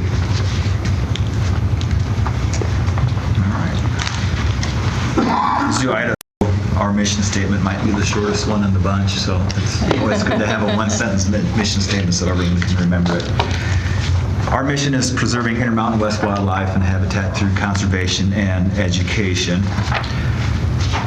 We only exhibit indigenous species in the Intermountain region. We have approximately 115 animals, 49 different species on 25 acres. Just 2 weeks ago, we added a 50th species with another American badger. Our education programs, we have approximately 251 programs serving close to 7,000 children and adults through 2016, and almost 40 volunteer programs, which we serve 255 kids and adults. And the volunteer programs, a lot of times when you look at our barnyard and our junior zoo volunteers, they're the majority of them, and the kids do a fantastic job at the zoo. So we're really excited to always have them. Some of our summaries for FY16, we did a couple new programs last year. Endangered Species Day, which we saw 562. This year we came close to 600, and I was pretty impressed with that. We went through basically the last half of winter and almost the entire spring without our education curator, so we didn't get an opportunity to really get that program set up and really working through the schools. And we topped last year's numbers, which was really fun and exciting. Enrichment Day is a brand new event. That replaced our Berry birthday. The black bears are getting old and they're not so cute and cuddly anymore, so it was time to change some things up. Our Zubu, of course, and Zufari, we actually changed that up, and we worked in conjunction with the Portneuf Greenway Foundation. Instead of competing with another not-for-profit, we took 2 events and partnered up, and Zufari moved to the afternoon, and Riverfest was right after Zufari. Both turned out very well. We'll be doing the same thing this year, and it happens to be on the 19th of August, the Saturday before our big solar eclipse, so we hopefully cross our fingers that we'll shatter records on that one. that'll be fun. With our F-16 output, last year we came slightly under budget for FY16 with our numbers. We have 6 full-time employees, 1 half-time, and then we've got 4 seasonals, which we have a variable hour that we keep Ashley throughout the whole year. We just drop her hours during the wintertime. With our revenues, we were down a little bit on our revenue simply because last year was the time that we were adjusting and forming a new zoological society. So we didn't have as many fundraising opportunities last year because basically the lack of zoological society. Let me see. So measure of effectiveness. It's kind of hard to really see what our zoo does compared to, say, Idaho Falls Zoo or Zoo Boise. You have to look at the type of zoo we are and the metro area that we serve. And so when we brought this up last year, when we look at the various zoos around the United States, which would be the next one, it's really tough when you look at Idaho Falls. They've got their metro is more than double ours, and you would expect a higher attendance on them. And then you look at their operating budgets. When you work with an exotic zoo, of course, the budget's going to be significantly higher. I kind of like looking at the Charles Paddock Zoo in California, very similar operating budget, but their metro is basically 3 times what we serve in our metro. If we multiply our attendance by 3, that's 75,000 plus. We're doing better than the Charles Paddock Zoo in California when you have to factor in all of that stuff too. So zoo-wise, we are doing well, I would say. Can we do better? Absolutely. You know, I don't think 25,000 is something that we have to settle for. I do feel comfortable in reaching the 50,000+ mark for annual attendance, and even pushing close to 75 if we are able to get some of the pathways set up that we can stay open on weekends year-round, even through the winter months. So we do have a clear opportunity to grow our attendance significantly throughout the next few years. And these are some of our accomplishments that we had last year. We rebranded the Pocatello Zoo to Zoo Idaho, and a year later, I haven't heard anyone complain about the name change. So people are quite happy with that, and it's working well. And our logo, it looks fantastic. We finished a good portion of the landscaping on our entrance, and we're pursuing our contract with JHS Architects to really start the last push for the entrance and getting the gift shop built and everything completed so we can move on. We passed USDA inspection again, and we were awarded a second U.S. Fish and Wildlife Service grant, which for the wetlands, which we are starting right now. So that'll be fun. That the grading should be done by the end of the summer, and the planting and the vegetation next spring. We again received another U.S. Bank Corps grant for our outreach programs, and we are partnering with the Museum of Natural History. Last year it was just a billboard. This year we're actually combining zoo membership with museum membership and talking about fundraising opportunities for both the museum and the zoo together.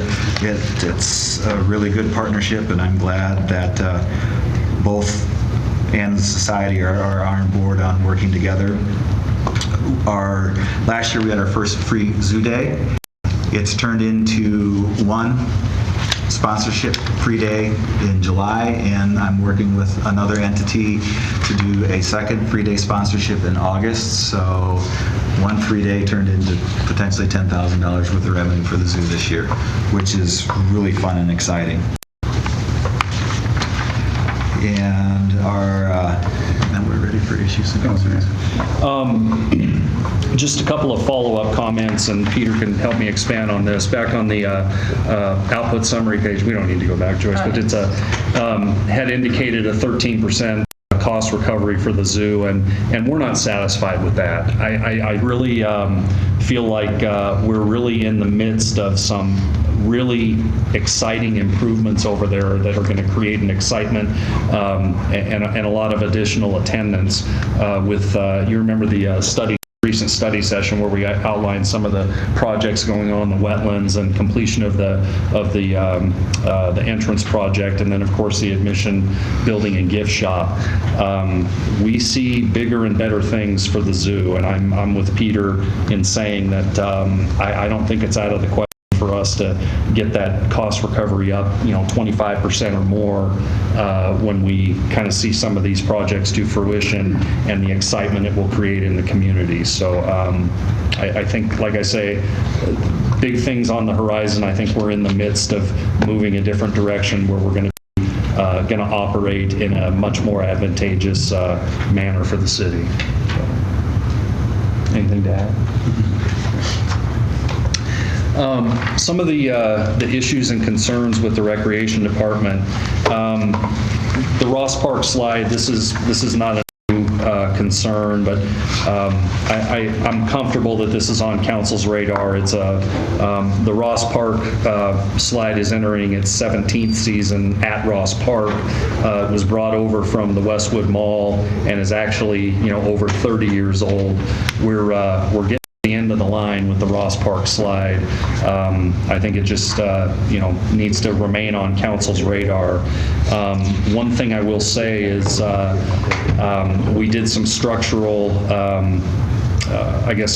additional structural work to keep the slide absolutely safe for any patron that would be on it, and many thanks to the engineering department in helping us design those improvements. So I've got a very good comfort level that we can continue to nurse life out of this amenity until such a time where we can acquire the resources for replacement. And I know this is not the year. The capital contingency fund is kind of being chipped away. But just so the council knows, we are comfortable that the slide is absolutely safe, and we will continue to have it checked on a regular basis and make any repairs or improvements that we need to keep it functioning and safe until such time as we can put the resources together. So that's where we're at on that. Is that just the slide part, or does that 600,000 also include like on the step? Everything. It's the whole. The stair tower, the wood poles, everything. Yeah, it's all. It might be safe to say I'm the only one sitting up here that's been on the slide recently, so I can tell you it needs some work. I looked at it when I drove by. Might be. Mike may have been last year. He had his grandkids out there. He may have gone up Did you with climb him. up and go down the slide? I was one of the first riders 30 years ago at the Westwood Mall. That's a big pass. Well, I wasn't going to cop to that, but Try and top it. Anyway, thank you. cleared up in Westwood. Well, last fiscal year, we put in a new motor. That thing's running like a top, and this year, Parks did a great job in reinforcing the structure, and we're good to go. But it is going to come to an end at some point. So. The Ross Park Aquatic Center water heaters, we've got a couple, or two of the three are the original water heaters. One has failed, and we were able to scrape together the funds to replace that. Just another thing to kind of get on the council's radar. We were able to operate with two for an extended period, but just something to get out there in front of you so that you're aware that it is a concern. Over at the zoo, Peter, you want to handle this one? So when we look at with the zoo, the Black Bear, our path repair and quarantine facilities are what we need for accreditation. Those are the three priorities. Without those three being finished, we won't be accredited. Black Bears is that exhibit is is a very big concern. I spoke with our USDA inspector. They are in the process of renovating and revising their standards for captive bears. We will barely make through those requirements when they get in play with the black bears, simply because of what we've done with our staff, our training, and some of the other protocols we've instigated with the black bears. But the exhibit itself is not good, period. There's nothing about that. Our pathway repair, biggest concern is an ADA slope up to the upper level. We may be able to tackle a portion of that this summer with our wetlands exhibit and the Komatsu equipment coming in. If that's the case, then we are more than halfway there on fixing that pathway. And my fingers are crossed on that one. Quarantine facilities right now, we quarantine animals right in the middle of the upper level. It needs to be off to the side on its own little area. Technically, our animals are quarantined right next to our bison, pronghorn, and elk. That's a really quick way of cross-contaminating outside animals with our captive animals. Quarantine, it doesn't have to be anything fancy. 4 stalls and a building with some drains and some water. Because hopefully we won't have to quarantine animals on a regular basis because all our exhibits are full. It would only end up being as needed when it comes in, so, yeah. And we're going to continue to work with the Zoological Society for some significant fundraising, and also beat the bushes for grant funding and sponsorships for these issues and concerns, and we'll do our best to have success there. What likelihood for any of those projects coming through the Zoological Society? Once the entrance is done, we've already talked with the Zoological Society. Their next priority for capital campaign is black bears. I do believe that they will have an easier time raising money for black bears, simply because it's for an animal. And we have the ability down below to do some significant modifications of their present exhibit that will, in the grand scheme of things, will be relatively inexpensive. A year or two that they might be able to do that? I think once the entrance is done, we also have to look at giving fatigue. I'm still learning the Pocatello community. We're not the only entity out there trying to raise funds. And if there's significant giving fatigue, then we might have to take a year, the society might have to take a year or two break in between to really ratchet up another capital campaign. So, but I think it's very easily done.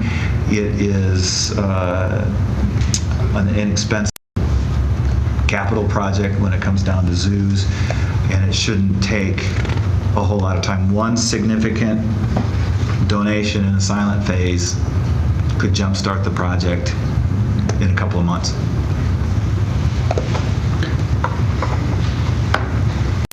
Okay. Okay, we'll move over to the budget numbers at this point. Recreation fund, reminder, it's all the divisions and now including zoo. This is the lump sum of all those parts, but we'll look at some of those individually, just so you can see the broad picture. We have one retirement scheduled in fiscal year 18. That causes an increase of $7,380. Overall, it's a decrease. Part of this is related to some of the reconfigurations we did in the prior year. And so that's what you're seeing at this point. Their supplies in operating is an overall decrease of $7,648 that they decreased it. Let's look at the revenue side of this. You bring in, potentially, it's $1,275,000 in property tax, rentals and leases, $489,000, charges for service, $563,000, miscellaneous, and then other financing sources. And that could be your the other financing sources is your retirement monies coming in to help offset that retirement. And why the big change in the tax? You know, we made some adjustments. I'm trying to think. Pretty significant.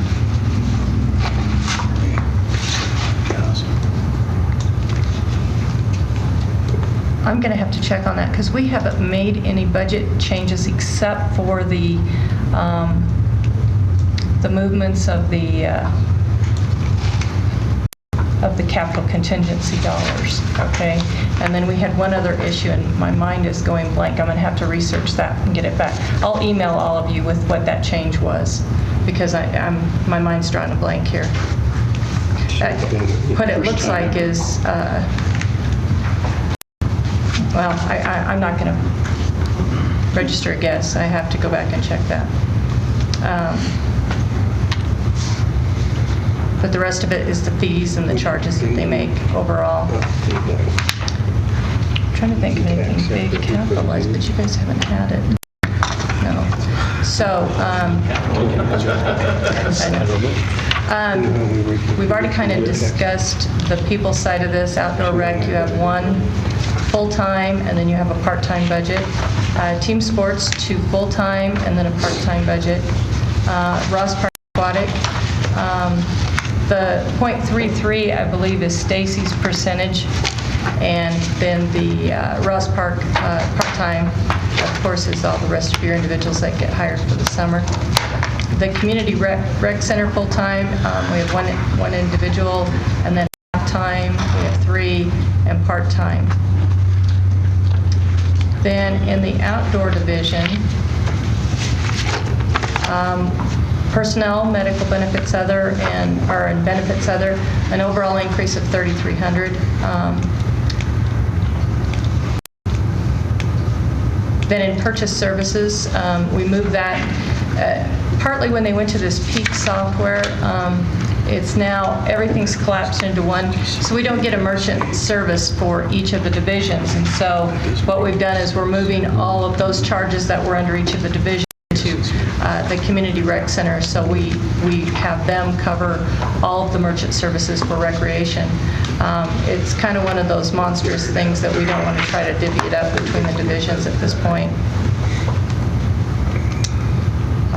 Of course, this budget is about 48.26% representative of labor versus capital and operating. Team sports. Okay, personnel, wages, benefits medical, benefits other. An overall increase of 997, that just represents the hybrid, the medical increase, and the changes to the Percy, and also you could have work comp class code changes that could have impacted that benefits other. Their overall budget is a decrease in operating and capital of $2,976.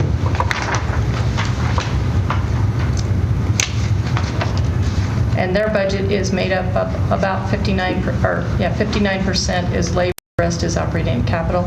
Ross Park Aquatic Center, the personnel, benefits, and medical, $366 increase. Their overall change in their operating and capital is a minus $5,300. Their budget is made up of 41% labor and the rest is operating and capital. The community rec division, we have an overall increase in the wage portion of $9,379, and they have an overall increase in the operating budget of $5,265. I think that's where we're seeing that the merchant services being moved around. This budget is about 51% labor and the rest operating and capital. Then we roll into the golf division. Here we just kind of talk about the various main ticket items because you do not have labor in this particular budget. It's all about the things that we accomplish on the golf course through the Parks Department and hiring. So you have the fencing repair, the Riverside parking area lease, the legal advertising, the renovate various cart paths, and the clubhouse remodeling that continues to be budgeted for. In the Port Hall replica, You'll notice that the part-time labor and the supply line is going down. That is because of, based on that new contract, you won't have labor here anymore, and you won't have items that you're purchasing for resale. So you have an overall increase to this particular budget of about $7,245. The summer production division is $8,954. That's for the 5 band performances.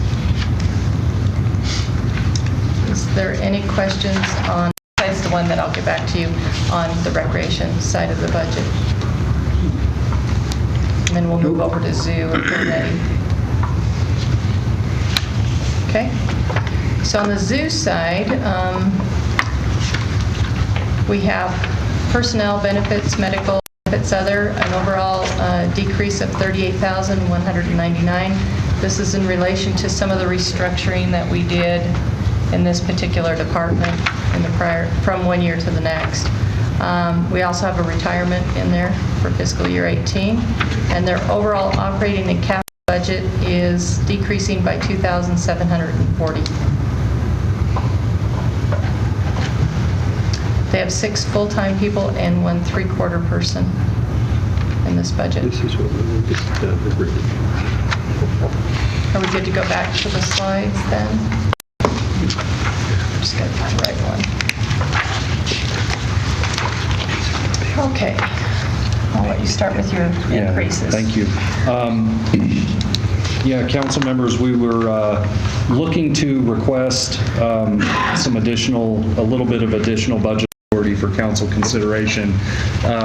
We just feel like we need to get out in front of the Ross Park slide to know exactly what we're dealing with. We've kind of thrown around some preliminary figures of $500,000-600,000, but we don't know for sure.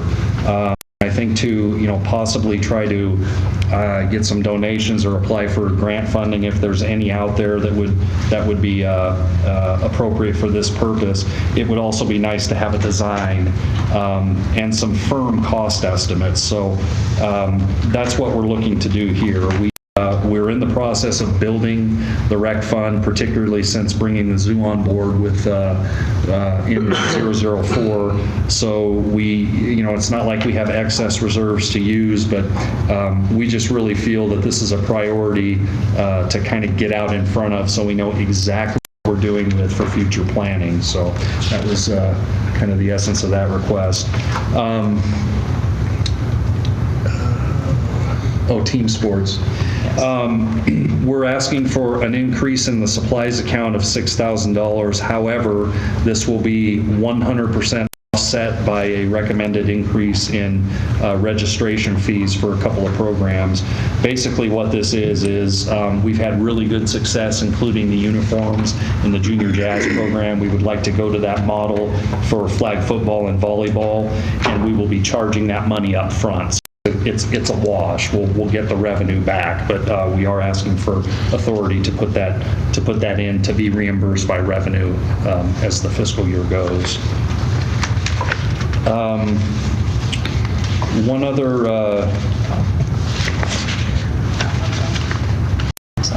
I'll cover that. I guess I'll cover that at the last. Some of the fee increases that we would like council to consider. Lance has got what I think is a really exciting new program that's taken the place of the triathlon event, and it's called the Thor Race, and we think it's going to be very, very popular and a regional draw, and we estimate an additional $4,500 in revenue for that program. Slight increases in the co-ed soccer league, some minimal additional interview, and then the bottom one, the flag football and volleyball uniforms, there's your increase there, that when it's all said and done, we won't get any additional revenue because it'll just cancel out the $6,000 should you approve it in the expense budget. Stacy has got some targeted increases over at the Community Recreation Center, which we anticipate will generate an additional $2,000 in revenue, and a couple other, some minor increases in lockers and punch card passes that will generate a little bit more. Over at the zoo, you might recall in our study session, we had mentioned this as a result of the community free day that council had granted us permission to provide. We're able to start marketing these community free sponsorships, and we have high hopes that we're limiting it to 2. We don't want to oversaturate, but we've got 1 this year, and we're hoping for 1 to 2 a year, which will be an additional $5,000 revenue and potentially more. And that's about it on the revenues. There's some clarifications in policy language, but that's about all that was. It was just no additional revenue expected.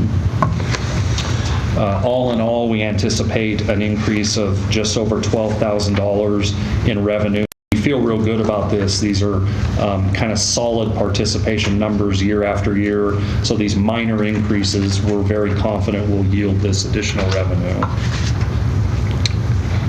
Could you explain to me, under Parks and Rec, it goes adult annual, couple annual, adult monthly, couple monthly, adult quarterly, couple quarterly. I don't understand the adult quarterly, couple quarterly. The quarterly. Yeah. So we sell 3-month membership, and that gives them the cheaper rate. So we have a monthly rate, and if you do a bank draft or purchase 3 months up front, then you get a reduced rate. Oh, so this is a monthly charge based on a quarter membership? Yeah. Okay. Good. And we decided, I mean, really, I've been here 6 years, the fees have never been raised. We wanted to protect the senior rate, leave that alone, but we wanted to start looking at raise and the youth rate as well. But we need to make some adjustments. Some of them just because it'll make more sense to even out the dollar amount, things like that. Try to be affordable, but not, we certainly don't want to overprice ourselves. You know what I would... 2,000 is something you can put on the shelf, and we're going to have to do anyway. That's what we're going to have to do with it. I think to make it clear, though, adult quarterly ought to be 3 times, it should be $90. It should be, but you're billing it monthly, right? No, they pay 3 months up front. Then we should state it as a 3-month marker. Yeah. Okay.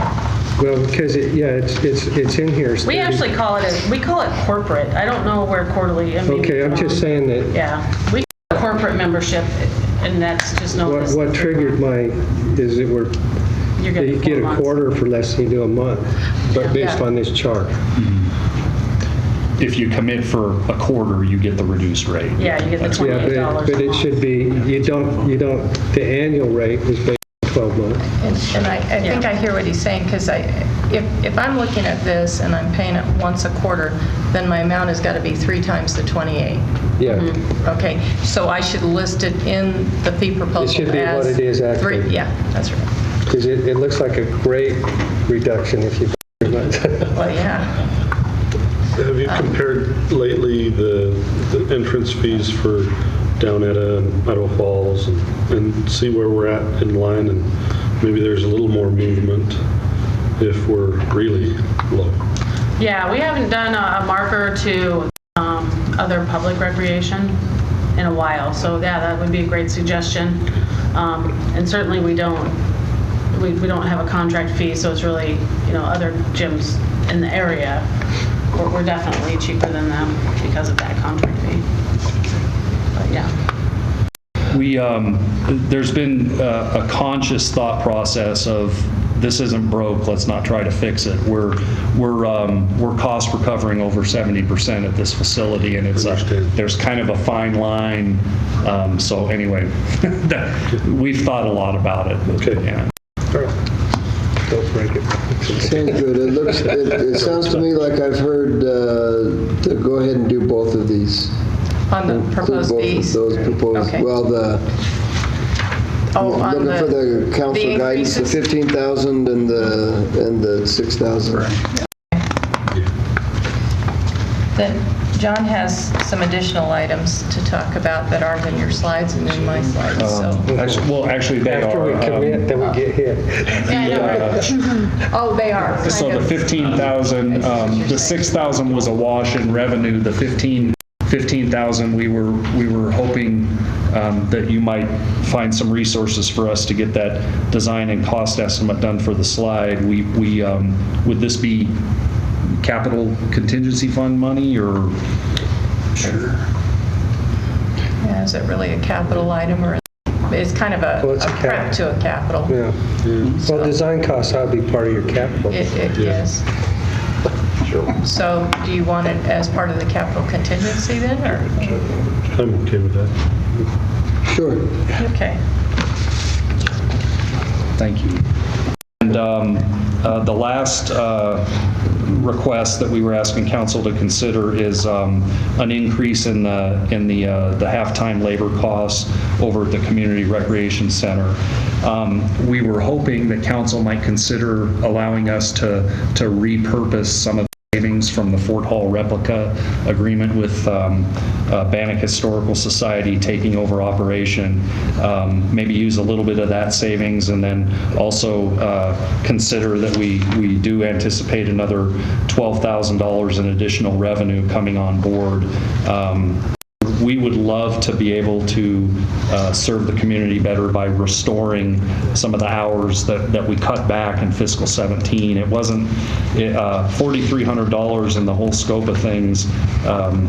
Isn't a ton of money, but boy, we've never heard the end of it since we made that change. So what you're saying is the labor cost savings, right? $4,300 for that cover. Just to stay open, one staff member to stay open longer. Okay. How does that equate to hours? Oh. Hours to be cut?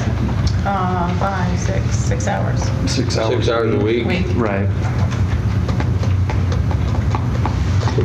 So would you have some additional people come in and Workers? some revenue? No. Oh, yeah, we would have additional revenue probably. So it wouldn't be a full $43 expense.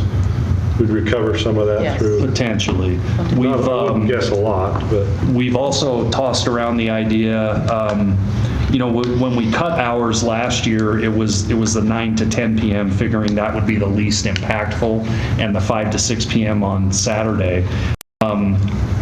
I think, and this way predates me, but I think the train of thought was when the weather got real nice, we would like to encourage people to go outside, so we close on Sundays half the year. But I'll tell you, Sundays is busy over there. We've actually tossed around the idea of doing a facility survey. Should council consider allowing us these resources, what would you prefer? Maybe Sundays year-round, or would you like to restore the 9 to 10 hour? Well, I think you ought to do it. I mean, I think somehow you ought to have some benchmarking going on almost constantly to see where your best bang for the buck. And this goes across any department that's charging a fee. Because as demographics or whatever may change, the economy or whatever, as you see that, I think there's a potential to be somewhat adaptable. I mean, like Brian Lohman said, he's seeing some age, drop off in some of the groups as they move through this team sport. So soccer players could become swimmers. Or aquasizers.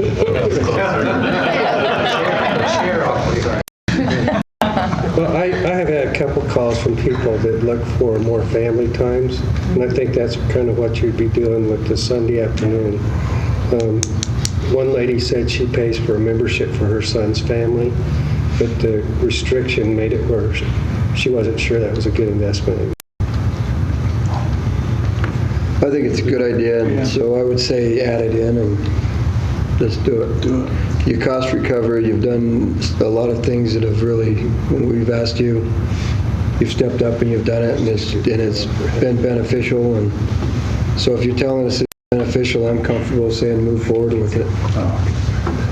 Nice one. That'd be great. Thank you, council.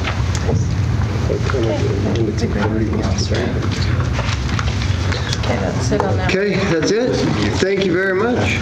We're gonna move So, yeah, so we're going to skip fire and we're going to go to water because Justin will not be here for the next one. And if we have time, we'll get back to fire. Poor chief, but you've been wanting to do this all day.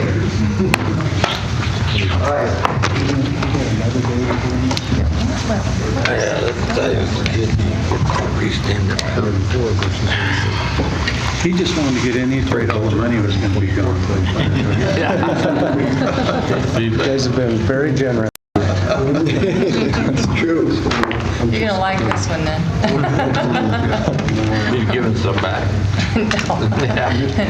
His are all through fees, so it's. Hey, we held on to your capacity fee charge though with the parks, and so you ought to be thanking us for that. Just know we're going to cut it back. Well, thanks, Mayor and Council. I'm Justin Armstrong, the Water Superintendent. Obviously, with our mission statement, water is an essential service that helps support human health, economic development, and the quality of life of our community. Our mission is to provide that as a safe and reliable and adequate supply of drinking water for our customers at the lowest practical cost. Services that we provide, I'm just going to keep this at a pretty high level because I know you guys have seen this information presented to you before. And so this last year we had a slight increase in water production, 4.8 billion gallons versus 4.7 billion gallons the year before. Our running 10-year average has been 4.9, and prior to that, we've been 5.2. So even with the growing population of our community, we are preserving our water resource the best that we can. And prior decisions of having a tiered rate structure and other things have helped that and have prompted cutting back on some of the capital needs and extending that over time. So, but you should understand that can be a double-edged sword if we simply rely on the consumption of our customers. And so we have to capture some of that within just our base service charges. And so within this last study, we did a little bit of a shift in our philosophy to recover more cost based on the base service charge. And we'll talk about that slide a little bit as we go forward. So, water quality samples, at about 1,500, that ensures that we meet all the drinking water standards and requirements. Those are monthly and quarterly tests that we perform. Increase in service requests. These are calls with dig line tickets, turn on, turn off of customer repairs, checks of pressure, or checks for leak, other services. The slight increase in calls for those requests have been due to more construction within our area. We're receiving a lot more underground utility requests where we're having to go out and respond to dig line tickets and go out and mark our services. So that's really the big factor in that one. Service repairs increase over the prior year, mainly due to 2015, we were installing a transmission line. We were not working on the distribution as much, and so a lot of those are all subject to some of our capital needs and other things. Also, you'll note that there's a slight increase in water main breaks. But we've basically bottomed out on our system. When I first started, we were receiving somewhere around 38 to 40 main breaks per year. So I think, the data that we're compiling and looking at and focusing on some of the hot spots within our system has been really beneficial. It's a good decision-making tool when we look and analyze the data within our work maintenance programs and other activities. And so kudos to our crews and our team on that. Water main replaced, a big number there was 8,746 lineal feet. Again, a slight decrease over the prior year, but a little bit different capital program last year.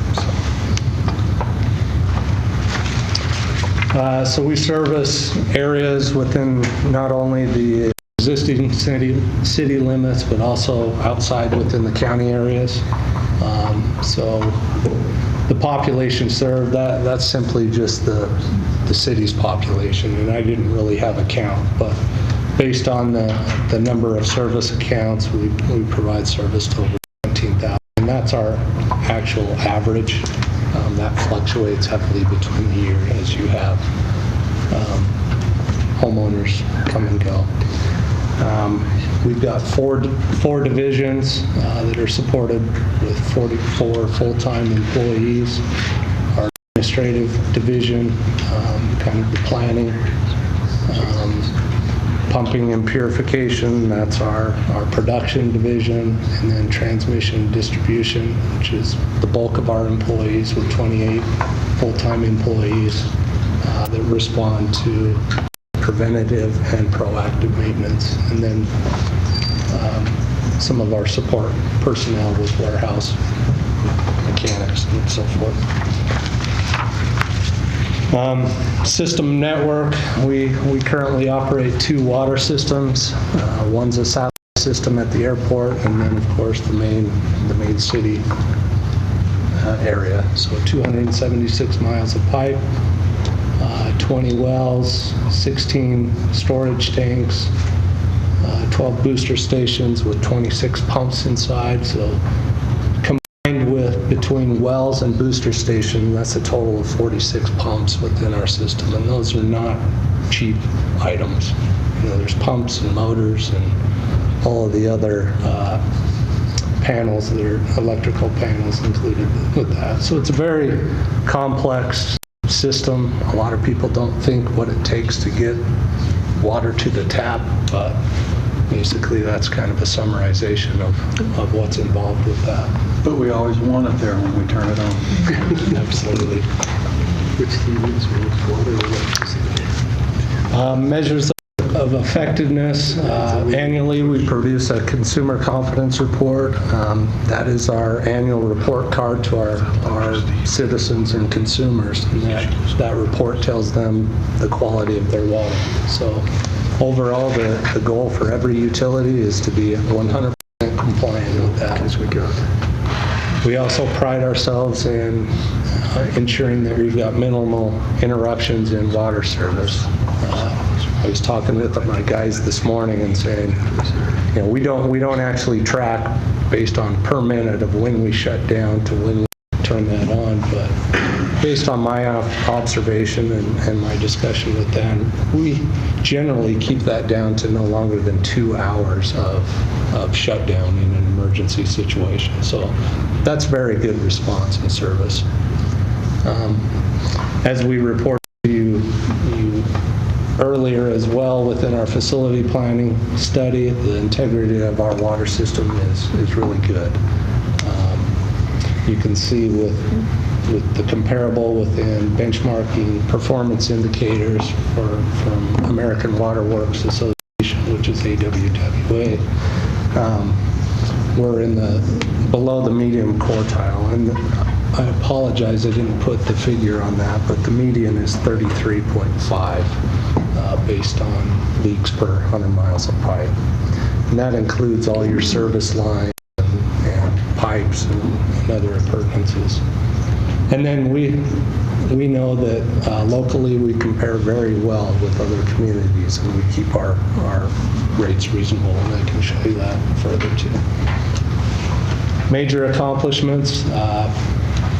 2016 in April, we had completed the airport project, which satisfies some of the deficiencies that existed out there within the commercial and industrial zoning. That's a challenging water system with the wide variation in operational demands. Just to give you an idea, an average winter demand is 18 gallons per minute at the airport. On a maximum day demand, we jump up to 473 gallons per minute, which is 681,000 gallons per day versus 27,000 gallons per day. So a wide fluctuation in pressure. So it's a challenge to keep that water turned over, especially during the winter months, and ensure that there's the proper fire storage and meeting those demands. Difficult. We also completed our water facility planning study, which put us in compliance with compliance agreement schedule between both the City of Pocatello and DEQ, and address some of the excessive water pressures and rebanding of some of the pressure zones that we have within our system. We have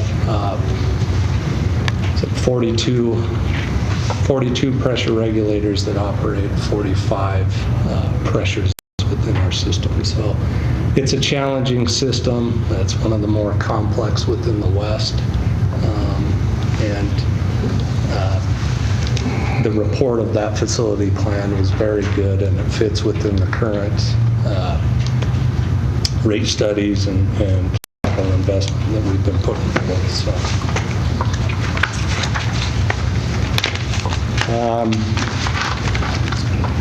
This past year, these were the projects that we had focused on. We've replaced aging water mains that were,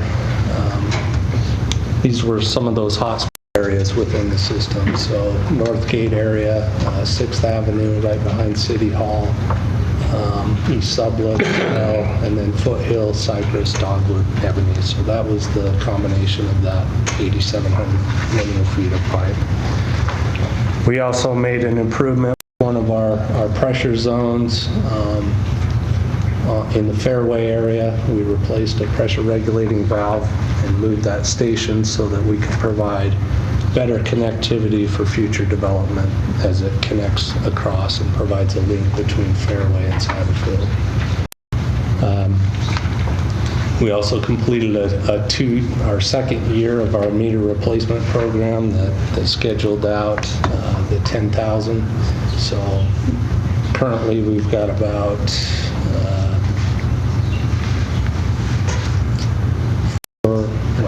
6,000 meters, including this year, that will be replaced as part of that 5-year program. So we're currently in the 3rd year of replacement on that, so roughly 2,000 per year. Issues and concerns, as were reported during our facility planning study, we are in the age of replacement era.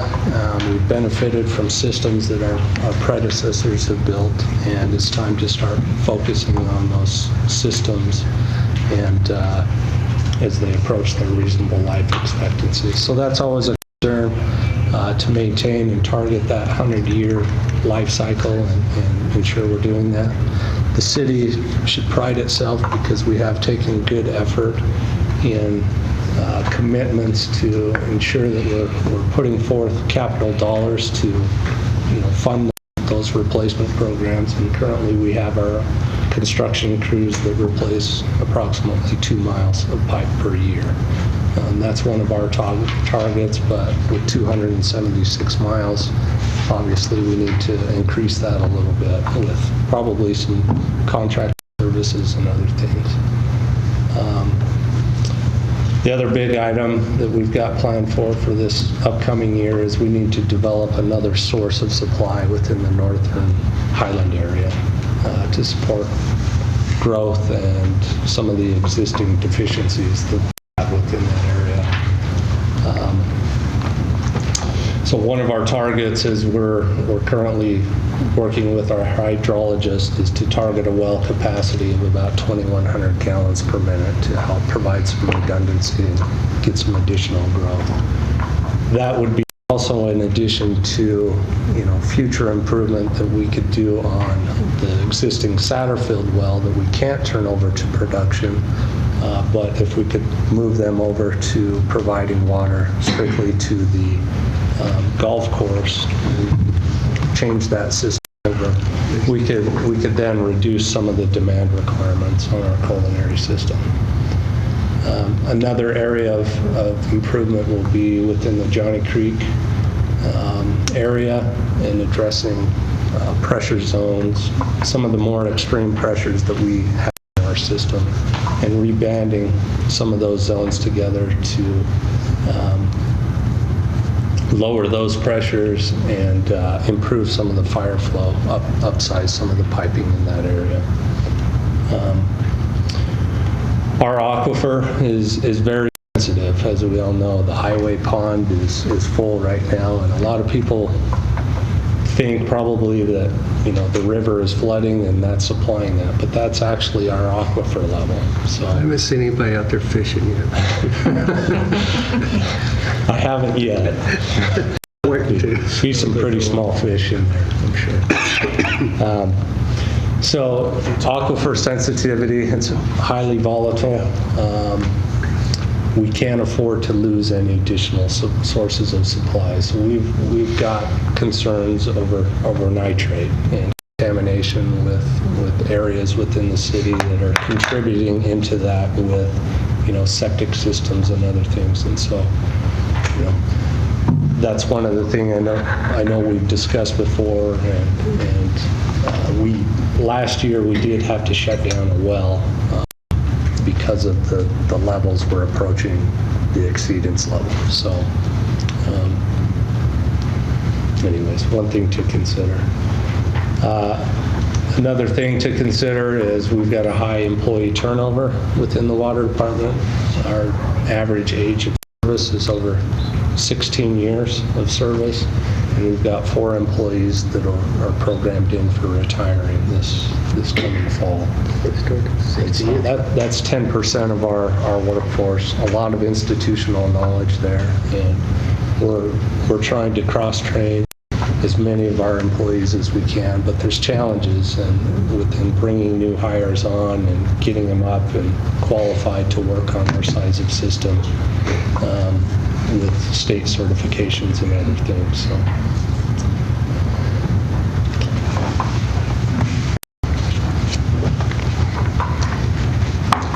Okay, so within the water fund, we have an overall increase of $227,424 in wages, medical benefits, and other. Of course, we commented, I didn't isolate out the 4 retirements, but I can tell you for fiscal year 18, we have $90,000 budgeted, and there was none budgeted in fiscal year 17. So 90,000 of this 227,000 is equating to 4 retirements that are programmed in. Of course, we have the medical changes, and remember, when we're programming for retirements, if those individuals are single, we're moving them to family in the medical side so that we make sure we program for most conservatively on those numbers so that until we know what's happening. Within their budget, now this is a fee-structured budget, and we're following the rate study, so they have programmed in their expenditure lines and operating in capital what they are programmed to accomplish in the coming year. And so you see the $1.5 million increase. The largest portion is the $1.4 million, and I believe that is related to your well for the Upper Highland area. That's correct.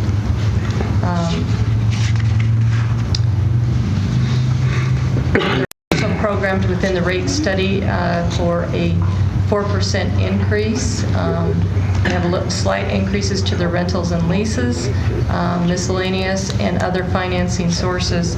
I can tell you that really quickly here, 31,000 of that 61,438 is related to savings in the retirement account to help offset those retirements. This budget is about 29% related to labor, and the rest is operating in capital. They have the 44 employees with a small part-time budget. I'm going to also give you, when you think of the water department, you have to think of a lot of different funds. You have to think of the water fund itself, which is Fund 31. Then we have to run over to the water capacity fund, which is, it shows no expenditures. Until we budget for a bond payment, this account is just going to build balance. We're showing what we're programming for capacity connection fees. I think in the past we've been kind of on the sly side. I think Justin has now moved that up to be more reflective of what's actually occurring. And that's probably the biggest notes to make in that particular fund. Then, of course, we have debt service. Don't want to forget about that. Our debt service payment is about $721,000. That's what's programmed for the next year. And then we have interfund charges. That's mostly related to admin support. And then, of course, the other financing sources, how this particular fund receives its money. It will either receive it from Fund 37 when we schedule a payment to come through. That isn't happening for 15. It is all coming direct from Fund 31. And so these are transfers in to cover that debt service payment. I think that's pretty much the notes there. We have one more fund. Water construction. This is where the remaining bond money is sitting. We've kept this to the small side because you actually have more than 1.2 million that you could expend, and we might want to consider moving that up as we're looking at the potential for purchasing water rights. So that will be something.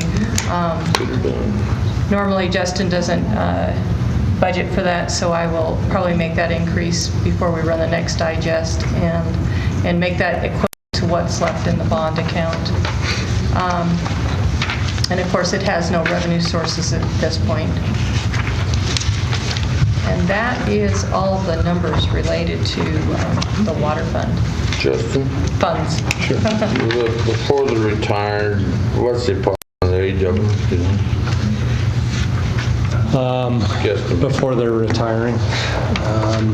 Well, I mean, we're putting it in for next year's budget. So what would you have? 58, 56? They're between about 58 and 62. Okay. Thank you. Pretty young. Says the guy that retired at 50. Okay, that's all I have. Okay, is there any other questions? I'll go back to the PowerPoint when we're ready. That's it. And I just want to meet Justin after we're done.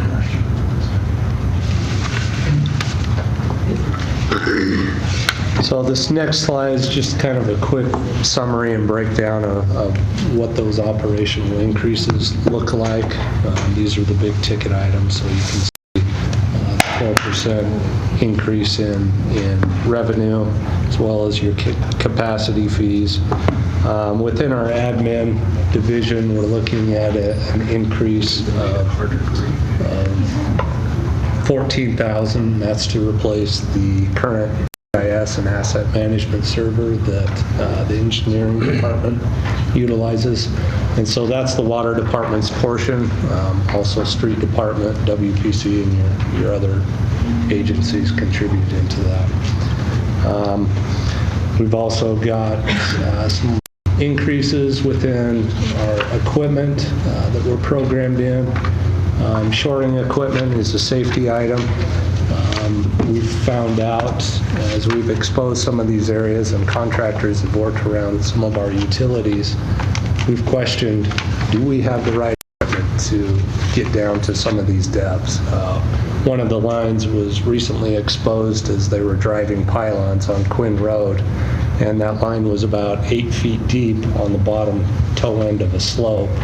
And we don't have the shoring equipment to safely get in there. And so we would have to rely on some outside agencies. We've contacted Intermountain Gas. They do have it. However, contacting in the middle of the night on a winter month can be somewhat of a challenge. And so we need to be able to ensure that we have the right equipment to do our job.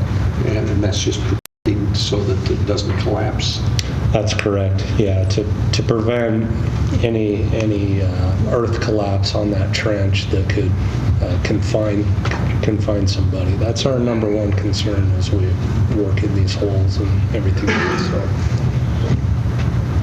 So, any further questions on that? Next page.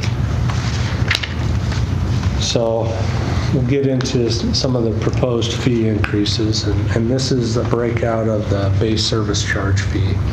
So rates were developed as part of the water financial planning study that was prepared by Raftellus back in 2014. And it carries us through for a 5-year period to 2019. So the base service charge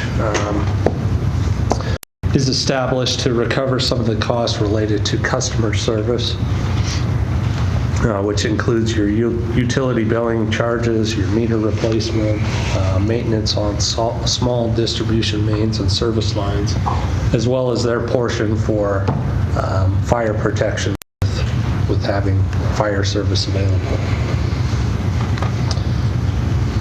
And Go back. Are you ready? yeah, I think we can continue on. The next is our volume charges. So volume charges vary by each customer class and include a 2-block increasing charge for single-family residential customers and a uniform charge structure for all other classes.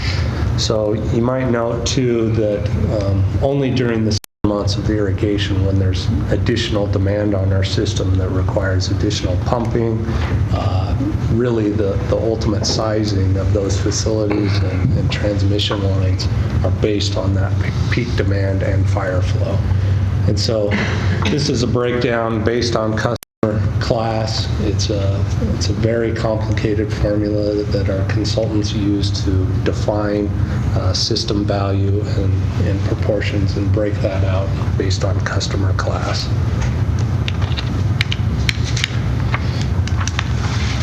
This is just a quick look at our typical single-family customer. The current pie graph chart shows what the proposed medium single-family customer paying 6,000 gallons on their median bill. So that portion would be $24.48. If you look at our current rate structure, based on that same median single-family customer, that's how we compare within our region. So basically right in the middle, the lower end. So like I said, I feel that our rates are very low and modest based on the size of our system.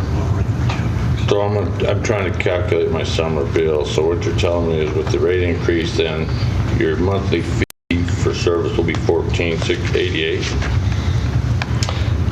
Yes, so this is based on a normal 3/4 inch service. So it all depends based on the size. Right, I understand that, but this says 6,000 gallons, and up here it says the first 25,000 gallons. Mm-hmm. What's the? Is that just the usage? So that's the usage. So that's the portion based on that tiered rate structure. So any volume below 25,000 would pay a lower tiered rate of $2.41 per 1,000 gallons utilized. Some people don't like their toilet. Okay, so the 6,000 gallons isn't a fixed cost. You're just using that as a. That's just what our rate study consultant, as he looked through and looked at the medium customer bill within our system. Because I'm just trying to figure out, now I can go back and calculate how I get to $300 a month in the summer for water. I mean, I'm using either some broker, I'm using an acre foot of water for. Man. I'm glad I don't think so. Okay. I think my neighbor's stealing from me. Okay, are we ready to move on to the next one? Look at this. Be done. The next portion is system capacity fees. So these rates are designed for new connections or new customers with the system buy-in approach. So the fee is intended to recover any new connector's proportionate share of the city's existing backbone system. And essentially, a new connection then becomes a new investor in a system that has been bought and paid for by existing customers in that. So this is just their proportionate share of that. Well, and it could be considered paying it forward too. I mean, because they're buying into a system that is, but they're also helping secure a future by that cost too. And it's based on the current valuation of all of your facility assets. But they're getting grandfathered in once they pay that. Okay, that's everything Justin has, because his budget is built according to the rate study, so everything's in there. There's no decisions to be made. Makes it easy. It does. This is where you feel the benefits of that $90,000 you pay for that rate study. That's right. Okay, sounds good. Thank you very much. We are going to, before we jump back to the fire department, we're going to just been asked for a 5-minute break. Okay.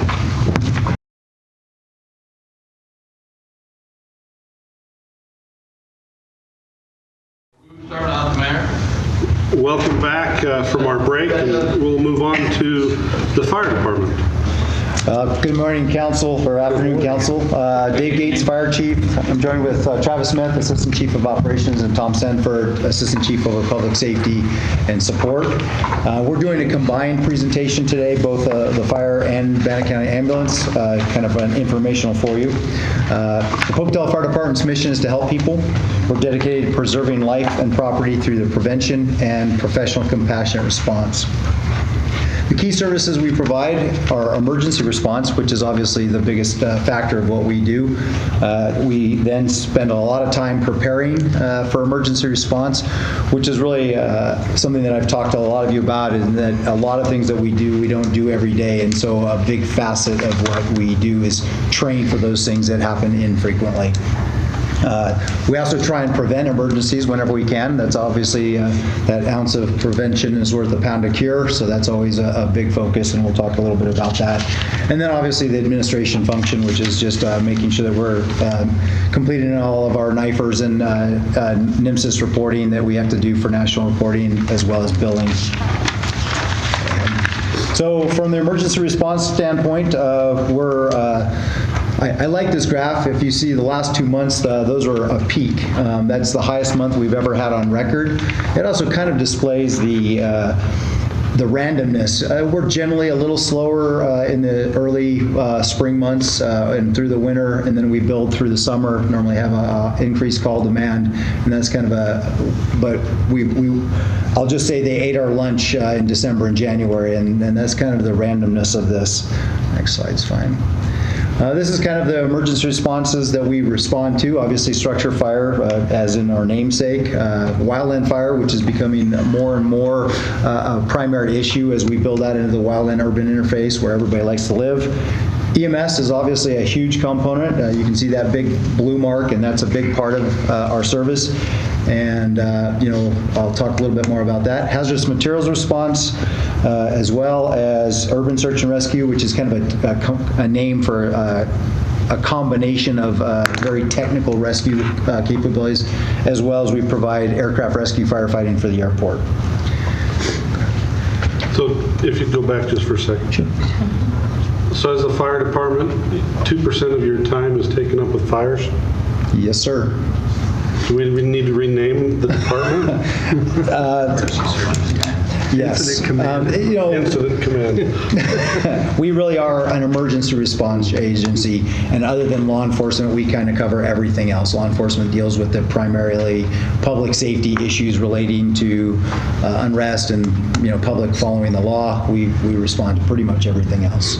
So, and that's why most departments aren't, they really have become in their moniker, and if you look at our emblem, it's Pocatello Fire Department, EMS, Rescue, and Hazmat. And so we recognize that that is a big part of our system. So. Is this EMS here on this pie chart, is that for the entire county that you oversee on the EMS side? We do oversee the entire county. 6,000 of our calls are, actually about 6,100 of our calls are in Pocatello proper. The remainder is outside the city of Pocatello. Okay. So we can expedite that process. As I said, a big component of what we do is preparing for emergencies. Obviously, training is a huge component of that. We try and dedicate a lot of time to training. The next thing we do is pre-planning. We try and get out and make sure that we're looking at the various industry throughout our city and making sure that we are aware of what is happening, what the structures are offering, what the threats are. A part of our preparedness is making sure that our apparatus is functioning correctly. So in terms of our apparatus maintenance plan, and all of our equipment is ready and serviced and in good repair. The emergency operations plan is a preparedness thing. So if we have a disaster or any kind of large-scale event, how will we cope with that large-scale event within our community? And then obviously joint operations and disaster drills that we regularly participate in. Okay, next slide's fine. On the prevention side, we do business inspections. That includes general business inspections, which is our going out and making sure that businesses are compliant with good fire code practices to ensure that we don't have fires in our businesses, and I think that we do a very good job in this area. We also do our daycare license, annual liquor license inspections, as well as sexual-oriented businesses, and we run about 800 to 1,000 inspections per year, and because we're having to do the daycare license and liquor license annually, we get through about a third of the city of the known businesses that we have in the city on about a third, maybe just a touch less than a third every 3 years. And then we do code enforcement, which is going out and making sure that the buildings that are being built in the city are fire code compliant. We're all familiar with the ghost ship incident that happened in Oakland and other events, and those are really the things that we're trying to prevent, is make sure that businesses are having good sound practices and they're building them to the current fire code standards so that people can egress. Next. Community outreach is a big component. This is trying to encourage people to do good behavior, be safe. We have a lot of great outreach. We did 374 events last year in terms of trying to outreach to our community. Kim Stouse is doing a great job in that. We do everything from station tours to the events that you see up there, Rain in the Park, Emergency Preparedness Fair. We also do juvenile fire setter programs. When we have a known juvenile fire setter, we generally bring them in and try and mitigate that. And how come you didn't have that when I was a kid? I wanted to learn how to set fire. Are you our resident pyro? We have our life safety initiatives, such as your smoke alarms and carbon monoxide installation programs. We do a lot with the wildland urban interfaces. That's a huge threat for us, trying to encourage people to meet the desires of safe zones within around their houses, so that we don't have the problem that we have in the wildland urban interface. And one of the couple things that we're just recently really engaging on the EMS side is the fall prevention, and that's because we go on a lot of falls, and elderly people, we're trying to teach them how to not fall. If they do fall, how to get up on their own. It's amazing that Kim Stouse actually just recently talked to me about how it's kind of funny. You learn when you're born, you don't know how to walk. And then when you get really old, you don't know how to get back up when you fall down. Why are you looking at me? Because you might know somebody. Someone older. And then we do CPR and AED training for the public to ensure that they know how to do that. Next slide's good. So some of the things that we measure effectiveness, and there's actually quite a few, but we look at cardiac survival rates, and we've won awards on that so far, and we're proud of that process. Property saved, last year we had $13 million that was saved. We had $14.2 million involved in fire, so we had a 95.8% save rate. I know some people in town that wish their numbers were just a little There are people that have good insurance policies, but insurance policies don't replace life and they don't replace family heirlooms. So I'm thinking one high on the hill. turnout time, the standard is 60 seconds. We're using a benchmark of 90 seconds right now. We're 65% of the time, so that's kind of where we are. It's a measure of what we call out the gate, how quickly once we are notified of a call. So that's a measurement that we're looking at. Travel time is another measurement. How fast the apparatus, once they get out the gate, how long does it take them to get to the scene? And right now again, the standard is 4. We're benchmarking at 512, and we're about 59%. And those are things that we can decide as a community, or you decide as a council, of what the risk you want to have. A lot of the things that we deal with are all time sensitive. How quickly we can get to you if you're in a cardiac arrest vastly determines the amount of brain loss you may have and your survivability. Strokes are another one. Significant trauma is another thing that is very time sensitive. And clearly structure fires. A fire will go from a basic contents in a room to a full room fire within about 8 minutes, and goes to a full house fire in about 12. So our desire is to get there and get that put out prior to it getting to the full house fire, because at that point you have a greatly increased probability of loss of life, and obviously your property damage is significantly more.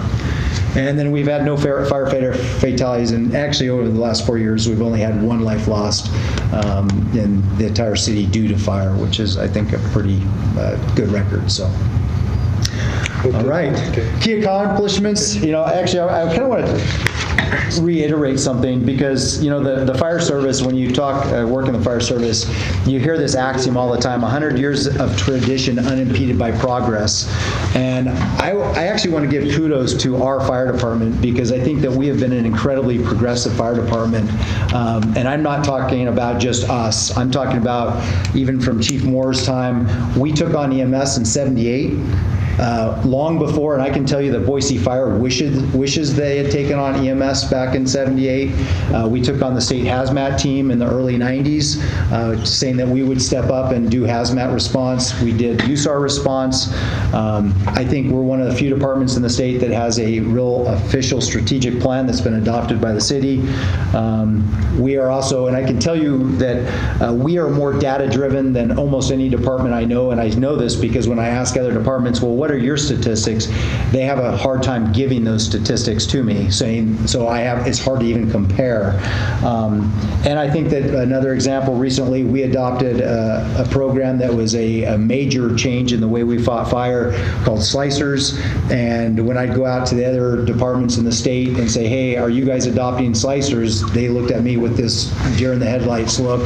And so I think we're being a very proactive, progressive department. We've implemented fire grenades in all of our command and ambulances, so that if they roll up on a fire, my truck, none of their trucks have fire hoses on board, neither do our ambulances, but we have these fire grenades that we can throw in the front door of a house fire and slow its progress down until the fire truck arrives. And so I think we're doing some pretty innovative things to try and meet the challenges that we face each and every day. So I think some pretty kudos to this department and our history in that. Key accomplishments for last year, we completed our fire officer certification, which we did receive an Assistance to Firefighters grant, and so all of our staff have achieved that fire officer certification standard. Our assisted living protocols, our calls keep going up. We're trying to do things. I realize the tight budget, so we've implemented an assisted living protocol that really, assisted livings used to account for 10% of our call volume. Right now they account for 5% of our call volume, and that effectively was a 370 call reduction last year from what we were experiencing from assisted living facilities. The Mission Life Award that I told you about is something that is the American Heart Association. It's basically how quickly we're getting, there's certain factors that we have to meet for heart patients that are non-traumatic heart conditions. positions, and we're in our third year of the award now, so that's a pretty impressive thing. We've been recognized by the American Red Cross for Real Heroes, and then again trying to stem off some of our call volume. The falls, which is a big number of our calls, is just falls. We're doing a Remembering When, which is a fall prevention for elderly. So those are some things, and those we don't have the numbers out on yet, but that's something that we just started implementing this last year. Concerns. Boy, calls. As you can see, our calls continue to go up. We have call overlap. We have to, that basically takes our resources, our response capability down. And I kind of want to frame this because we've talked in the past about shutting fire stations down. If you look at the standards, it takes 14 to 16 people to fight a 2,000 square foot residential structure fire. And I could go through all the positions, what's been identified, but what is the standard is 14 to 16, and it takes all 4 of our fire trucks that we currently have stationed, plus an ambulance, and so I want to echo that, plus an ambulance, which means that the county is assisting on that fire response, and a BC to achieve that. And we stem that a little bit because we only send 3 fire trucks, an ambulance, and a BC until we have a declaration of a working fire, and then we send everything. And if you've all heard the term first, second, and third alarm, that would generally be considered a first alarm assignment. In the fire industry, a second alarm would be that same number of resources sent again. Guess what? We don't have that. It's not there. We don't have the ability. Even if I call for Chubbuck can't staff a full second alarm for us. So any time of protracted event, we're having to backfill. We're having to call people in and say, hey, we might have a protracted event. Because firefighting, in my opinion, is one of the most, I'm a pretty fit guy. I've been through a lot of things. I've raced bicycles, play handball competitively, swam competitively, and I will tell you 3 minutes, I've wrestled competitively, and 3 minutes in a firefight is one of the most arduous things I've ever experienced in my life. So if we have a protracted event, we need resources. So our increased call volume means that at some point we have to increase our staffing for safety. Next slide. Call complexity. The concept of firefighters is putting the wet stuff on the red stuff and it's all done. It's not that way anymore. All of our structures are supersizing. I mean, look at it. Fred Meyer's is huge. Costco's huge. These are monstrous buildings that if they were to catch on fire, and thank God we do have fire safety things like sprinklers in them, but the fact is those do fail at times. Huge structures and homes. When I say 2,000 square foot, when was the last time, Councilman Johnston, did you see a 2,000 square foot home built? Well, they're getting bigger. Modern building materials are like gasoline. If you look at all the plastics that are being put into buildings, every one of those is polymerized gasoline, and they burn very hot, just like polymerized gasoline. And they're toxic. When they burn, they're toxic, so the things that we're facing is incredibly challenging and very dangerous. Wild and urban interface, everybody wants to live in the hills, everybody wants to live out there, but that means we have poor water sources, not safe zones, people don't have the space between homes, and we have the junipers, which are just about like the polymerized gasoline that we talked about in the TVs. Emergency medical service, the baby boomers, I'm kind of the bottom end of the baby boom, and I could give you the algorithm, but the fact is every 10 years we're more and more likely to use medical, and that includes EMS. So there's a big bubble in Bannock County of the baby boomers as we've moved through, and we are using the medical system. And if you don't believe me, look at how many assisted living facilities are going up all over our city, and that's indicative of what the anticipated volume will be. Hazardous materials and technical rescue, these are all very complex systems. We have all of our hazmat team has what I would say college level chemistry experience in order to deal with that. Next slide. We talked about it over and over again. Training facility, we need, our training room doesn't fit our capacity anymore. We need a live fire training facility. We have a very new fire department right now, very young fire department, and when we got hired on, there was a big kind of bubble in that genre, so that there are a bunch of them that are about to retire. The standard says that new firefighters have to receive live fire training. The days of using what we call acquired structures is kind of passe, if you will, and it's a very technical, as I showed you before, it's a very technical thing, and having an engineered structure that's designed for fire training would be most necessary. We did in 17 put in for an AFG grant. It's still out. We don't know if we'll get that. That was a 90%, 10% match, and we're hoping that that comes through, but at this point we have not heard anything. So that's kind of the out on the dockets right now. Next slide. You've heard a lot of this. We are incredibly labor-intensive as well as incredibly capital-intensive program. A single fire truck is $550,000. If you're talking an area, you're looking at about $1.5 million, and we need a lot of those in order to function successfully. That's just kind of a projection of the things that we see coming up in the future. We've staved off the radios, but I think technology is going to come up here fairly shortly, and we're going to need some radios. And what you see there is an expansion for a station. We really are on the verge of needing a station, but this expansion was kind of what we talked about earlier about a slow build out. Next slide. This is our EMS capital concerns. On the EMS side of things, we have the same concepts. Ambulances are $205,000 a piece. We are a very big county, so we're wearing the wheels off of them. We're putting easily 100,000 miles on them in a couple years, and they're just being worn out. We need additional command vehicles and paramedics, and then if you look at cardiac monitors, you want to talk expensive. Those little devices that they carry around are about $35,000 a piece. That shocks you if you have a cardiac arrest. So and we've got some relatively new ones, but anyway. All right. And then we really need to be looking at expansion. We really need to be looking at where are we building out. There's a lot of talk of a pretty extensive build out in our northeast side of the city. And right now our footprint is growing, and we currently don't have good station coverage throughout. Our northeast corner is not very well covered, or northwest covered corner isn't very well covered, neither is our northeast. And we really need to look at a deployment model, much like the police department was talking about. We could contract for roughly $25,000 to have what's called the standards of cover, which is basically a company that would come in and present to you where we currently are in terms of our cover, as well as then where do you want to go and what we would have to do to get there in terms of station placement. I have a pretty good idea. I think that could be done internally, but it's time and it's effort. So. That we can go on with that. All right, so I want to talk about the fire budget real quick, just kind of where we went with this. Yeah, but I wanted to, before we do that, I just want to leave it right.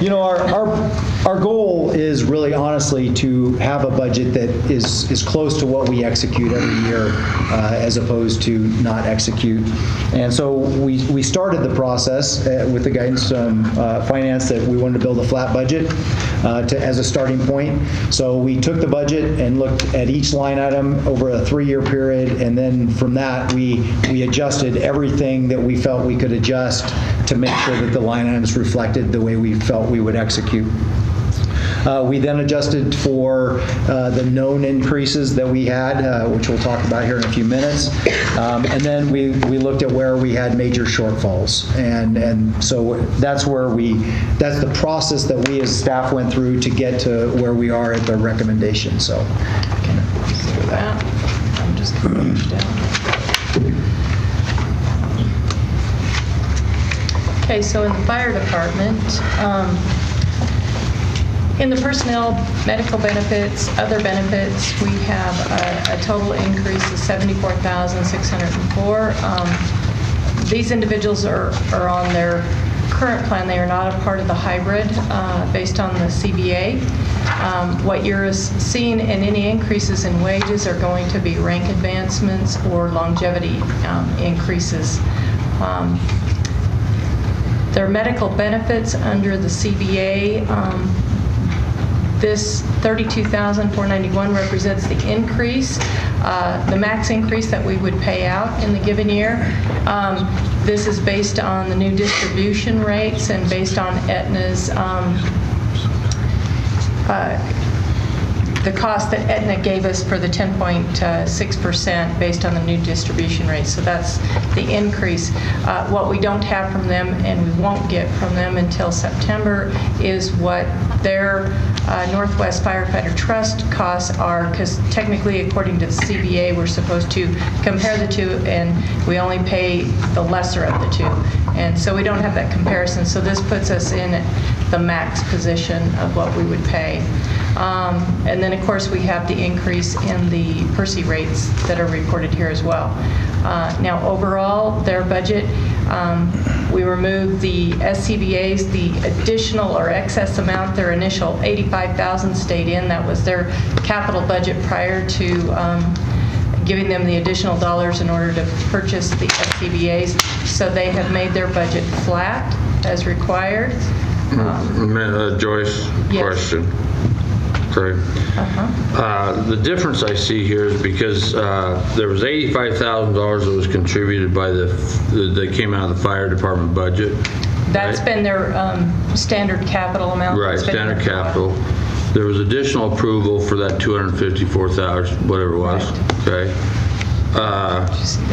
Now, but so where that was put into that capital outlay, that shows a 75% decrease in that. It's because we gave it to them in 17 to purchase those SCBA's, and we took it back because that all got rolled now into the non-departmental, and so that you can decide what you want to do as far as capital goes for the future years. But we didn't harm them in that we left the $85,000 they originally had. Right, but on the police budget, theirs just went into a zero item under. They did not have any additional amount under that particular one. It was only for the radios. Okay, so that $261,000 didn't show in a decrease in their budget. Yeah. So the two on the police side, the radios, we budgeted an extra $263,000, and so what you saw here is it going away. That's because at the time. The vehicles were being budgeted out of But that was, the supplies, and they that's had why half the money, didn't they? They took half the money out of their budget. they took the whole. We removed the whole additional capital that we gave them in 17, just as we're doing to the fire department. Are you following me here where I'm seeing a flat budget difference is because this $61,000 in the blue on the police budget I don't see where it reflects to the flat line or whatever. Well, what the percentage flat line would have been exactly $263,000, but what you don't see that's included in these lines is the AFLAC charge that we have. It went up by, I can't remember what the amount is, but the differential between $263,000 and $224 is exactly how much we had to increase the budget for the AFLAC portion for the, it's the kind of the charge that we make, and we have the departments pay for that each month, and it went up to $48. Okay, so all I'm asking here is if the police had done the same thing as the fire did with putting that budget, would it have affected the bottom line down here on the budget? Well, I'm trying to figure out what you're telling me. Well, for example, if I might, I have the same question. Well, I don't know if it's the same question. Well, similar. I'm trying to understand. In the police department, in the spreadsheet, under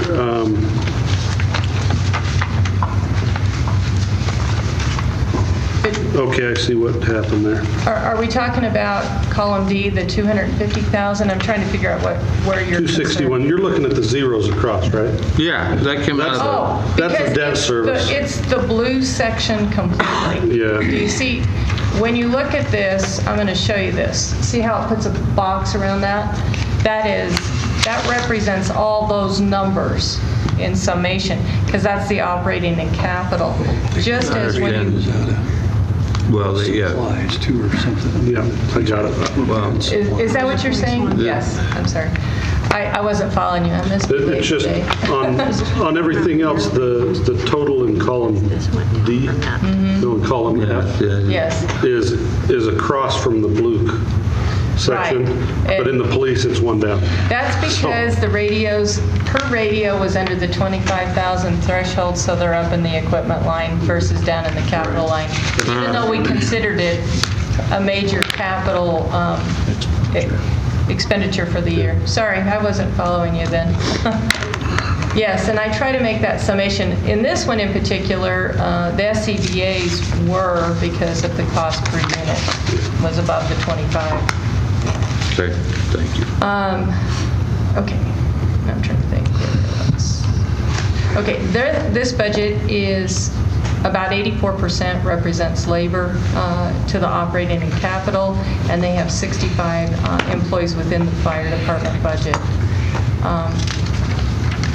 I guess we do ambulance separate, so I'll come back to ambulance. How many retirements does the fire department have this?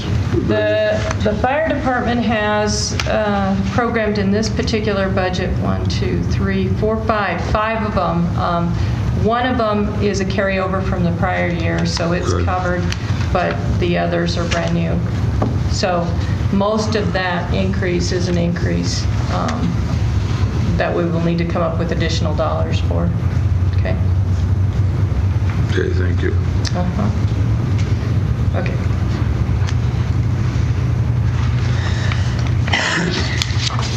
All right, talk a little bit, first is the capital plan, which actually isn't any requests at this point in time.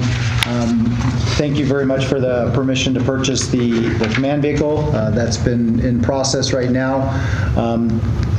Our plan right now is we have the $121,000 that's in debt service, and I'm kind of holding off because I'm waiting to see if this assistance to firefighter grant for the burn facility comes through, because that 121 would be a nice amount of money to help do the match, as well as any site prep to accept the burn facility. If that burn facility doesn't come through, our desire would be to purchase a Cobalt Resolve. This is I'm just gonna, if you have questions about it, but it's a really high-zoot hazmat device that allows us to identify a chemical fairly quickly, which if you have a chemical that's, let's say, blocking Oak and Yellowstone, and we've shut the entire facility down because we don't know what it is, this device allows us to fairly quickly get in there, identify what that chemical is, and say, oh, this isn't hazardous, or it is hazardous, and here's what we have to do to get to that point. Chief, on this, how many of these issues with the hazmat, because all commercial or all carriers carrying chemical or material should, of such sort, on a DOT especially, should have an SDS on board with them?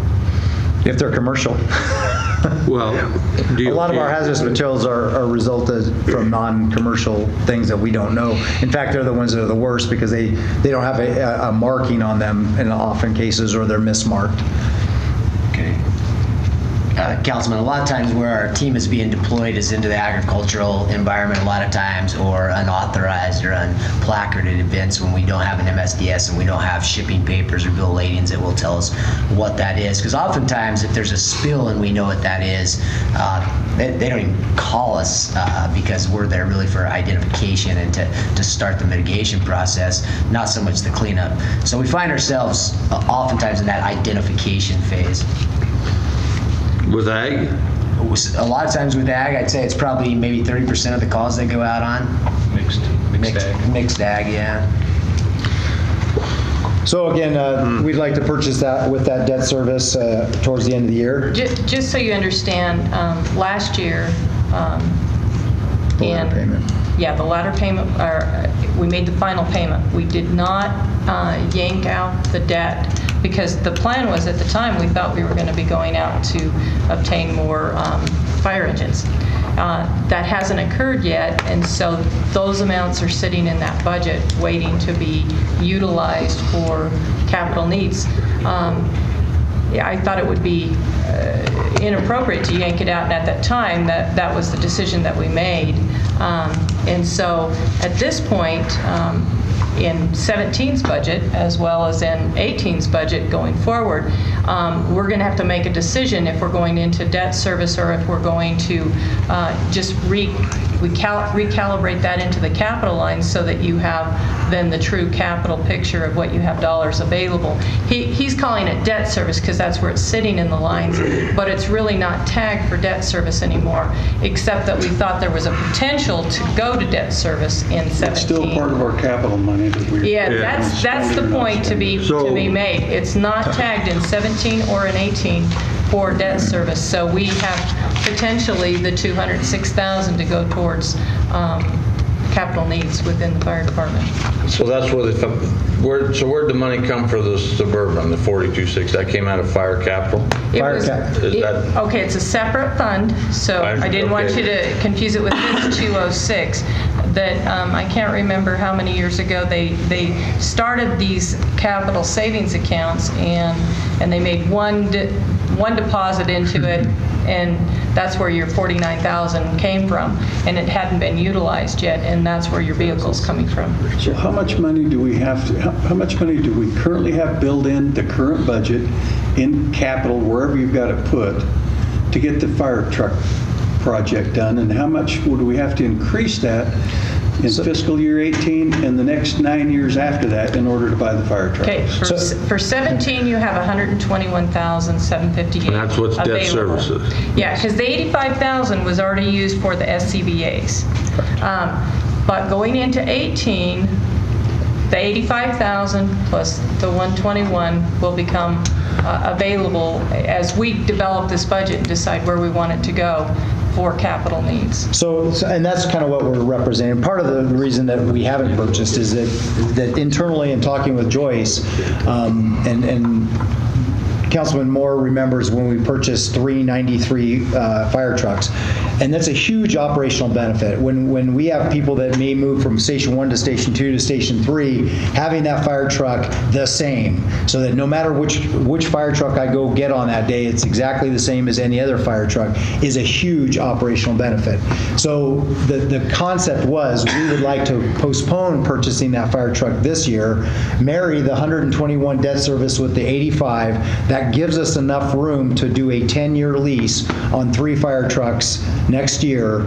Buy 3. It also sets us up very nicely because actually, if you look at the standard, you should leave a fire truck in frontline status for 10 years, then take it to reserve status where it can kind of run as a backup system, and then in 20 years you get rid of it. So it puts us into a nice system of every 10 years we renew the lease, you have to add a little bit to that lease, and you get 3 new fire trucks, and that way you're operational consistent. Obviously, if we add a station, we have other capital needs, but at least this addresses this immediate need right now. And we actually have a little bit, and kind of looking at this, if we only do this capital purchase plan, we would actually have about $85,000 at the end of next year in that reserve fire capital fund to do some other capital needs. As I showed you, we have some brush truck needs. So Still got a question. I apologize. I'm confused. I apologize for that. Is the $121,758 part of the $254 you showed backed out of there, or is that still in the capital budget? Let me go back to that just so it's kind of clear to you. And we didn't highlight. You see this number right down here? Mm-hmm. That's debt service, but in 17 and in 18, you don't have a debt service payment. So you'd have to add another additional $121,000 to the budget. No.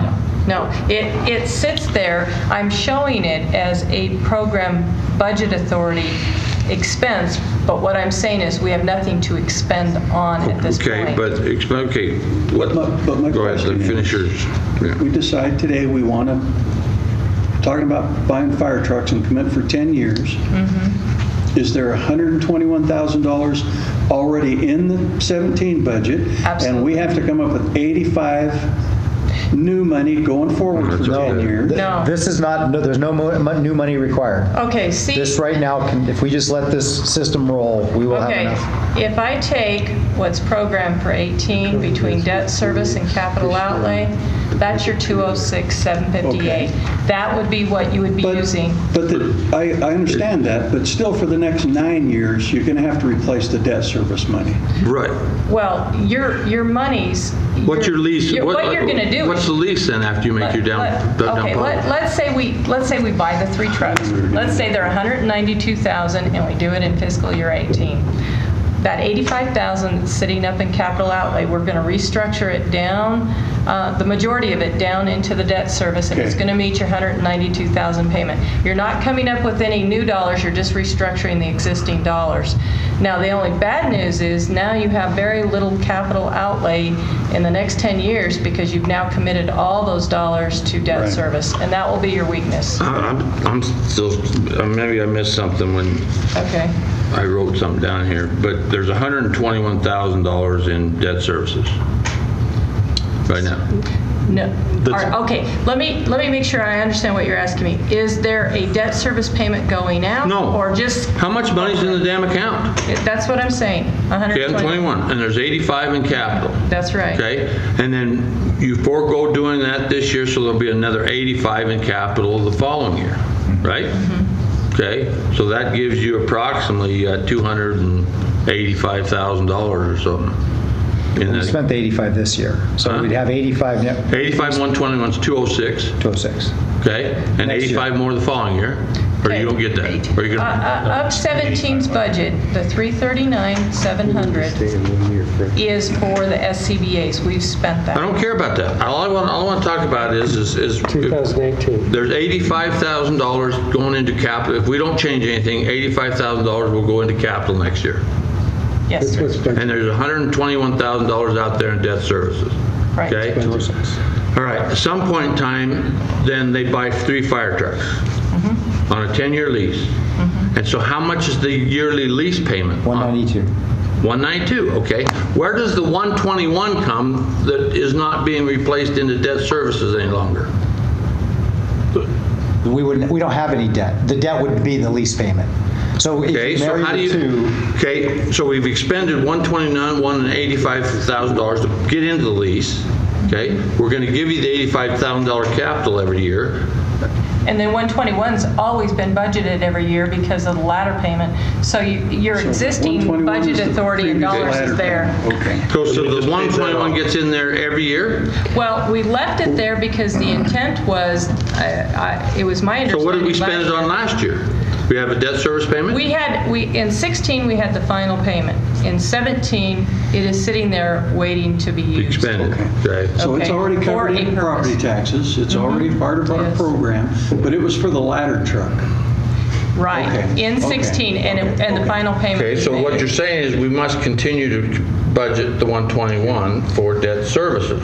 Well, if If we you do don't, this. then eventually you will have to come up with whatever it is to make your debt service payment when you do have to replace these fire engines. The intent, I think, was in 17, when we built 17's budget, was that we were going to go out, we were going to get fire engines this year. Dave has come up with this plan and is postponing it, so this is what we're dealing with at this moment.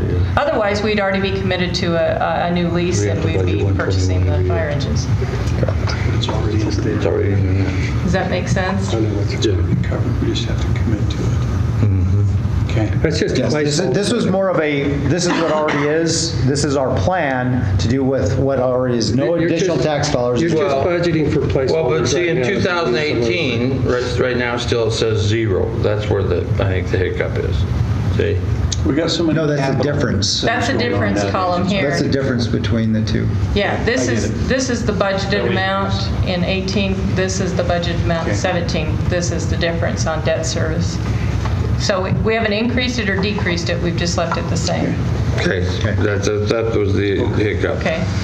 Sorry, We just have to continue I'm gonna say budgeting it's that late same in the amount day. every This year. wouldn't be so complicated at 9. Yeah. So, You chose to put us last. no, we didn't have any just. All right, next slide. Good. We thought you could light All a right, fire well, with yeah, I this. gotta get to the, okay. All right. And I think we've talked about this. All right. Clearly, obviously, I understand your concern with overtime, but this is one of our big requests. $48,000 in additional overtime. The way we came up with this is we looked at what our overtime was for the last 3 years. We took all spikes that were, i.e., like the fire officer program that had a spike because it was a one-time event. So we took all spikes out, and we basically looked at anything that was kind of a consistent overtime cost, and that's what it would take for us to execute our overtime budget the way we've been executing our overtime budget. By not funding overtime, it erodes our operating budget. It means that something down in the operating side doesn't happen. And clearly 87% of our overtime is in those lines right there. And fire stations staffing, our minimum staffing is 55% of that overtime budget. We could close a fire station. I have already explained to you why I would not advise against closing a fire station. I just don't think that we're not at that staffing level where we can brown out a station when we don't have that. Suspend hazmat ops operations is 14% of our overtime. That's a combination of training and response. That has a grant component from the state, so we wouldn't realize all those dollars because they would end up taking all of our hazmat equipment away, and we wouldn't be receiving the grant dollars that we do receive that helps offset that. Reduced training, I would just strongly advise not against. We already do, the way we train is we try and send people to go get some good training, and then they come back and train, and so that's the cost of sending people to go get that good training so they can bring it back to the department. So we're already trying to maximize our training dollar. Suspend fire call-in and red flag warnings. Wildland fires, the key to a wildland fire, and I can assure you that the Charlotte fire was an example of this, is put it out fast. Put it out while it's small. So when we're in what's called red flag warnings, low RHs, high temperatures, high winds, the volatility of the fire progress would cause a fire to go from an acre fire to a 100-acre fire in very, very short order. We staff up brush trucks and have them drive up in the hills so that they're available to put that fire out. It doesn't happen a lot, but between that and then, as I told you, if we have a full structure fire, we backfill, we call people in so that we have some kind of capacity during those protracted fires. Suspend USAR operations, that is grant tied to as well.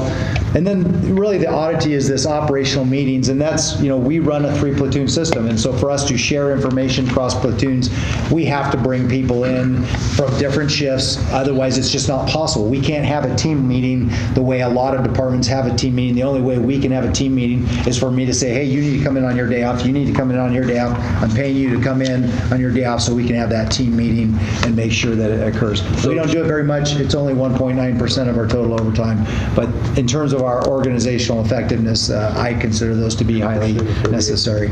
So that's our biggest request. So Chief, what's broken with your system? What's broken with my system? Something's broken. Something's not working with your operational system.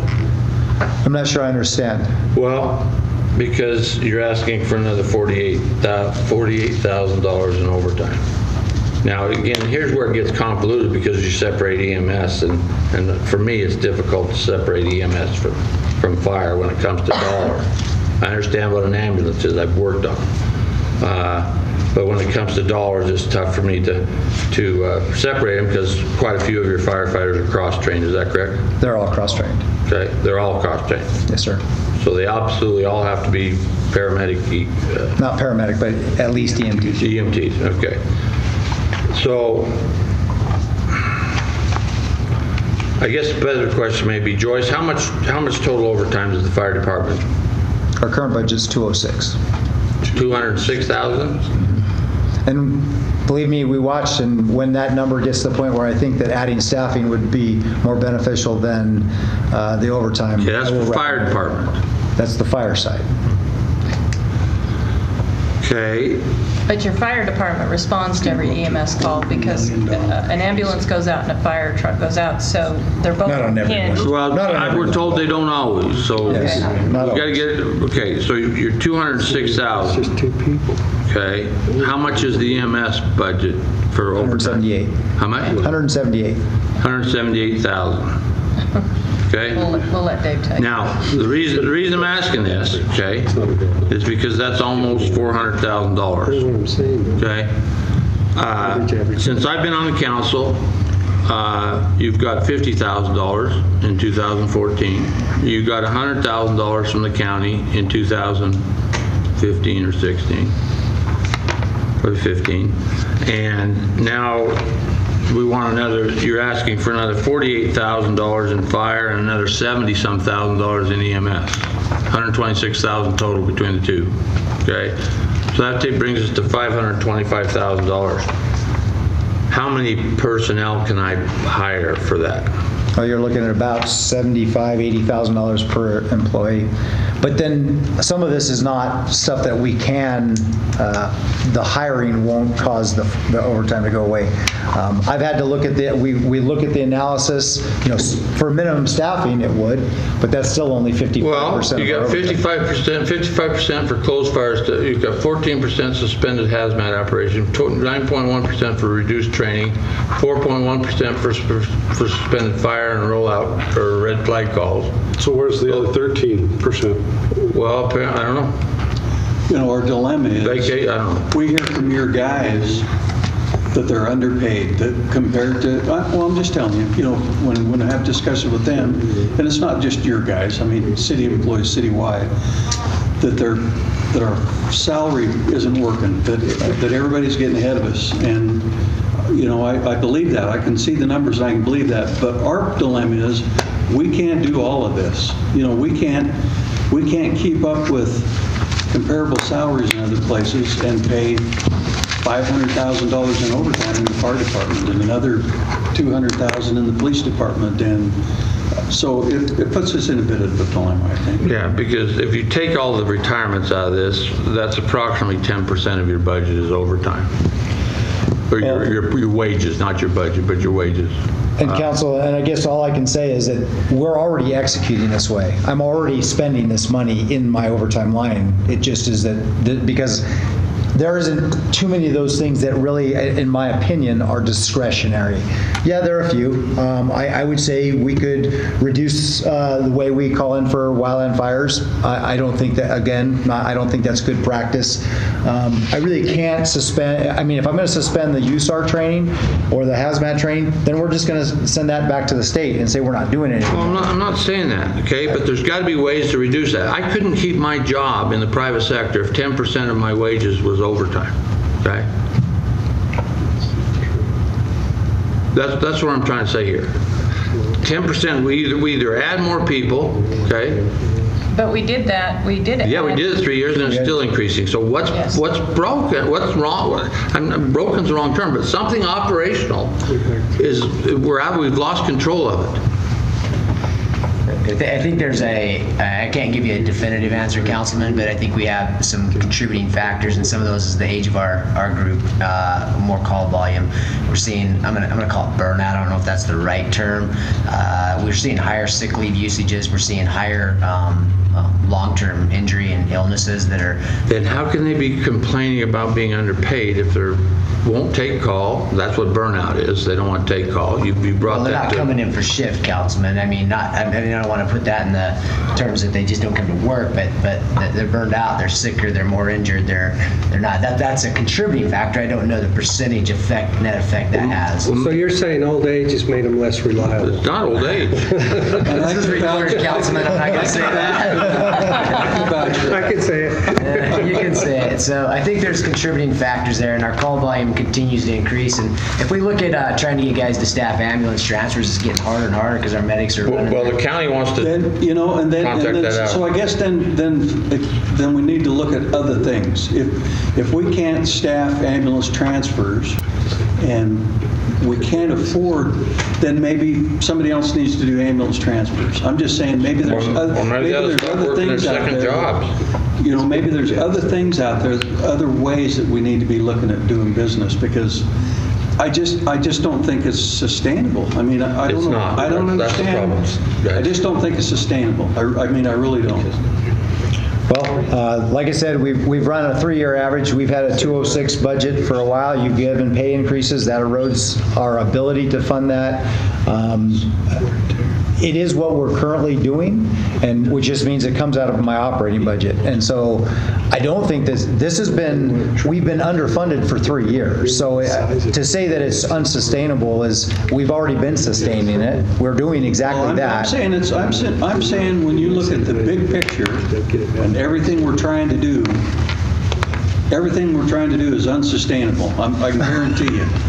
Over the last few days in these meetings and stuff, everything we would like to do, all the needs that are out there, they're not sustainable.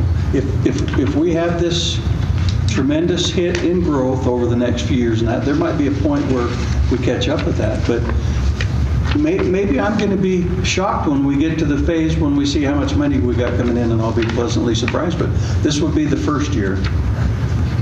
Well, am I right? We took the money that we had last year. We took the 3%. Yes, we did. I felt like we did really good last year with all of that. We took the 18,000 of foregone in, and we developed some capital that we hadn't had. We put more money in capital last year than we've done in any year since I've been on the city council. But we didn't do anything about wages, and That's we didn't. right. Yeah, I mean, there were a lot of things. So yes, the whole picture of this is continuing to move. Are we going to be able to cover everything that everybody's wanted based on revenues? Well, that's my challenge in the next few days, to develop those numbers and to see where we are.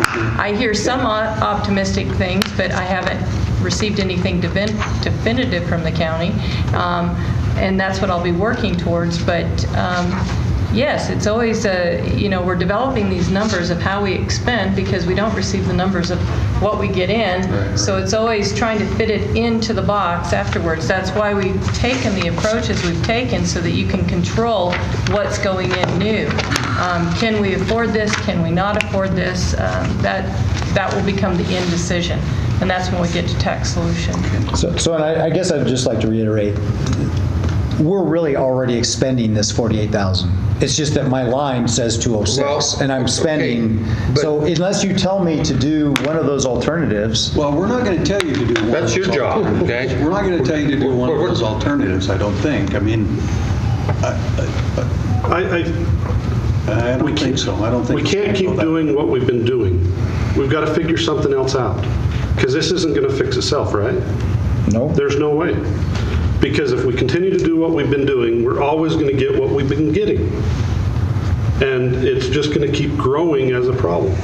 So instead of sending big, huge apparatus after an ambulance and spending money on people and a massive amount of wear and tear, why don't we stick somebody on a motorcycle and chase the ambulance so that they can help carry that stretcher?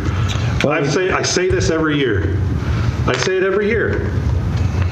And every year the answer is, well, we can't do that. I'm tired of we can't do that. We ask everybody else to make do. Figure it out. And they go figure it out. And the answer that we get is, sorry, can't do it. Why? Well, we can have that discussion. I would be more than happy to take the time to have that discussion. That was not one of the things that we've been talking about doing. Except I bring up a chase truck every year. Every year during budget time, I ask about a chase truck. And then you come back and say, we can't do that. And we talk about eroding operating. It'd be a lot cheaper. We've done that to a lot of people. It'd be a lot cheaper to wear out a pickup truck than a big, huge fire truck. Sir. And then when that call comes in and they're at the hospital in the chase truck, then they have to drive all the way back to their fire station. Just like a big, huge, no, you hire one person to drive that chase truck. One person isn't enough on a lot of EMS calls. When you're lifting a 400-pound patient or a 250-pound patient, you're doing CPR. If you're talking about running a cardiac arrest, 2 people, 3 people is not enough. Well, in the long run, you could put 2 people on there. Well, and it takes 5 to run a EMS medic call, a fairly intensive one. When you're starting IVs, doing cardio pacing, when you're pushing IV drugs, doing CPR, doing ventilations, those are all. And Chief, and I agree with all that stuff, and I understand that. I mean, and I agree. I understand the system. I understand how it works. My concern is, and I'll support the increase. My concern is going forward, it's not sustainable. I've been around long enough to know it's not sustainable, and we're moving towards, I forget what the number was in the ambulance district, but that puts us close to $500,000 in the overtime budget. Yes, it does. For a department of 70 people. That's almost $9,000 per employee. Well, and we can certainly look at adding staffing. The problem is a lot of it, certainly the closing or the minimum staffing is affected directly by having more people. We've had some pretty extensive long-term back injuries, and I don't see that changing. We are an aging workforce. There used to be in the fire service, there used to be an age limitation to get hired on. We don't have an age limitation. We have people that are starting their career at 40. When they start their career at 40 and 50, we have some people that are not as functional, and all the heavy lifting wears people out. Maybe we need to be thinking about not hiring people that are older than 22 years old. Well, I'm just that's certainly, yeah. Do you have lift chairs like they do at the airports to take those people down narrow? Yes, we do. Because, I mean, 25. But I can tell you that getting a 200 or 250 or 400 pound patient out from between the toilet and the bathtub I fully is not understand. Been the there, easiest done thing. that. Okay. That's probably why I got And there is back no lift problems. chair I've never had work. designed to help with that. And five firemen cannot fit in that space. They get in there as much as they can if one's standing in the tub. Okay, let's Okay. Well, Councilman Brown. it's after Yes, 5 please. o'clock. I want to give you some hope, okay? Please. Because it sounds like this Rather Chase revisit vehicle is this something or that's. Well, no, I'm not hanging my hat on No, that. no. It's just the whole situation. Let me give you a little bit of hope. We're looking at a system nationally called Mobile Integrated Health, where we do more of an effective job at triaging patients, and those lower priority patients. We've already implemented Priority Dispatch or ProQA, where it triages those calls and sorts them out to where we're not sending the wrong resources to the wrong calls. And so we're getting better about that. We need some help from dispatch, obviously, to fully implement that. And we're going through the stakeholders meeting and stuff to get that up and running there. And then as that moves forward, we're going to go to this Mobile Integrated Health probably in the next 10 years, is where we're going to be sending a medic out into Chase to do primary medical care and triage those patients and maybe not even plug them into the hospital system. So I think there is some hope that we're working towards what you're asking for. It's just going to take some time. And I appreciate that. I'm not saying that a chase car is the answer. What I'm saying, my concern is, I'm not thinking. nobody's listening to me. Nobody's listening to us. Because you come back year after year after year with the same problem. How do we get through it together? How do we sit up here and go, I don't know how to do it. I guess we'll shut down some parks. Well, that would be better than letting people die. But I don't want to shut down parks because hotel is a great place and that's part of quality of life. And so how do we figure out together how to get through it instead of sitting here going, oh, crap. Well, Councilman Brown, I believe that we are trying to be progressive that way. We are trying to look at different models. But this is the same conversation we've had the 7 years I've been on this council. In terms of just the overtime conversation? No, overtime and the general idea. Just the general idea of we're heading in a direction that we cannot sustain. What are we going to do? Oh, I don't know. We'll figure something out. In the next budget year, we're heading in the same direction. We're just, I feel like we're kicking the can down the road. And so last year we presented all of our services, asked which services didn't want to be or we shouldn't provide. I mean, there's a cost to those services. And we hired you to be the chief to figure that out.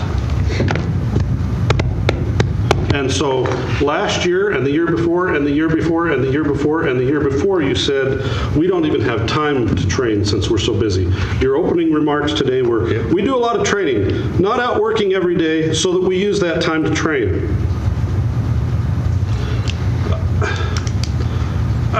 I don't want to be getting after you. I'm just saying, we're not in a good space together anymore. We haven't been for a long time. You guys are a part of us, we're a part of you. We live together, we work together. How are we going to solve it together? How are we going to fix this? And I don't accept you telling us what you're going to cut. That's your job, that's what you get paid for. So figure it out. Am I wrong? Am I off base? Because I'll shut up if I'm off base and apologize. But we hire managers to create solutions, and I just don't feel like we're getting solutions. We're getting the same problems year after year after year. And so at some point, I guess we find somebody else to find a solution? I don't know. I guess with me, it fits in the whole picture. Just, step back away from this little. It's tough on me for the whole picture. I've always felt like we'd like to do better with salaries citywide. I threw out a proposal last year about reducing some services and reducing some people, and boy, that didn't go over very well, I can tell you. And it was citywide, it didn't go over very well, which really surprised me. Because my thought with that was, let's reduce some things that we do so we can treat the people that we have working here better, and that didn't go over very well either. So, and again, that really, really surprised me. Still, my concern going forward is some of this stuff isn't sustainable. So maybe the decision that the council is going to be faced with at some point in time, it may not be this year, but sooner or later, if we stay on the path that we want now, if we're going to continue to fund these things and we're going to be able to buy new fire trucks, which we have to do these things, I get that. I'm just saying, I don't think it's sustainable unless something dramatic happens with our economy. And I could be wrong, and I hope that I am. But that means we have to change the way we do something, not specifically with you, but as a city as a whole. And maybe that means, I don't know exactly what that means, but it doesn't appear to be sustainable. Well, I want to get the city in a place where we can give cost of living raises to our employees when we should be giving our employees cost of living raises. And we don't do that because the insurance costs are too high, and there's a million different reasons, but it's all not sustainable. So this is just, I don't want you to feel like I'm particularly picking on you over this one issue. It's just part of the whole, it's part of the whole picture. It's the whole thing, If we didn't have insurance issues every year, maybe we wouldn't even be talking about it. If you're looking at new construction, new construction is usually around 20 million, which equates to about a little over 200,000. And you look at this one item, and you're saying that's 25% of that picture, right? Exactly. And so yes, when you make that statement, you look at it from a whole big picture, and this being one department, it makes it pretty hard to say we can sustain this on an ongoing basis. It's different if it's a once in a blue moon, but his overtime has been an issue for a number of years, and so I understand what statements you're making from a numbers point of view. Now, I don't do fire department, I do numbers, and so deciding how you can function within your fire department within the block of money that we have available to do these services, that becomes a Dave challenge. How can we do this? How can we meet the needs of the citizens and do this effectively? Because yes, eventually you will have a limit and you won't be able to go over that amount. And I think that's what I'm hearing from you, is that we have to acknowledge that. Well, our fear, I think, is this is where the anxiety is, okay? And I think our fear here is we've hit that point.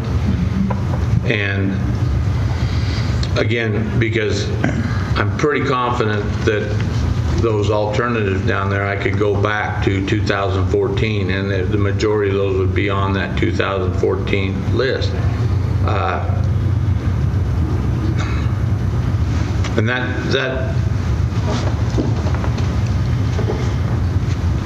that perplexes me, because that means neither one of us have been successful in our jobs as I perceive it, because we haven't assisted you, and you haven't come back and reciprocated with options that are fixable other than dollars. And again, I'm going to make the recommendation here, due to lack of leadership, is that we forego the rest of this budget today, because I've looked through the budget, and the rest of it is just budgetary discretionary requests. And my fear is that all it's going to do is continue to rub the soreness on the saddle sore right here and now. I mean, that's my fear, and because we are tired, we're worn out. Some of us are old too.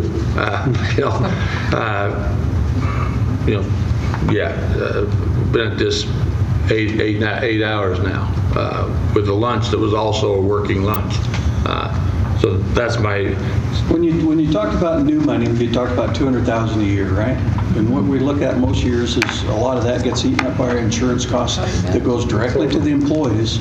This just isn't sustainable. We can't take 25% of that and put it into one department, into one issue, which is overtime, and still think that we're going to be able to build you a training facility and buy you new trucks and do the things that we know we need to do for you. It's just not sustainable. And I feel pretty comfortable in saying that, so we've got to figure, I think we have to figure something else out, something a little different. Don't know that it has to be drastic, but and I guess we can do it until the day comes we can't, but. We can go over the items. I know you just suggested that we stop here. We can go over the items knowing that if you want more time to think about it and come back to it, just so that the presentation completes itself, and then we can readdress those parts that you want more discussion on at another session. We don't have to necessarily put them in. They'll be on the list, and they can be added down the road as you have more time to contemplate them. Well, you can. I mean, I'm going to leave it at right now. Right now, I think. I'll go back to one mistake I think we made this year, and I know everybody's tired of hearing it, but I think one thing that's got us off a little track this year is the fact that we actually had some capital money that we didn't spend, and then we started getting after it before we got to this point. And I think that was a really big mistake. And my hope would be next year in budget session that doesn't happen. If there's some money sitting there for capital that you're going to look at in the budget session, we shouldn't be talking about it in any way before we get to that point. It puts, I mean, when you got one department coming in looking for one thing ahead of other people, and I think it put us in a bad spot. So I think we shouldn't have done that.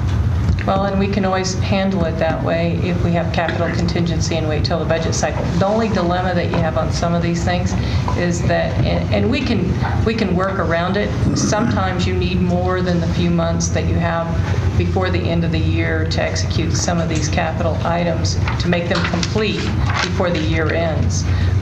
So those are kind of the conflicting sources, especially when you get into these vehicle issues. Because they have so much lead time they need to actually put the item together before you actually execute it. But I want everybody to be in the same playing field when they come in here and they make their proposals about what they need. I want them to be given the same consideration as everybody else, because it's all coming out of the same pot of money. Right. Well, it would take $100 million minimum in property value increases, taxable property value increases, for us to address basically what we've heard from all the departments. Because that produce about $1 million back. But by the time you get through what we're doing, employees and insurance, and here and there, we eat that up in the first. And our economy hasn't developed that type of growth for us. And the 20 million is the reality we live with, and the part that's not sustainable is going forward and saying we can just tax our way to success again. We can increase our taxes, and we can go back on our foregone balance. And we're just beyond that. We've gone beyond the 1% threshold, and those are the realities that we have to address. Part of this is, in my opinion, we've got to set as a council what our priorities are. Because we have not said, yes, we're going to do this and we're not going to do that. If we're going to do this, then we can't do that. That's where we're at right now, in my opinion. And that's part of the stress that I think we're feeling up here, is that we've been through all the presentations. We've heard a lot of the essential needs. We've heard some of this is anticipatory needs. You can nip this ahead of time. You can get out ahead. But we just don't feel that freedom. We don't see that in what our revenues will be. And so I understand every dynamic here. The other side is, I understand where the fire department's coming from to a degree, because in order to meet certain standards, in order to keep insurance rates lower and stuff like that, there are criteria they have to meet. And right now, based on an aging workforce, a city that has expanded geographically beyond where it has been, every year we get a little further into the hills and more farther from each other. And those are the hard things to address, and I think this is our gut check. This is our gut check here. So let's get through this. Okay. We're not going to have you carry anything over. Right. We want to go through this. We want to be able to discuss it as a council. Okay. And then we'll go from there. That sounds good. So let's continue on through this. Okay. So, Mr. Mayor and Council, I guess I'd like to reiterate, we have built a flat budget. We can function in a flat budget. These are things that I believe that our job is to ask for what we think we could use to make our department a better place and make it work better. And also to make the budget match more what we are doing anyway, and the overtime is one of those. Right now, I don't see a good reason to cut. I think our system is pretty effective. We have some staffing requirements within the contract that I think you were reminded by our negotiator last year that I have relatively small things that I can affect in the operational side of things. Right. And so I'm not able to make sweeping changes without some pretty significant events occurring. So these are additional requests, in my opinion, to try and more balance. We didn't expect to get all of them. They were just requests. I'm sorry for the angst that this has created. So we're done with the overtime. I'm going to turn some time over to Travis to talk about the next couple of items. All right, so the medical program, we have our department physicals that are a mandated expense by contract, and we use emergency responders out of Idaho Falls, an excellent doctor who specializes in care of firefighters and emergency responders in general. And with that being a specialist in the accepted physical fitness standards throughout our industry, we feel like he's the best choice for the job. He has been able to identify disease processes and injury profiles that have kind of nipped in the bud, things that could have been worse, and we feel like he's saved us some money. I don't have statistics on that, but he does give us the specialized care that firefighters need. And, but with that, it was removed out of our budget last year, so it had to come out of our operating budget, and we're just asking for that mandated expense to be made whole there at that $27,600. So that was in the budget prior, and we took it out last year? Yes, sir. And it was at that amount? Well, yes, sir. The thought was that we were going to try to utilize our insurance, so I think that was the reason why it was. That was the recommendation. Again, I have to work with the union. They were not willing to do that. I asked that they would utilize it, and it was a little bit of a misunderstanding. Again, as a proposal, we all have a wellness benefit within our insurance policy, but as it turns out, we had thought that they would just pay for $500 towards the medical expense. That isn't the way it works. It actually is they have to bill for specific things. It would be across the board. It depends. I might get a few more dollars towards my wellness benefit or towards my physical, as opposed to a young person wouldn't get as much. So the true offset wasn't even what we thought it would be, but that was taken out, and right now this is one of those line items that I have to, by contract, expend the amount of money that we currently expend. And, that's one of those things we was Councilman Brown, trying to think creatively to solve some of these problems, kind of reaching deep into the crevices of the box and pulling stuff out. It didn't happen, unfortunately, but we're just asking to be made whole in that again. Our safety equipment, we reached out to our vendors, and they quoted us a 6 to 10% increase. We took tried to hit the middle of the road on that with an 8% increase. We have this includes our safety equipment, things like our turnouts, our helmets, our bunker gear, that kind of thing. We are on a replacement plan, but with increased turnover, we've had 7 rookie academies in the last 2 years, and buying new safety equipment for them has increased that cost, and trying to stay ahead. If you saw our reserve supply of used turnouts, which aren't really that great, I use turnouts and bunker gear, I'm sorry, they're the same thing. We don't have a supply of those anymore because we try to reuse stuff where we can, but our replacement pattern has gotten behind and the cost is going up. So that's where that is.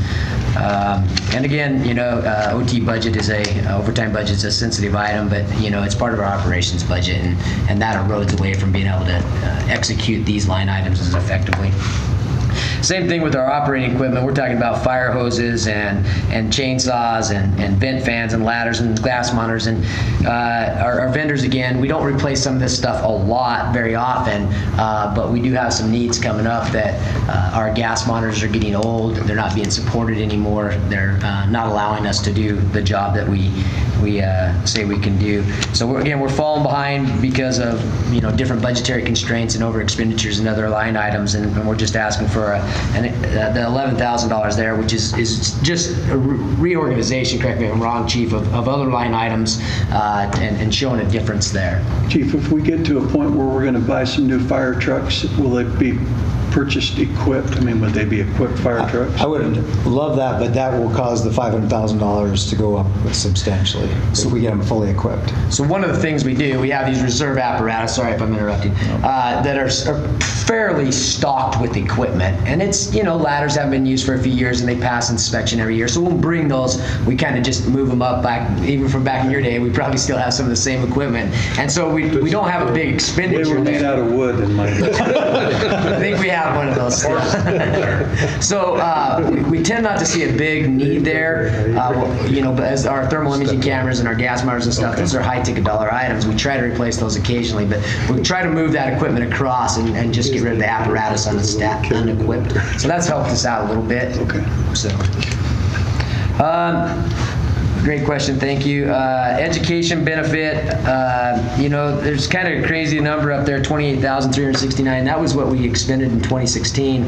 And this is just with our average and the way we went about this over 2 years. That was a hard number to anticipate. It went from $14,000 in 2015 to $28,000. And our average is, we budgeted $12,000 for this year. And for the 2017 and 18 budget, we're hoping to get about $23,000 in our line item for education benefit. And what we're seeing is more of our employees are out getting themselves educated to become better employees. The education benefit's being used more and more every year. They're doing that through degree-seeking programs, either online or at ISU. I don't have a number who's where, but we're seeing a lot more people using that for professional certificates, whether they're getting their CPR training or they're going to a leadership class and stuff like that. So we're seeing an uptick in professional development as a whole, and so we're just asking for that budget line item to kind of reflect what we're spending.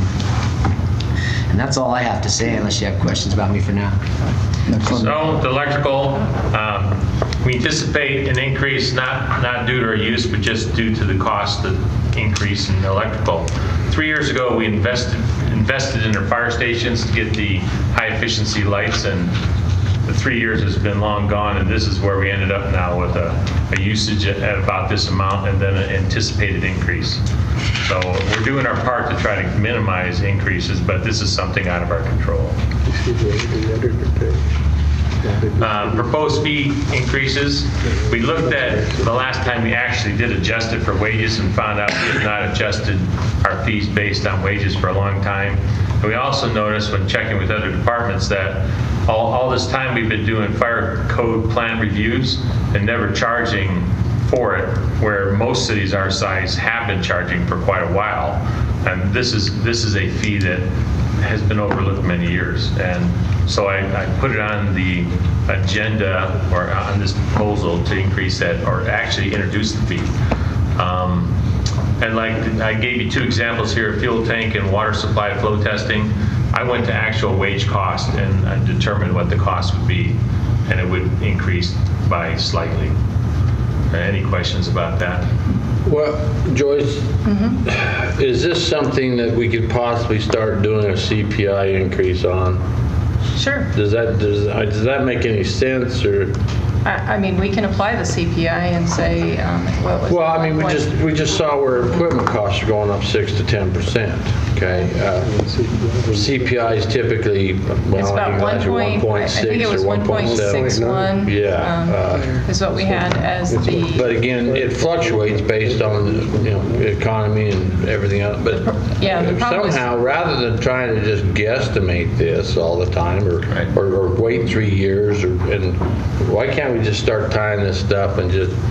We could, we could make fees based on that each year. I mean, that becomes, in the budget strategy, you can communicate that to us, and I'll add that as an additional item. You give us guidance, and that's how we will produce fee increases for the current year.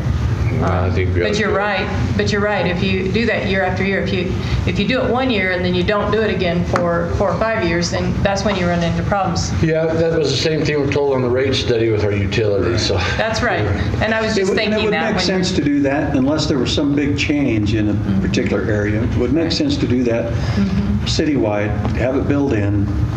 Well, yeah, if you CPI, have, round if up your to the next fee dollar. or your, what you're doing inspection-wise changes, and now you're not doing really the same service, the service itself is changing, Exactly. that would incorporate a different number than a CPI change. So I will add that to my discussion. Well, clearly you indicated that you didn't want to make a decision today. I would just point out that we're asking for a total of $110,000. That's if you were to grant us all of those. $8,000 in anticipated revenue, which means that we're really asking for about $100,000, which is 1.25% of our total budget. So it's not what I would consider to be a monumental budget increase. We're not asking for massive quantities of increases within our budget, but just food for thought of the second largest budget in the city.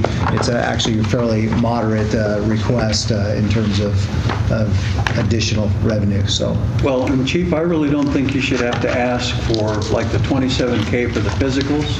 If we've agreed to that in the contract, and that's required under the contract, we need to build that into his budget. We shouldn't ask him to go get that somewhere else. I don't think that's right. I think contractual.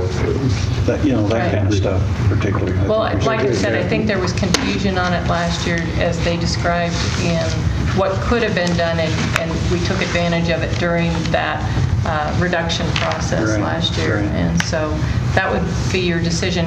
I'll have it on the list, and you can make those final decisions when you're ready to. Well, is that what it is? What? The 27,000? Yeah. Yeah, that was basically what they were saying. We were going to utilize our insurance and not go through just doing the private source. When it came to be determined, they determined it wasn't feasible to use our private insurance or our personal insurance to execute these physicals because it's something mandated on the job and it's part of the job function. So yes, we took it out and we didn't give it back, but that was because all of that was determined after we had adopted the budget.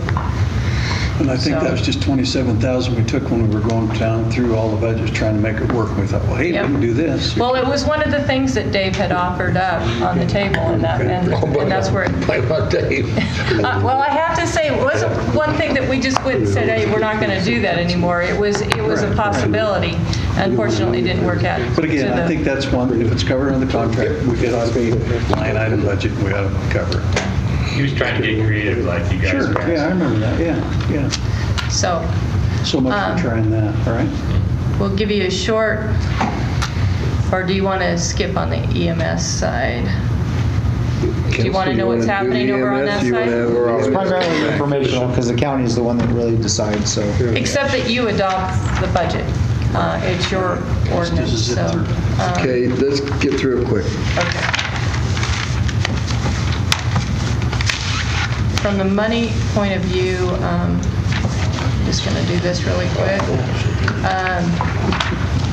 Okay, so personnel, benefits, medical, benefits, other, we have a total increase of about 58,000, but 41,000 of that is a retirement that is occurring. The rest of their budget right now is in there and it's flat. This is totally funded by intergovernmental funds, which comes from the Bannock County. And so this is a proposed budget. What you see down there on that 86,000 is basically 952 monies that are going in to help meet the proposed retirements. Okay, let's hop back to the slideshow. Well, the ever popular overtime is actually worse on the ambulance side, despite they only having 22 employees. That's primarily because they don't, well, a lot of the medics are the ones that are actually the injured the most because of the patient issues that we face. They also are, in terms of paramedics, we do not have any additional paramedics. We have no surplus paramedics. So one of the things that we have considered is adding a medic, an additional medic position, because whenever we get down below 3 medics on shift, we have to call in a medic because we can't even run an ambulance, and we're contracted with the county to run an ALS ambulance. So overtime on the ambulance side is very similar.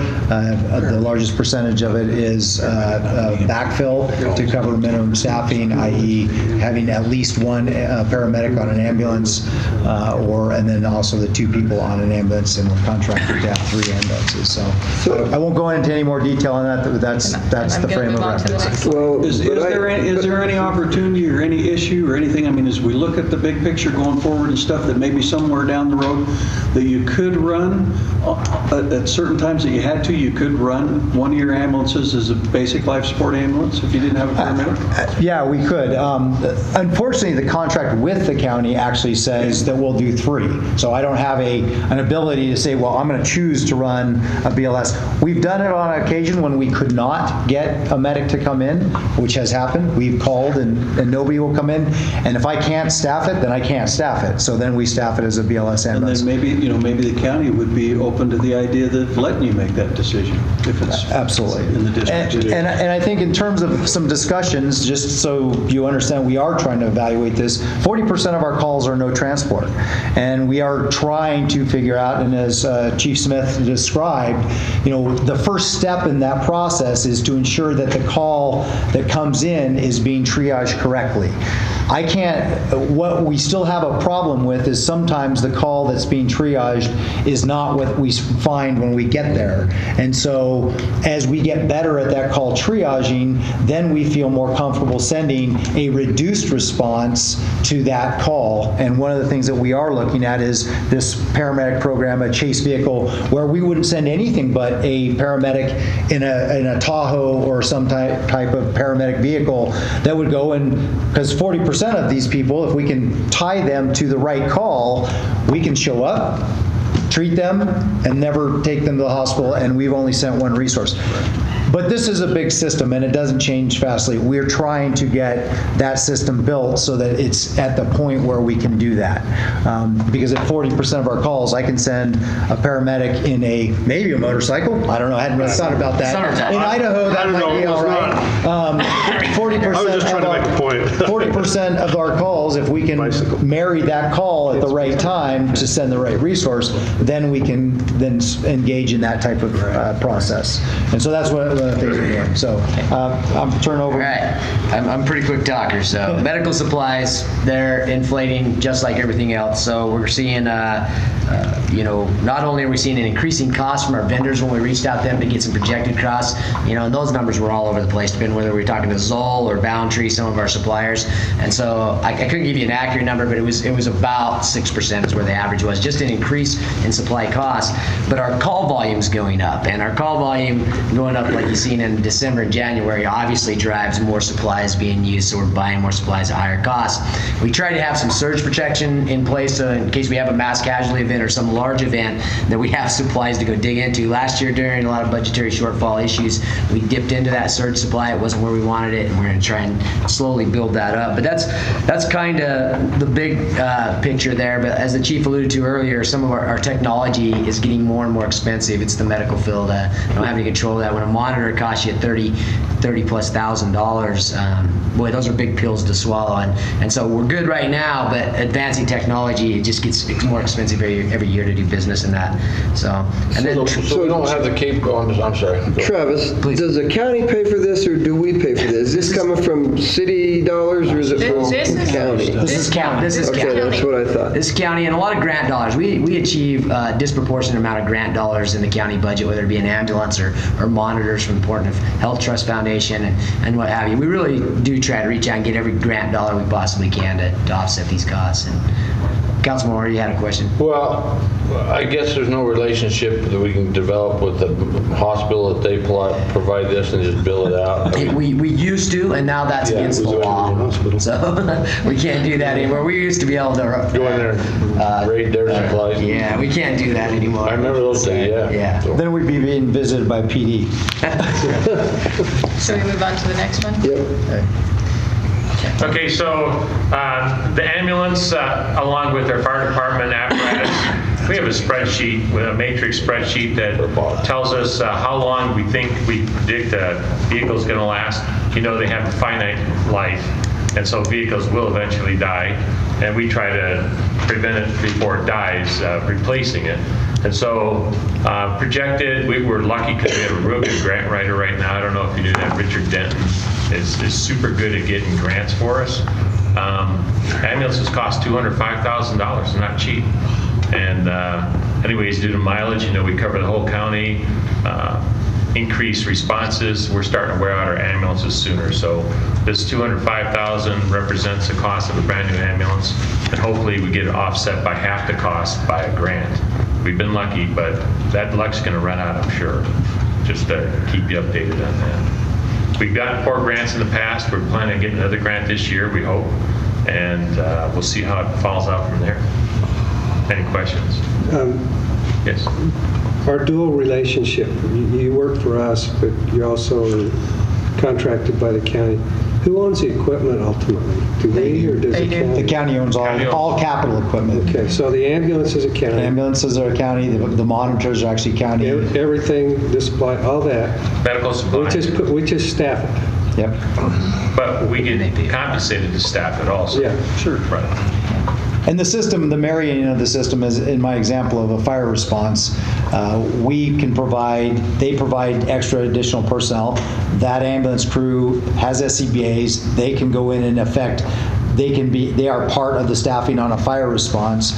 We can also supplement their EMS response if our 3 ambulances are out and we have another EMS call, and again, 77% of those calls are within the city of Pocatello, another EMS call comes in, we can send an ambulance. The fire crew basically takes their fire hat off, jumps out of the fire truck and jumps into the ambulance and goes as an ambulance crew at that point to provide that additional asset. So the higher volume EMS call, we're supporting them. In the high labor intensive fire call, they're supporting us. How often do you get to the 4th ambulance or 5th ambulance? 3 years ago we put on the 3rd ambulance, and that greatly reduced how many times they were dipping into the 4th ambulance, which was why we went to the county and said, look, you need to pay for this because you are really dipping into our fire response capability, which is what our primary role is. And we were able to fund that 3rd ambulance, and that was prior to my time. That was Chief Irwin, so he's the one that was the leader of that show. So the power cots, one of the things in injury prevention, risk management, several years ago, we went to a power cot system where the cot kind of loads itself. That's one of those things we can really help prevent back injuries because there's no twisting and turning loading patients. We have other systems in place that evacuate the patient out of the house on chairs and stuff like that. They're expensive systems. They have a definitive lifespan in frontline service as far as the manufacturer is concerned, which is 7 years. We bought our first one about 7 years ago. Now we have to be on a replacement plan for these things, and we've been pretty lucky that we've got at least half the system in grants. They do not come equipped on an ambulance. Long story behind there. We buy them individually because they're cheaper if we buy them instead of having them come on the ambulances. And so, but what ends up happening is we're at a point now we have to start budgeting to replace those. We'll try to get them in an ambulance, cycle. We'll get half of them typically in a grant from the state, but we're going to have to pony up to $17,000 for the cot and or the loading system. We have seen a decrease in back injuries due to those. It doesn't prevent all of them, but we have seen, I don't have the statistic with me, and they're climbing up again, and we're looking at that. But so that's where that's at. ESO billing, I'm getting to my other sheet there. Sorry, I've been kind of sick lately, so my head's not right. So this year we implemented a new emergency patient care reporting software just because the old one wasn't supported. It wasn't going to meet federal requirements. We did this. It is going to work really well. They have 2 other modules that we can buy. We can buy their billing software, and we can buy their INFRS, their National Fire Incident Reporting software, along with this. And what we think that will provide is our current EPCR that we just went to provides a lot of efficiencies. The guys like it. They can do their report while they're on the run. It does not talk well with our billing software. It's a lot of maintenance. So if we can get into ESO billing, those 2 softwares talk together very nicely. We'll see a decreased amount of time spent trying to make these systems talk together in the billing office. And if we get into the INFRS, that'll be the system. So the output of that is just going to be more efficiency in our billing system. So I'll talk about this one. So with billing, we actually send out all of our own bills. So our folding machine is old and it's worn out. So we need a folding machine as well as the copier that goes along with that to ensure that our billing is going out. So that's 53. Again, things that we're looking at, and this may not be needed depending on which way we go. If we stay in in-house billing, but we are looking at outsourcing billing. I think we're really good at fire and EMS response. It's a function that I don't think we're as adept at oversight in, and we currently have 1.5 employees in our billing side of things. And talking with some of the vendors, due to the complexities of medical billing, they say that you really need 4. You need somebody who's actually interfacing, doing QA, QI, to review the bill to make sure that the paramedics are doing it complete. You need a person who is understanding in the procurement or in the what they call, oh gosh, it just slipped my mind. Basically, the compliance, that we're complying with Medicare, Medicaid, and all the regulations. Then you need somebody who's submitting to the insurance companies, and so it's a big process. They say 4 people is really what you need in almost any EMS billing. So we're looking at outsourcing that. That's going to be a climb. The union is not super happy about that, but I think it's the right direction to go. So there's that. Last one is we haven't given our medical director a fee increase. He bills. He's given a stipend, I guess you might say, for his services. That's Dr. Sandy. He hasn't had one in 3 years, and we're just asking to give him $2,000, which is a 10% increase in his stipend. And so that is that. These are the proposed fees increases. What you'll see on the left is what they are currently both in county and non-resident.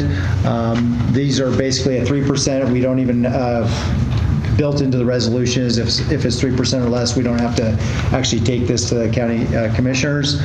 This anticipates about a $38,000 increase in our fee revenue side of the industry. And just in kind of frame of reference, so we're asking for about $160,000 in additional money beyond what the ambulance district is currently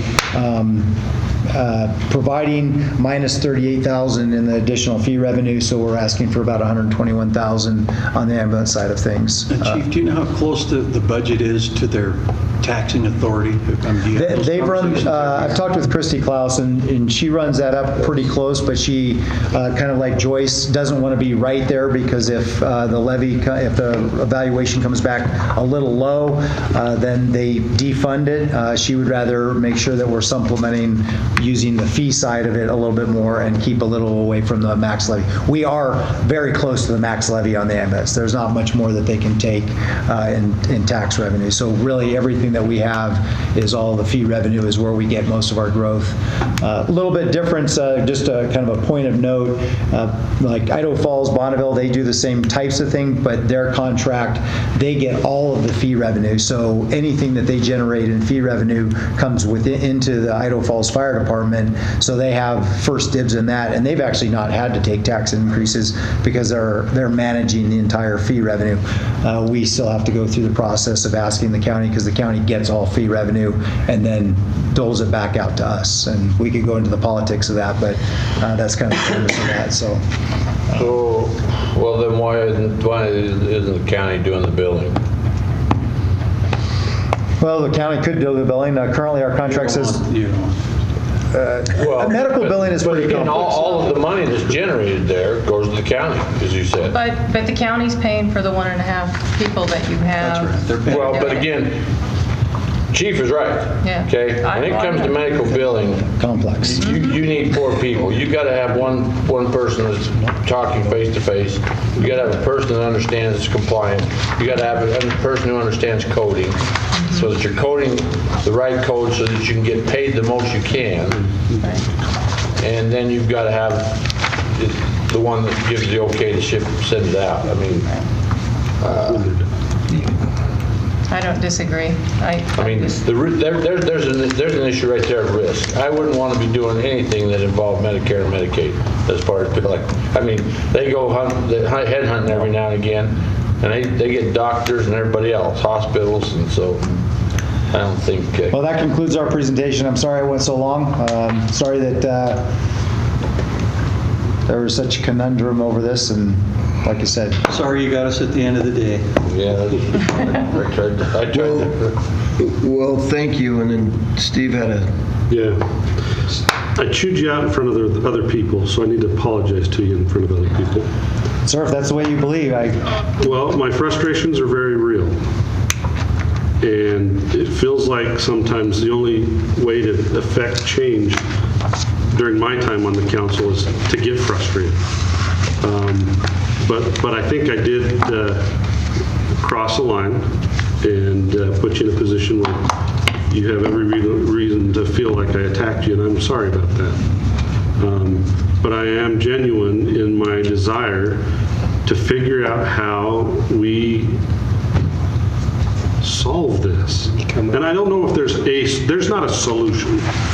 There's lots of little solutions. I think there's other things we can be doing, so we're just not repeating ourselves. And so that's my frustration overall. But I am sorry for the way I passionately approached it. So. Well, I approach the fire service with the same passion, and ironically, I'm viewed as one of the most progressive fire chiefs in the state, and that's why I'm the president of the Idaho Fire Chiefs Association. And I take my job very seriously. I take my leadership part of this very seriously. And I know you do. I do not want to fail this city. And I take mine seriously, and I think everybody else does here. And I don't think we question your seriousness in how you approach your job.